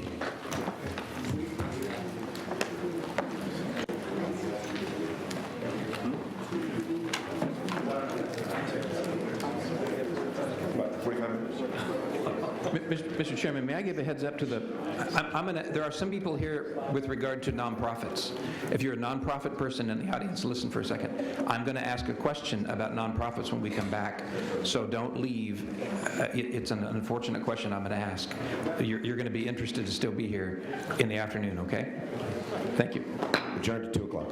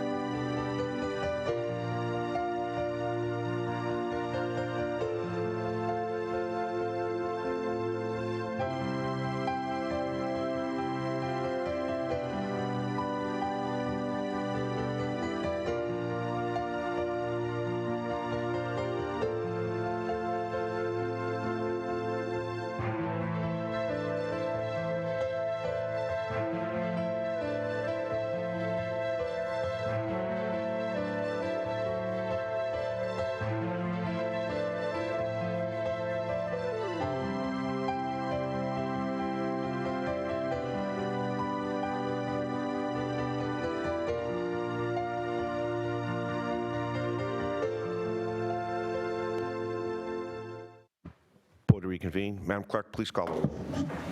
Supervisor Gleason. Here. Supervisor Scribner. Here. Supervisor Maggard. Here. Supervisor Couch. Here. Supervisor Perez. Here. Okay, we last left off with a discussion of items 7, 8, and 9. We're hearing them concurrently. Oh, but before we get there, we have to have a report out of closed session. Madam Counsel. Thank you. Good afternoon, Chairman Gleason and members of the board. Today, your board heard item number 103 in closed session. No reportable action was taken, and that concludes my report. Thank you. Thank you, Madam Counsel. So we were talking 7, 8, and 9 concurrently, and we agreed that we were going to have that conversation as a whole, and then we were going to, when the time was appropriate, we were going to go back and start voting on them independently. But I don't think we have finished the conversation about the 3 items. I have names on my queue. Are these new names? No. Supervisor Maggard, Supervisor Perez, I see your name there. Did you have a? You know, I had, right before we went to closed session, I was going to thank Supervisor Maggard for his incredible graciousness in acknowledging the unique situation that District 5 is, by no fault of my own, I should say. But then Supervisor Michael Rubio committed an extraordinary percentage of my CDBG funds to a massive, important, and critical curb and gutter project in Lamont. And so that money has been used and leveraged against future CDBG dollars out of the 5th District and will be paid over the next many, many years. And so that is an acknowledgement of my district. Does not mean that I can't help, but Supervisor Maggard, I was wondering if you had other monies that you could help me with in other accounts, because the 5th District really has a lot of needs, and I'll be getting together with you very soon. But I would 53 cents in my pocket. But I would, you know, we've had very lengthy discussion on matters that are, I think the conversation's been very helpful, but I would also like to reiterate my support for the Academy. I think it's absolutely mission critical. We got to get moving on that as soon as we can, I believe, and also, you know, put forth our creativity on the CDBG money, because I have to do my part, and appreciate, Mike, Supervisor Maggard, your incredible generosity, but I'm eager to get forward to the next part of the budget discussion. So, Chairman. Thank you, Ms. Perez. Supervisor Scribner. Thank you, Mr. Chairman. Were there any questions or answers that we're waiting on for staff or any member of the public? Or we just, we've closed the hearing? Mr. Lyon, you got something? I don't know if it's been communicated clearly, but the District Attorney's Crime Lab, the discussion was concluded between the representatives that the existing budget as proposed by the CAO is what the Crime Lab and I should say that the District Attorney staff will accept. There is one caveat, though. They still would like to add a position, and that position is the programmer position. So your board would have to take action to add that position as well as adopt the budget if that is your interest. The position is funded in the budget with budget savings incentives. Okay, so the position's funded within the budget using the part of the 1 point, actually it's a separate BSI account, right? Right. For that, but we would actually have to add the position, and that BSI would be depleted and would not be available next year, so the next year would be looking at how do you reduce the amount that you just approved to create with the position? That's absolutely correct. Okay. All right. I'm going to try to start the discussion here, try to get this wrapped up. Obviously, all the cuts that we heard about, the impacts on public safety is something that weighs heavy on me. I know it weighs heavy on the rest of the board members. I know it's difficult for the elected officials to represent those departments. But with all due respect to the DA's office, I don't think that requesting to add positions, whether it's the 3 attorneys or the technician in the crime lab, utilizing BSI, all of their BSI, depleting it, and then coming back next year to see how this board is going to react to the fact that 6 layoffs are going to be required if no further cuts are made, plus the 3 positions that we added in the DA's office, and now presumably this tech position is a plan. And so I think that what we'd be doing is just making our problem worse than the DA's office worse next year. In regards to the sheriff, which is the next, the next subject that we were on, I think that we do have some possibilities there in ways in which we can find money. One is through the conversation with the CDBG funding, the $629,000. Others are renegotiation of all of the leases, looking at all the leases with the various substations, the training center that the sheriff talked about, and also looking through all the positions that are in that department with a fine-tooth comb, and any other strategies we can find to find efficiencies. I think that through the money that we can save on the lease of the building in Rosamond, and the very real possibility of being able to use CDBG should be enough to, in my mind, is enough to allow the Rosamond substation to stay open, or at least in some form or fashion. It may be some reduction in hours, and that's something that the sheriff and I are going to have to continue to talk about.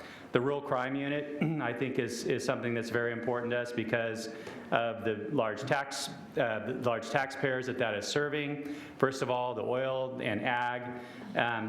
Obviously, the gang unit is very important as well. And so I'd like to ask my colleagues to think about the possibility of, the sheriff talked about $1.5 million. That's what he would need for positions.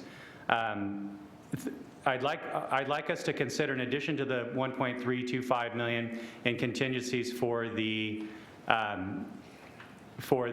academy, I think that we should consider putting some portion of that 1.5 in contingencies as well. And as we're able to see what happens with the CDBG funding, as we're able to find areas in the Sheriff's Department that we continue to save money, we can draw down on that, or we can continue to make those decisions on a one-off basis as the sheriff comes back to us and tells us about all of his progress that he's making in those areas. So I want to suggest that as something that we could consider as a possibility moving forward, because by putting it in contingencies, it doesn't increase that baseline budget for next year when we're going to be looking at even more difficult times. So those are my comments. I'd be interested in what my colleagues think.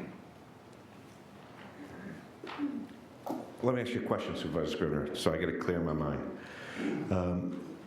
With regard to the sheriff. Your suggestion was that we take 1.325 and put that in a reserve for contingencies to help the sheriff get his people, trainees through the academy process. Right. And he draws down on that reserve as required to make that all work. Yes, and by his own statements, he doesn't think that he'll be drawing down on the entire amount just because of the ability of whether or not he can get 58 students in the academy. So I think it's going to be a portion of that. And then, in addition to that, $1.5 million put in a contingency to help offset costs that he incurs as a matter of his doing business, and that we explore the opportunities for CDBG funds, and as the requirement arises from the Sheriff's Department, if the CDBG fund is there, we use CDBG. If the fund's not there, we take it out of that 1.5. That'd be a decision that we would have to make once we find out whether or not we can actually use the CDBG. I think it's going to take us a month to be able to do that, and it's $629,000. So there's a good chance that would offset that amount. And as I said, 1.5, I think that we can consider any portion of that. If we think that we've got a good shot at CDBG, then we could put that amount into contingency, and then we can talk about what we'd like to do in regards to his other ask, rural crime and the gang unit. But I wanted to start the conversation to see if that's something that we could be open to. So it's conceivable that out of this 1.5 that we set aside, and the sheriff comes and applies for some of those funds, we could say no down the line, or no, yes, whatever we want to release those funds. So it's conceivable at the end of the year, there's nothing that comes out of that 1.5, or all of it is gone. Mr. Nyland, I believe that could be the case. Supervisor Scrivener, through the chair, that is the case. Your board will have to release each and every time, and it will require a 4/5 vote. Is that legal, Mr. Nyland? Can we control are we controlling his budget to an extent that we're allowed by law, or are we exceeding our authority? Mr. Chairman, my vast legal background will suggest that I defer to county council. Good idea. Thank you, Mr. Nyland. Under the government code, you cannot take any actions that would obstruct the investigative functions of the sheriff's office. Depending on what your action is, it may or may not obstruct their function. It is a case-by-case basis. So the answer is no, not today, but you must be cautious about the way you proceed. Thank you. Madam Council, I have seen your name here. Is that for a reason? Did you want to speak? Oh, no, I'm sorry. I've already spoken. Thank you. Thank you. Thank you for clearing that up. That's interesting. Well, since not seeing any other names, I like the 1.325. For me, that's a no-brainer. I think that's something we need to be doing. The 1.5 has its, I have to think about it. I'm looking forward to hear what you people think. But we have some control over that. We have all the control over that. And, I don't want to put the sheriff in a compromising. Can I ask the sheriff what you think about that?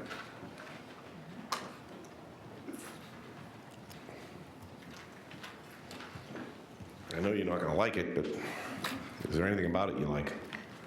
A lot of things I don't like, but it doesn't really matter. I would suggest if that motion is approved, that the CAO has the ability to say yes or no, and if we don't like his decision, we can always come in front of the board. He's got your interest at heart, and I think he understands if that makes sense. We'll get there. Are those your thoughts, Sheriff? But that way, you're not actually controlling my budget, I don't think. Okay. Thanks, sir. Mr. Nyland, do you have any thoughts about that? Again, I will channel my legal opinions through county council. Thank you. In my opinion, it is legal for that to happen because under the government code, your board has the authority to put any additional controls on the operation and to delegate some of that authority, and I think in this case that is appropriate. There's a specific government code section on point.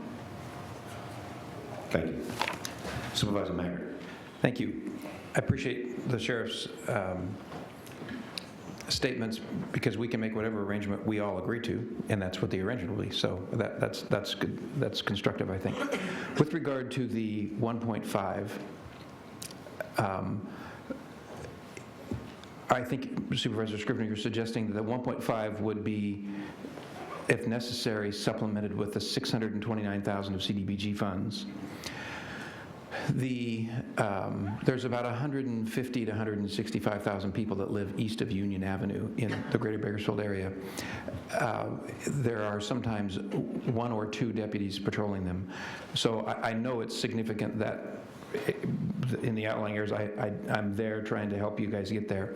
But I want to make sure there's no misunderstanding about if we find CDBG funds from various districts to put those people up, I want to make sure that there are some more deputies patrolling East Bakersfield. So I'm not trying to get in front of you, but I don't want there to be a misunderstanding about what the consequence will be. So is there sufficient funding for the deputies you need that would not preclude those other deputies from patrolling those extra deputies in East Bakersfield? Well, Supervisor Maggard, I think that's going to depend on what comes back in a month when we're looking at what we can do with CDBG, and we need to be careful, I think, in making any determinations until council and Ms. Oviatt, who runs the program, are able to come back and talk to us. But just from my line of thinking, I think my district has a couple $100,000. If we're able to save almost $100,000 on the lease out in Rosamond, that's about what it costs per year, about $98,000. If there's some from Supervisor Couch, from you, plus the $200,000 that's floating around, that would go a long way towards filling that hole that the sheriff talked to us about in just strictly staffing, which is the 1.5. Okay, very good, thank you.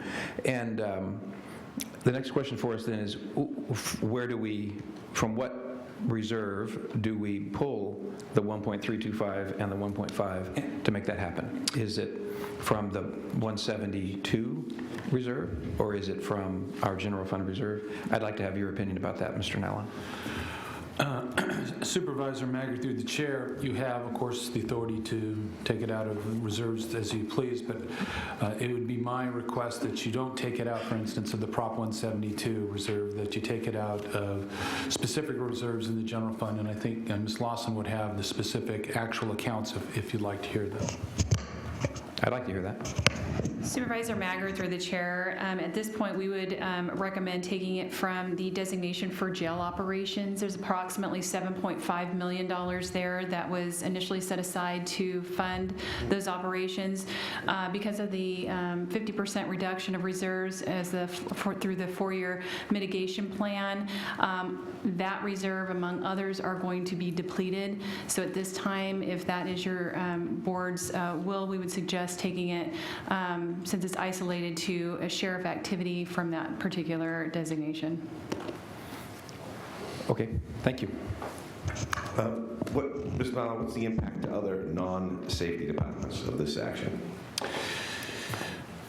Mr. Chairman, members of the board, this action would not impact non-safety or other public safety departments unless at some point the board wants to restore those reserves because we've used them for some other purpose. But at this point in time, there is no impact to the general fund, no impact to the other departments.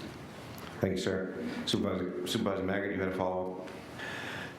I want to pivot back to the DA's office for a moment. Just as I am concerned that through attrition we end up kind of by default having less deputies on the street, I do not want by default to have less prosecutors in place. When we start talking about next year, you're going to see I have the same view towards all of the public safety side. It'll be the same thing about public defenders, because that's kind of a reciprocal of the DA's office. It'll be the same thing about many of the other public safety sectors. But for the district attorney office specifically, do we need to take any action today which authorizes them to fill those positions that they have currently budgeted that become vacant through attrition? Do we need to do anything today that authorizes them to be able to keep those positions full? Because that was kind of one of the things that Mr. Spielman was asking about, and I want to make sure there's no ambiguity that they can fill those positions as they need to, so attrition doesn't dwindle our prosecutorial staff. Supervisor Maggard. Supervisor Maggard, through the chair, if I may, you're talking about the current 2 vacancies that they have and maybe a 3rd vacancy and any other vacancy. You're not talking about the additional 3. Correct. I'm not talking about additional ones, unfortunately. Okay. I'm only talking about the ones they have. It wasn't too long ago where your board indicated that the administrative office would have the ability to ascertain whether it's mission critical. If you're saying at this point in time that you are telling us that that is mission critical, then we will authorize the filling of positions. However, it is filling positions that we know are funded through BSI, which will just create a problem next year. But if that's your board's will, we will listen and we will allow those positions to be filled ASAP. What we talked about last week was the prospect that with a hard hiring freeze, if there is an opening in a department and the department goes to the CEO and says, we'd like to fill that now vacant position, that the CAO's office would make a recommendation or make a decision. If the department, like the DA's office, does not like that position that your office has taken, they have the ability to appeal that to us. And then we could determine, I guess we'd have a vote on that to see if it's mission critical enough to fill the 2 or soon to be 3 vacant positions of the 91, I think. I think that was a number that they already have. Okay, I just want to make sure there's no, I don't want the district attorney's office leaving vacant but authorized prosecutorial positions. If they can fill them, they ought to fill them. If they think that's mission critical, at least ask us that question. Thank you. Supervisor Couch. Thank you, Mr. Chairman. I think we ought to flesh out I'm talking about the DA, the crime lab for a moment, flesh out the programmer position, whether that could be contracted out or whether we can use an existing an employee out of IT that could be retrained. I think Supervisor Maggard brought that up earlier, before we authorize that position. I'm not opposed to authorizing the position, but I think we ought to save every nickel everywhere we can. Supervisor Couch, the chair, you could adopt the budget as printed. We could engage in an effort to try and solve the District Attorney Crime Lab's IT issue, and if we are unsuccessful, there's no reason why the DA could not come back and ask for you to add that position. But if you direct us, we will work diligently to make sure that we have resources associated with making that happen. And if not, consider at least contracting that out before we add a permanent position with all the pension and all the other liabilities associated with it. Okay. I support the 1.325 for the academy. It's an interesting question which reserve to use. I think Ms. Lawson just suggested it would be the jail operations reserve. Okay. With regard to Supervisor Scrivener's suggestion, I want to make sure I understood that. Were you suggesting 1.5 million put into a reserve on top of our CDBG, and if so, it could be reduced by the amount of CDBG? Okay. And Sheriff, could I ask you a question about that? Sorry to drag you all the way down here.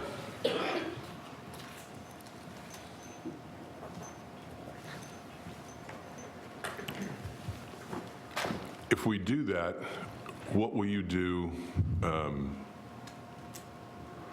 Where are you going to move people around right away if we give you the $1.5 million? Yeah. Well, my number one priority is the Roseman substation with the Rural Crime Task Force right behind it. So we will work at those, and then the... Do you have to hire people to do that? No, we were moving people.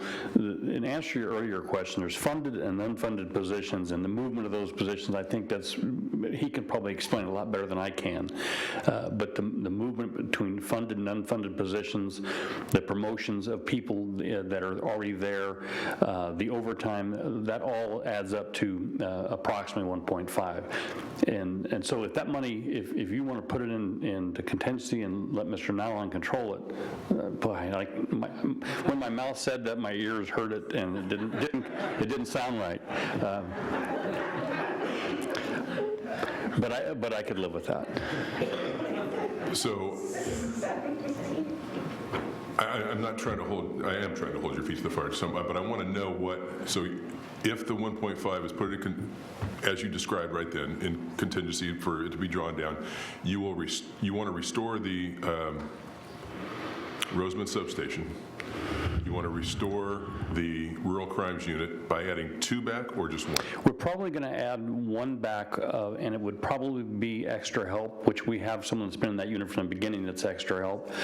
Because if down the road, if we get more funds from Lorelei, we couldn't supplant that. And so if we had a full-time position there, we wouldn't be able to, we'd lose control of how big that unit got. Can you give me a sort of a status update on the Buttonwillow substation is open.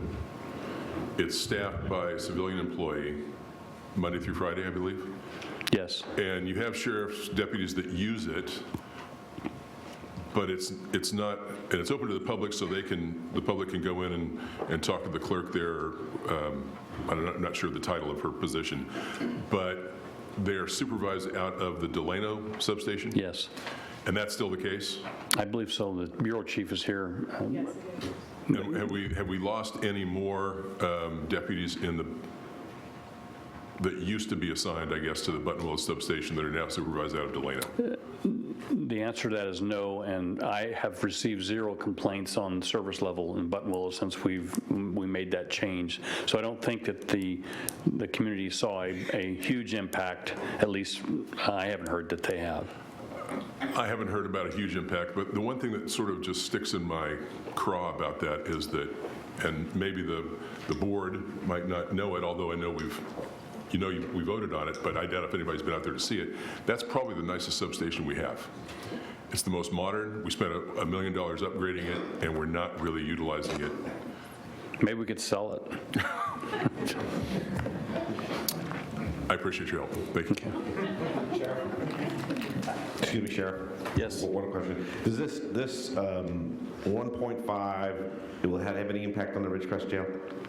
No, the Ridgecrest Jail is closed. The newspaper reported that it was part of this equation, but it was closed in the last budget year. There was no funds for that. Thank you. Supervisor Perez.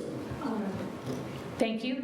I support the motion or the idea as presented by Supervisor Scrivener, and I appreciate your creativity and hard work. I think it looks to me, from what I can tell from our sheriff, that he can make that work, and that we can be creative as we move along step at a time.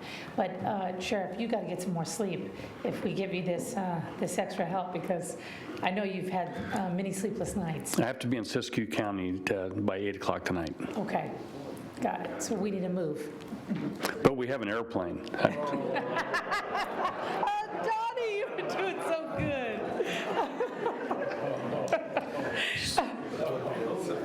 Supervisor Maggart. Thank you. The sheriff may have walked away too quickly. You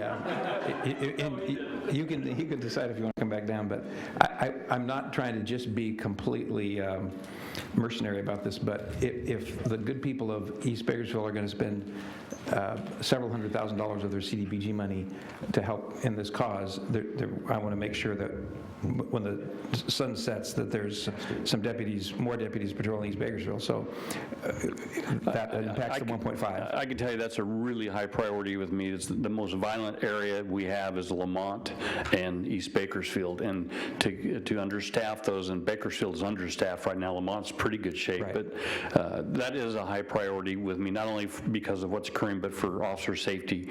And flying that helicopter at night is just tantamount to officer safety. And so I appreciate your concern there, and I agree with you 100%. Thank you. And just to piggyback on something you said, Lamont is probably more adequately staffed than other areas. Oildale's probably the same. So my good folks in Oildale hear me talking about East Bakersfield, it's because we already have a bunch of deputies covering the problems we have in Oildale. Well, Oildale is part of Bakersfield Patrol, and I think there's 53 deputies, and we used to have over 80. So to put that in perspective, the Oildale deputies respond to East Bakersfield and vice versa.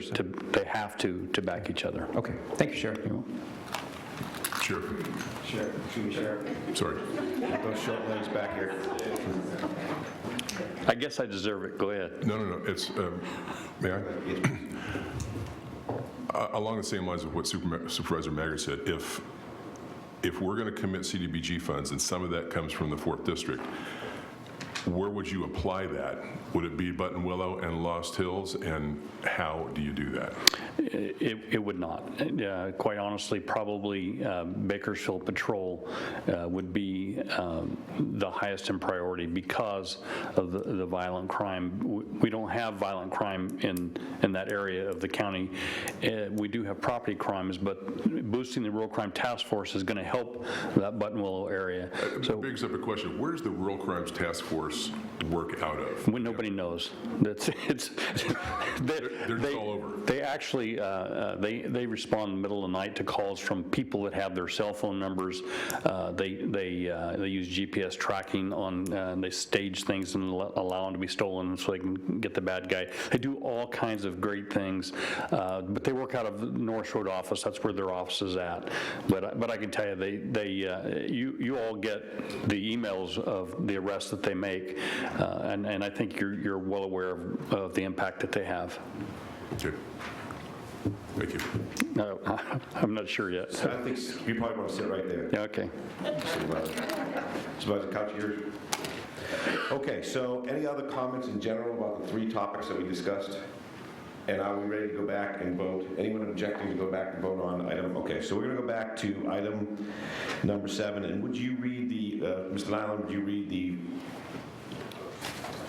thing we're going to vote on? Well, Mr. Chairman, members of the board, as I've heard, and I could be wrong because there has not been any affirmation of this, you could motion to approve the budget as printed, but that does not address the need or the desire to have 3 staff. So if you approve as printed, that means you're approving the budget as recommended without the addition of those 3 staff. Okay. I'll move that, but with instruction or direction to work with the DA's office on that particular position to be either contracted out, used by an existing employee, or brought back to us after you determine that those aren't feasible. And Supervisor Couch, we would be pleased to do that, but that relates probably more to Budget Unit 2200. With 2180. Yeah, the lab's this. I'm sorry, you're right, my fault. Okay, so does your motion stand? So I'll just make the motion without that. Strike. We have a motion. Okay, second. We have a second. Please cast your votes. The motion is approved. All ayes. Item number 8. Mr. Nyland, could you review the possibility for the motion? Certainly. Mr. Chairman, members of the board, you have the ability to approve the budget as printed. It has the funding for the IT staff in the budget. You could then direct us to work with the district attorney's office to look for any alternative to hiring another staff person to see if there's access to resources locally within the county or any other opportunity to fill this need. So moved. We have a motion.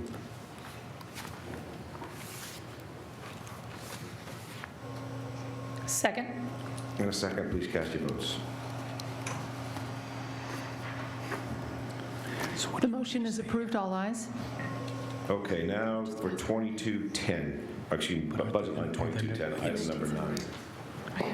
Mr. Chairman, members of the board, your motion could be to approve budget as printed, and then as we move down to reserves and contingencies, you could then direct staff to put $1.325 million in contingencies for an academy and $1.5 million in contingencies for the use related to rural crime, substations, and other relevant issues.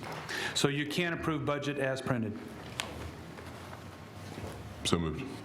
May I ask a question? Can we make a motion to include the 2 contingency funds along with the vote on the sheriff's budget as printed? Next item. Or does it have to be a separate action? You're going to have to handle that action next anyway, so first you'll do consent, but then you'll handle that, so it is appropriate to wait to handle it then. But I think it's fine if you make those comments in your motion, we are clarifying for the record Why we're doing it. way after this that that's what your intent is to do. Is that acceptable, Supervisor Couch? Okay. If that's part of your motion, then I will second it. Thank you. Okay, can I have a clear articulation of this motion? Mr. Chairman, I think the motion could be that your board approve 2210 as printed with the intention to direct the administrative office to include in appropriations for contingencies $1,325,000 for a sheriff's academy and $1,500,000 for purposes related to personnel staffing for the rural crime units, substations, and other relevant staffing. And the reserve that we're tapping for that 1.5 comes out of what designation? GL operations. You could do that, but again, it's not necessary. Okay. We could certainly list that if you want. I don't know if that clarifies intent. Could I add to that the 1.5, which I think was the intent, could be offset by the CDBG funds? Absolutely. Okay. Yes, that's good. Yeah, it's perfect. Thank you. Second. Okay, we have a motion. Who motioned? Oh, good job. Second, please cast your votes. Consent first, once they go to consent. The motion is approved. All ayes. Move this to consent agenda from items 10 through 99 I don't need it for one. Are you sure about the emergency? are on consent. Any member of the public wishing to pull any of these items off consent? Why don't you take the break then? Item 10, Liz? I didn't bring my thing, animal services. Whatever No. item is down the list. 2760. Who pulled 10? Okay. Okay, so we pulled number 10 off, and we pulled number 51 off. Anything else? Motion on consent with the exclusion of those two. We have a motion, please. Second. I'll second. Please cast your votes. The motion is approved, all ayes. As a point of order and time management, Mr. Nyland, would it be appropriate for us to vote on 100, give you direction on item 100 and then back? Whatever you guys want. Supervisor Gleason, you might want to hear the items that were pulled off consent first and then proceed towards that. Good idea. Okay, item number 10 has been pulled off. Item 10 is a budget for the Kern County Water Agency. It is a budget that your board has the only authority to either approve or disapprove. There is a piece of legislation in front of the governor's office eliminating this requirement in the future, and the staff are here, and they've been patiently waiting since this morning for this moment, and I think it was Dennis Fox who pulled that off consent, so it's probably appropriate for Mr. Fox to come forward. Mr. Fox.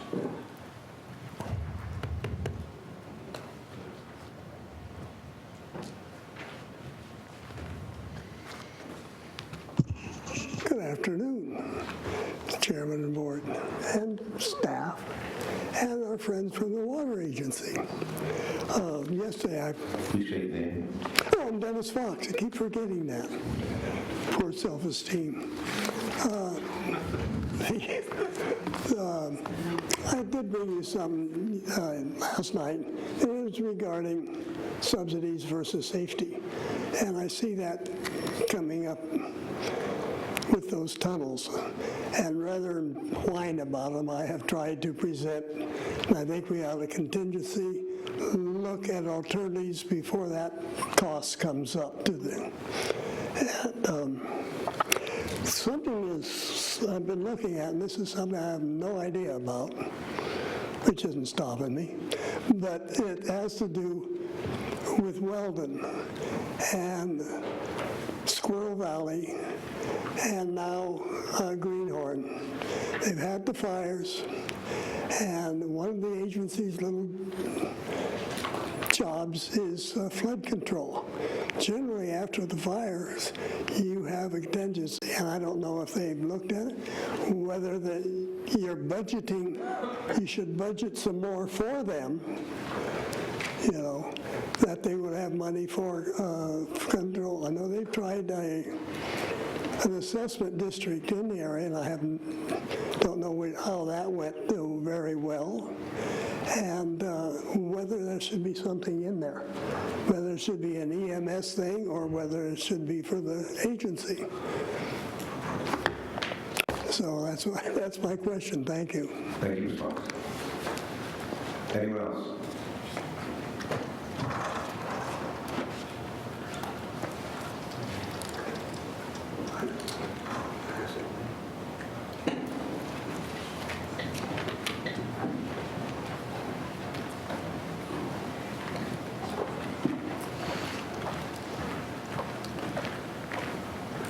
Good afternoon, Chairman Gleason and members of the board. I'm Curtis Creel. I'm the General Manager for the Kern County Water Agency. At this point, I don't have any comments. I think you have our budget as approved by our board before you. I am here to answer any questions that you might have about our budget. Thank you. Thank you, sir.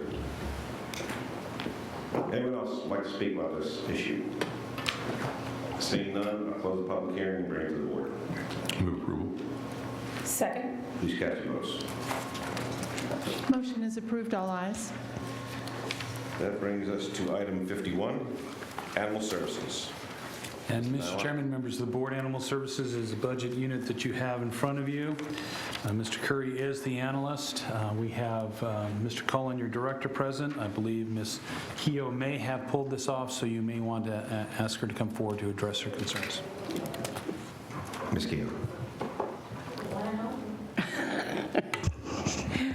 Good afternoon, Chair Gleason, members of the board, Ms. Kraus, Mr. Nylon, Ms. Goldner, Ms. Lawson. The reason I pulled this off is, as I think all of you know, I'm a volunteer, excuse me, at Animal Services. Every Wednesday night, I go to the clinic, and one of my main jobs is to direct people to the table where they can plunk down $20 and get a voucher to have their animal fixed. For the last 2 months, we have not been able to issue vouchers. I would appreciate it if Mr. Nylon reminded the board what he said last night about how we move that $200,000 that is listed in contingency allocations to a piece of paper that people can get so they can get their animal fixed. I appreciate your time. Thanks. Thank you, Ms. Keough. Anyone else? Seeing none, we'll close public hearing. Bring it back to the board. Ms. Mallon, your thoughts? Yeah, Mr. Chairman, once this budget is approved, then the authority to spend exists and the vouchers can be issued. Great. Thank you very much. Can I ask a question? Please. Liz, does that answer your question? Yes, it does. If there are any issues, right away. I know. I have every faith. Thank you. Move approval. Thank you, Mr. Second. Please cast your votes.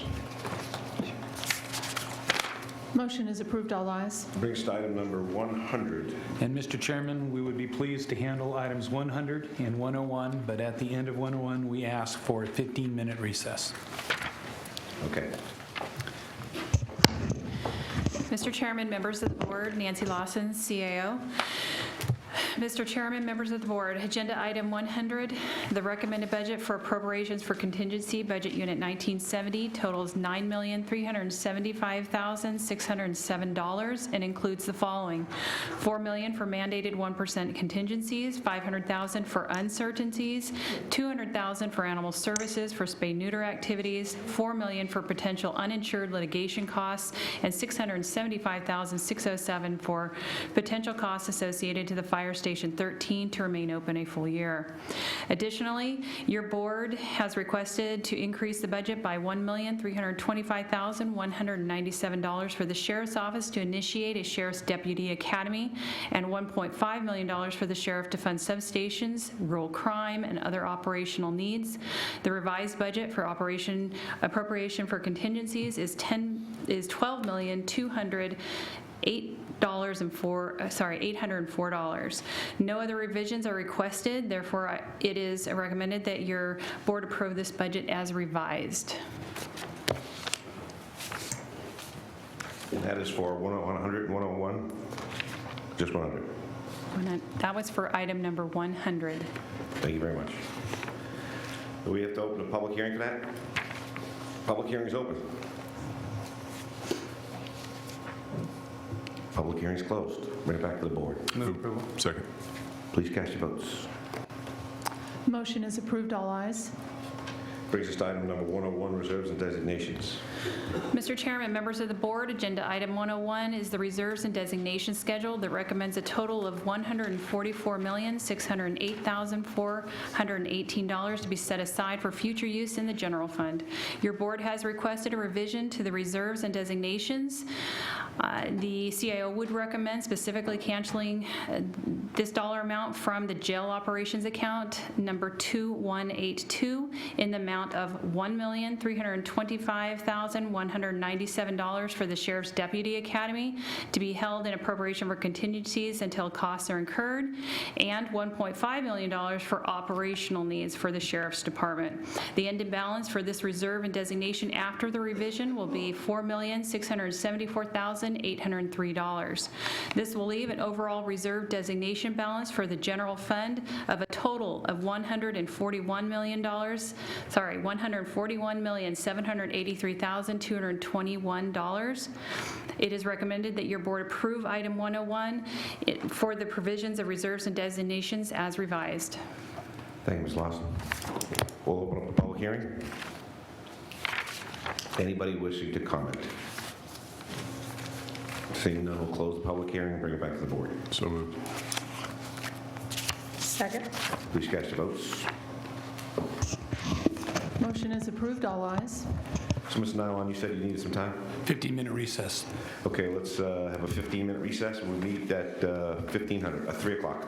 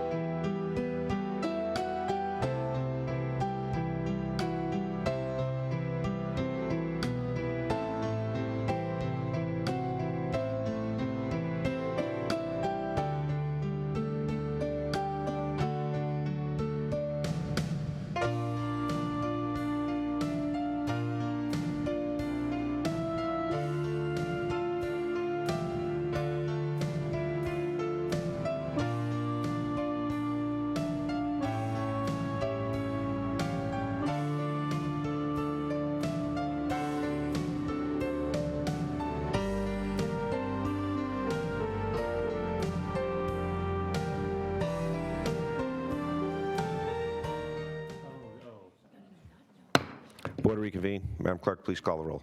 Mr. Chairman, let the record. Mr. Chairman, let the record reflect that all board members are present. Thank you very much. It brings us to item 102, closing actions and budget adoption, to close the public hearing. Mr. Nyland. Mr. Chairman, members of the board, I would like to have Nancy Lawson, the Assistant CAO, make this presentation. Mr. Chair, members of the board, the following recommendations may be approved by your board in one action by moving on staff's recommendation. To adopt the budgets for the County of Kern, it is recommended that your board approve the summary of revisions made at the budget hearings, which include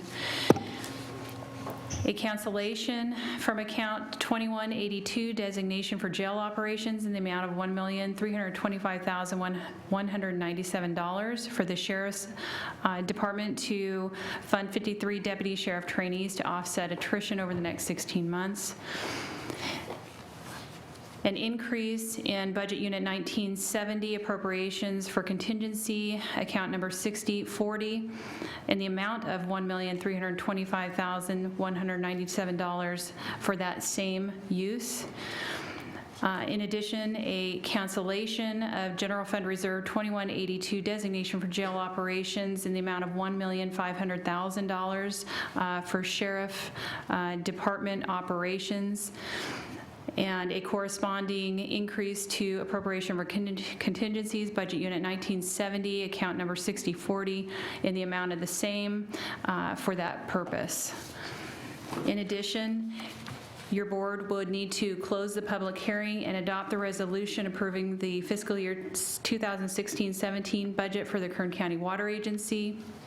Close the public hearing and adopt the resolution approving the fiscal year 2016-17 budgets for the County of Kern and reaffirming the continuation of declaration of fiscal emergency with the following additional findings.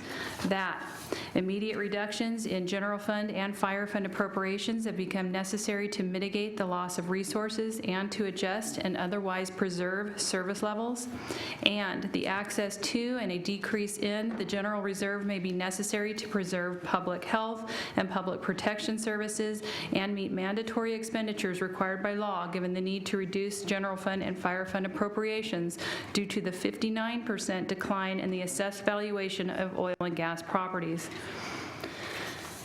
Adopt the resolution approving the fiscal year 2016-17 Employers Training Resource and Community Development Grant Programs. And finally, adopt the resolution amending the salary ordinance as found on Appendix B, Summary of Position Additions and Deletions, and refer to the Human Resources Division to amend the departmental positions and salary schedule. Thank you very much, Ms. Nyland. Anything else? Mr. Chairman, I believe that concludes budget discussions here, fiscal year 2016-17. Thank you very much. I'm looking for a motion. Yes. Mr. Nyland, to you and your entire staff who is sitting there that labored so long to make this happen, thank you. We do not take for granted the stress you're under, the pressure that people push and pull you back and forth. We're grateful for your help. Good job. Thank you. And all your staff. Here. Absolutely. Mr. Chairman, may I? Yes, Thank you. And the staff not sitting there, but sitting other places. Thank you. And Mr. Nyland, really exemplary leadership once again in a brutal year in which lots of people are commenting, some here, some not here. But certainly you've been in the spotlight and I think have been had impressive aplomb. So hats off to you. Bravo, team. Not bad for a bean counter. Yeah, not bad. If I may, I would like to also add to this. This is the 8th budget that I've been the CEO for. There may only have been one other CEO who has done more budgets than this, and this is the concluding budget of my 32 years in the county, and I have to say that this is the finest group of staff I've ever worked with. They are the top notch of the top notch, and I'd like to also comment on our department heads. We have great department heads. Our council staff, just outstanding, but I just can't say enough about the team that we have and the great work that they do, and appreciate all of you for the support through the years. So thank you very much. I need a motion. So moved. Second. Please cast your votes. The motion is approved. All ayes. Okay, I had a long speech already here. Everybody stole my thunder. Thanks a lot. You know, we saw a lot. One thing we didn't talk about is we saw a lot of friction in the room, and we've seen a lot of friction in this organization for months developing this budget. And we all need to be aware of the fact that that's good, that's healthy, that's what we need to be doing. We need to be scrapping for every dollar that the taxpayers gives us, and make sure that through the efforts of you and all the department heads and all the discussions we've had, I think we can look the taxpayer in the eye and say we are doing the best damn job. You'd be awfully proud of this county. Thank you very much. And I'm looking for a motion to adjourn till next week.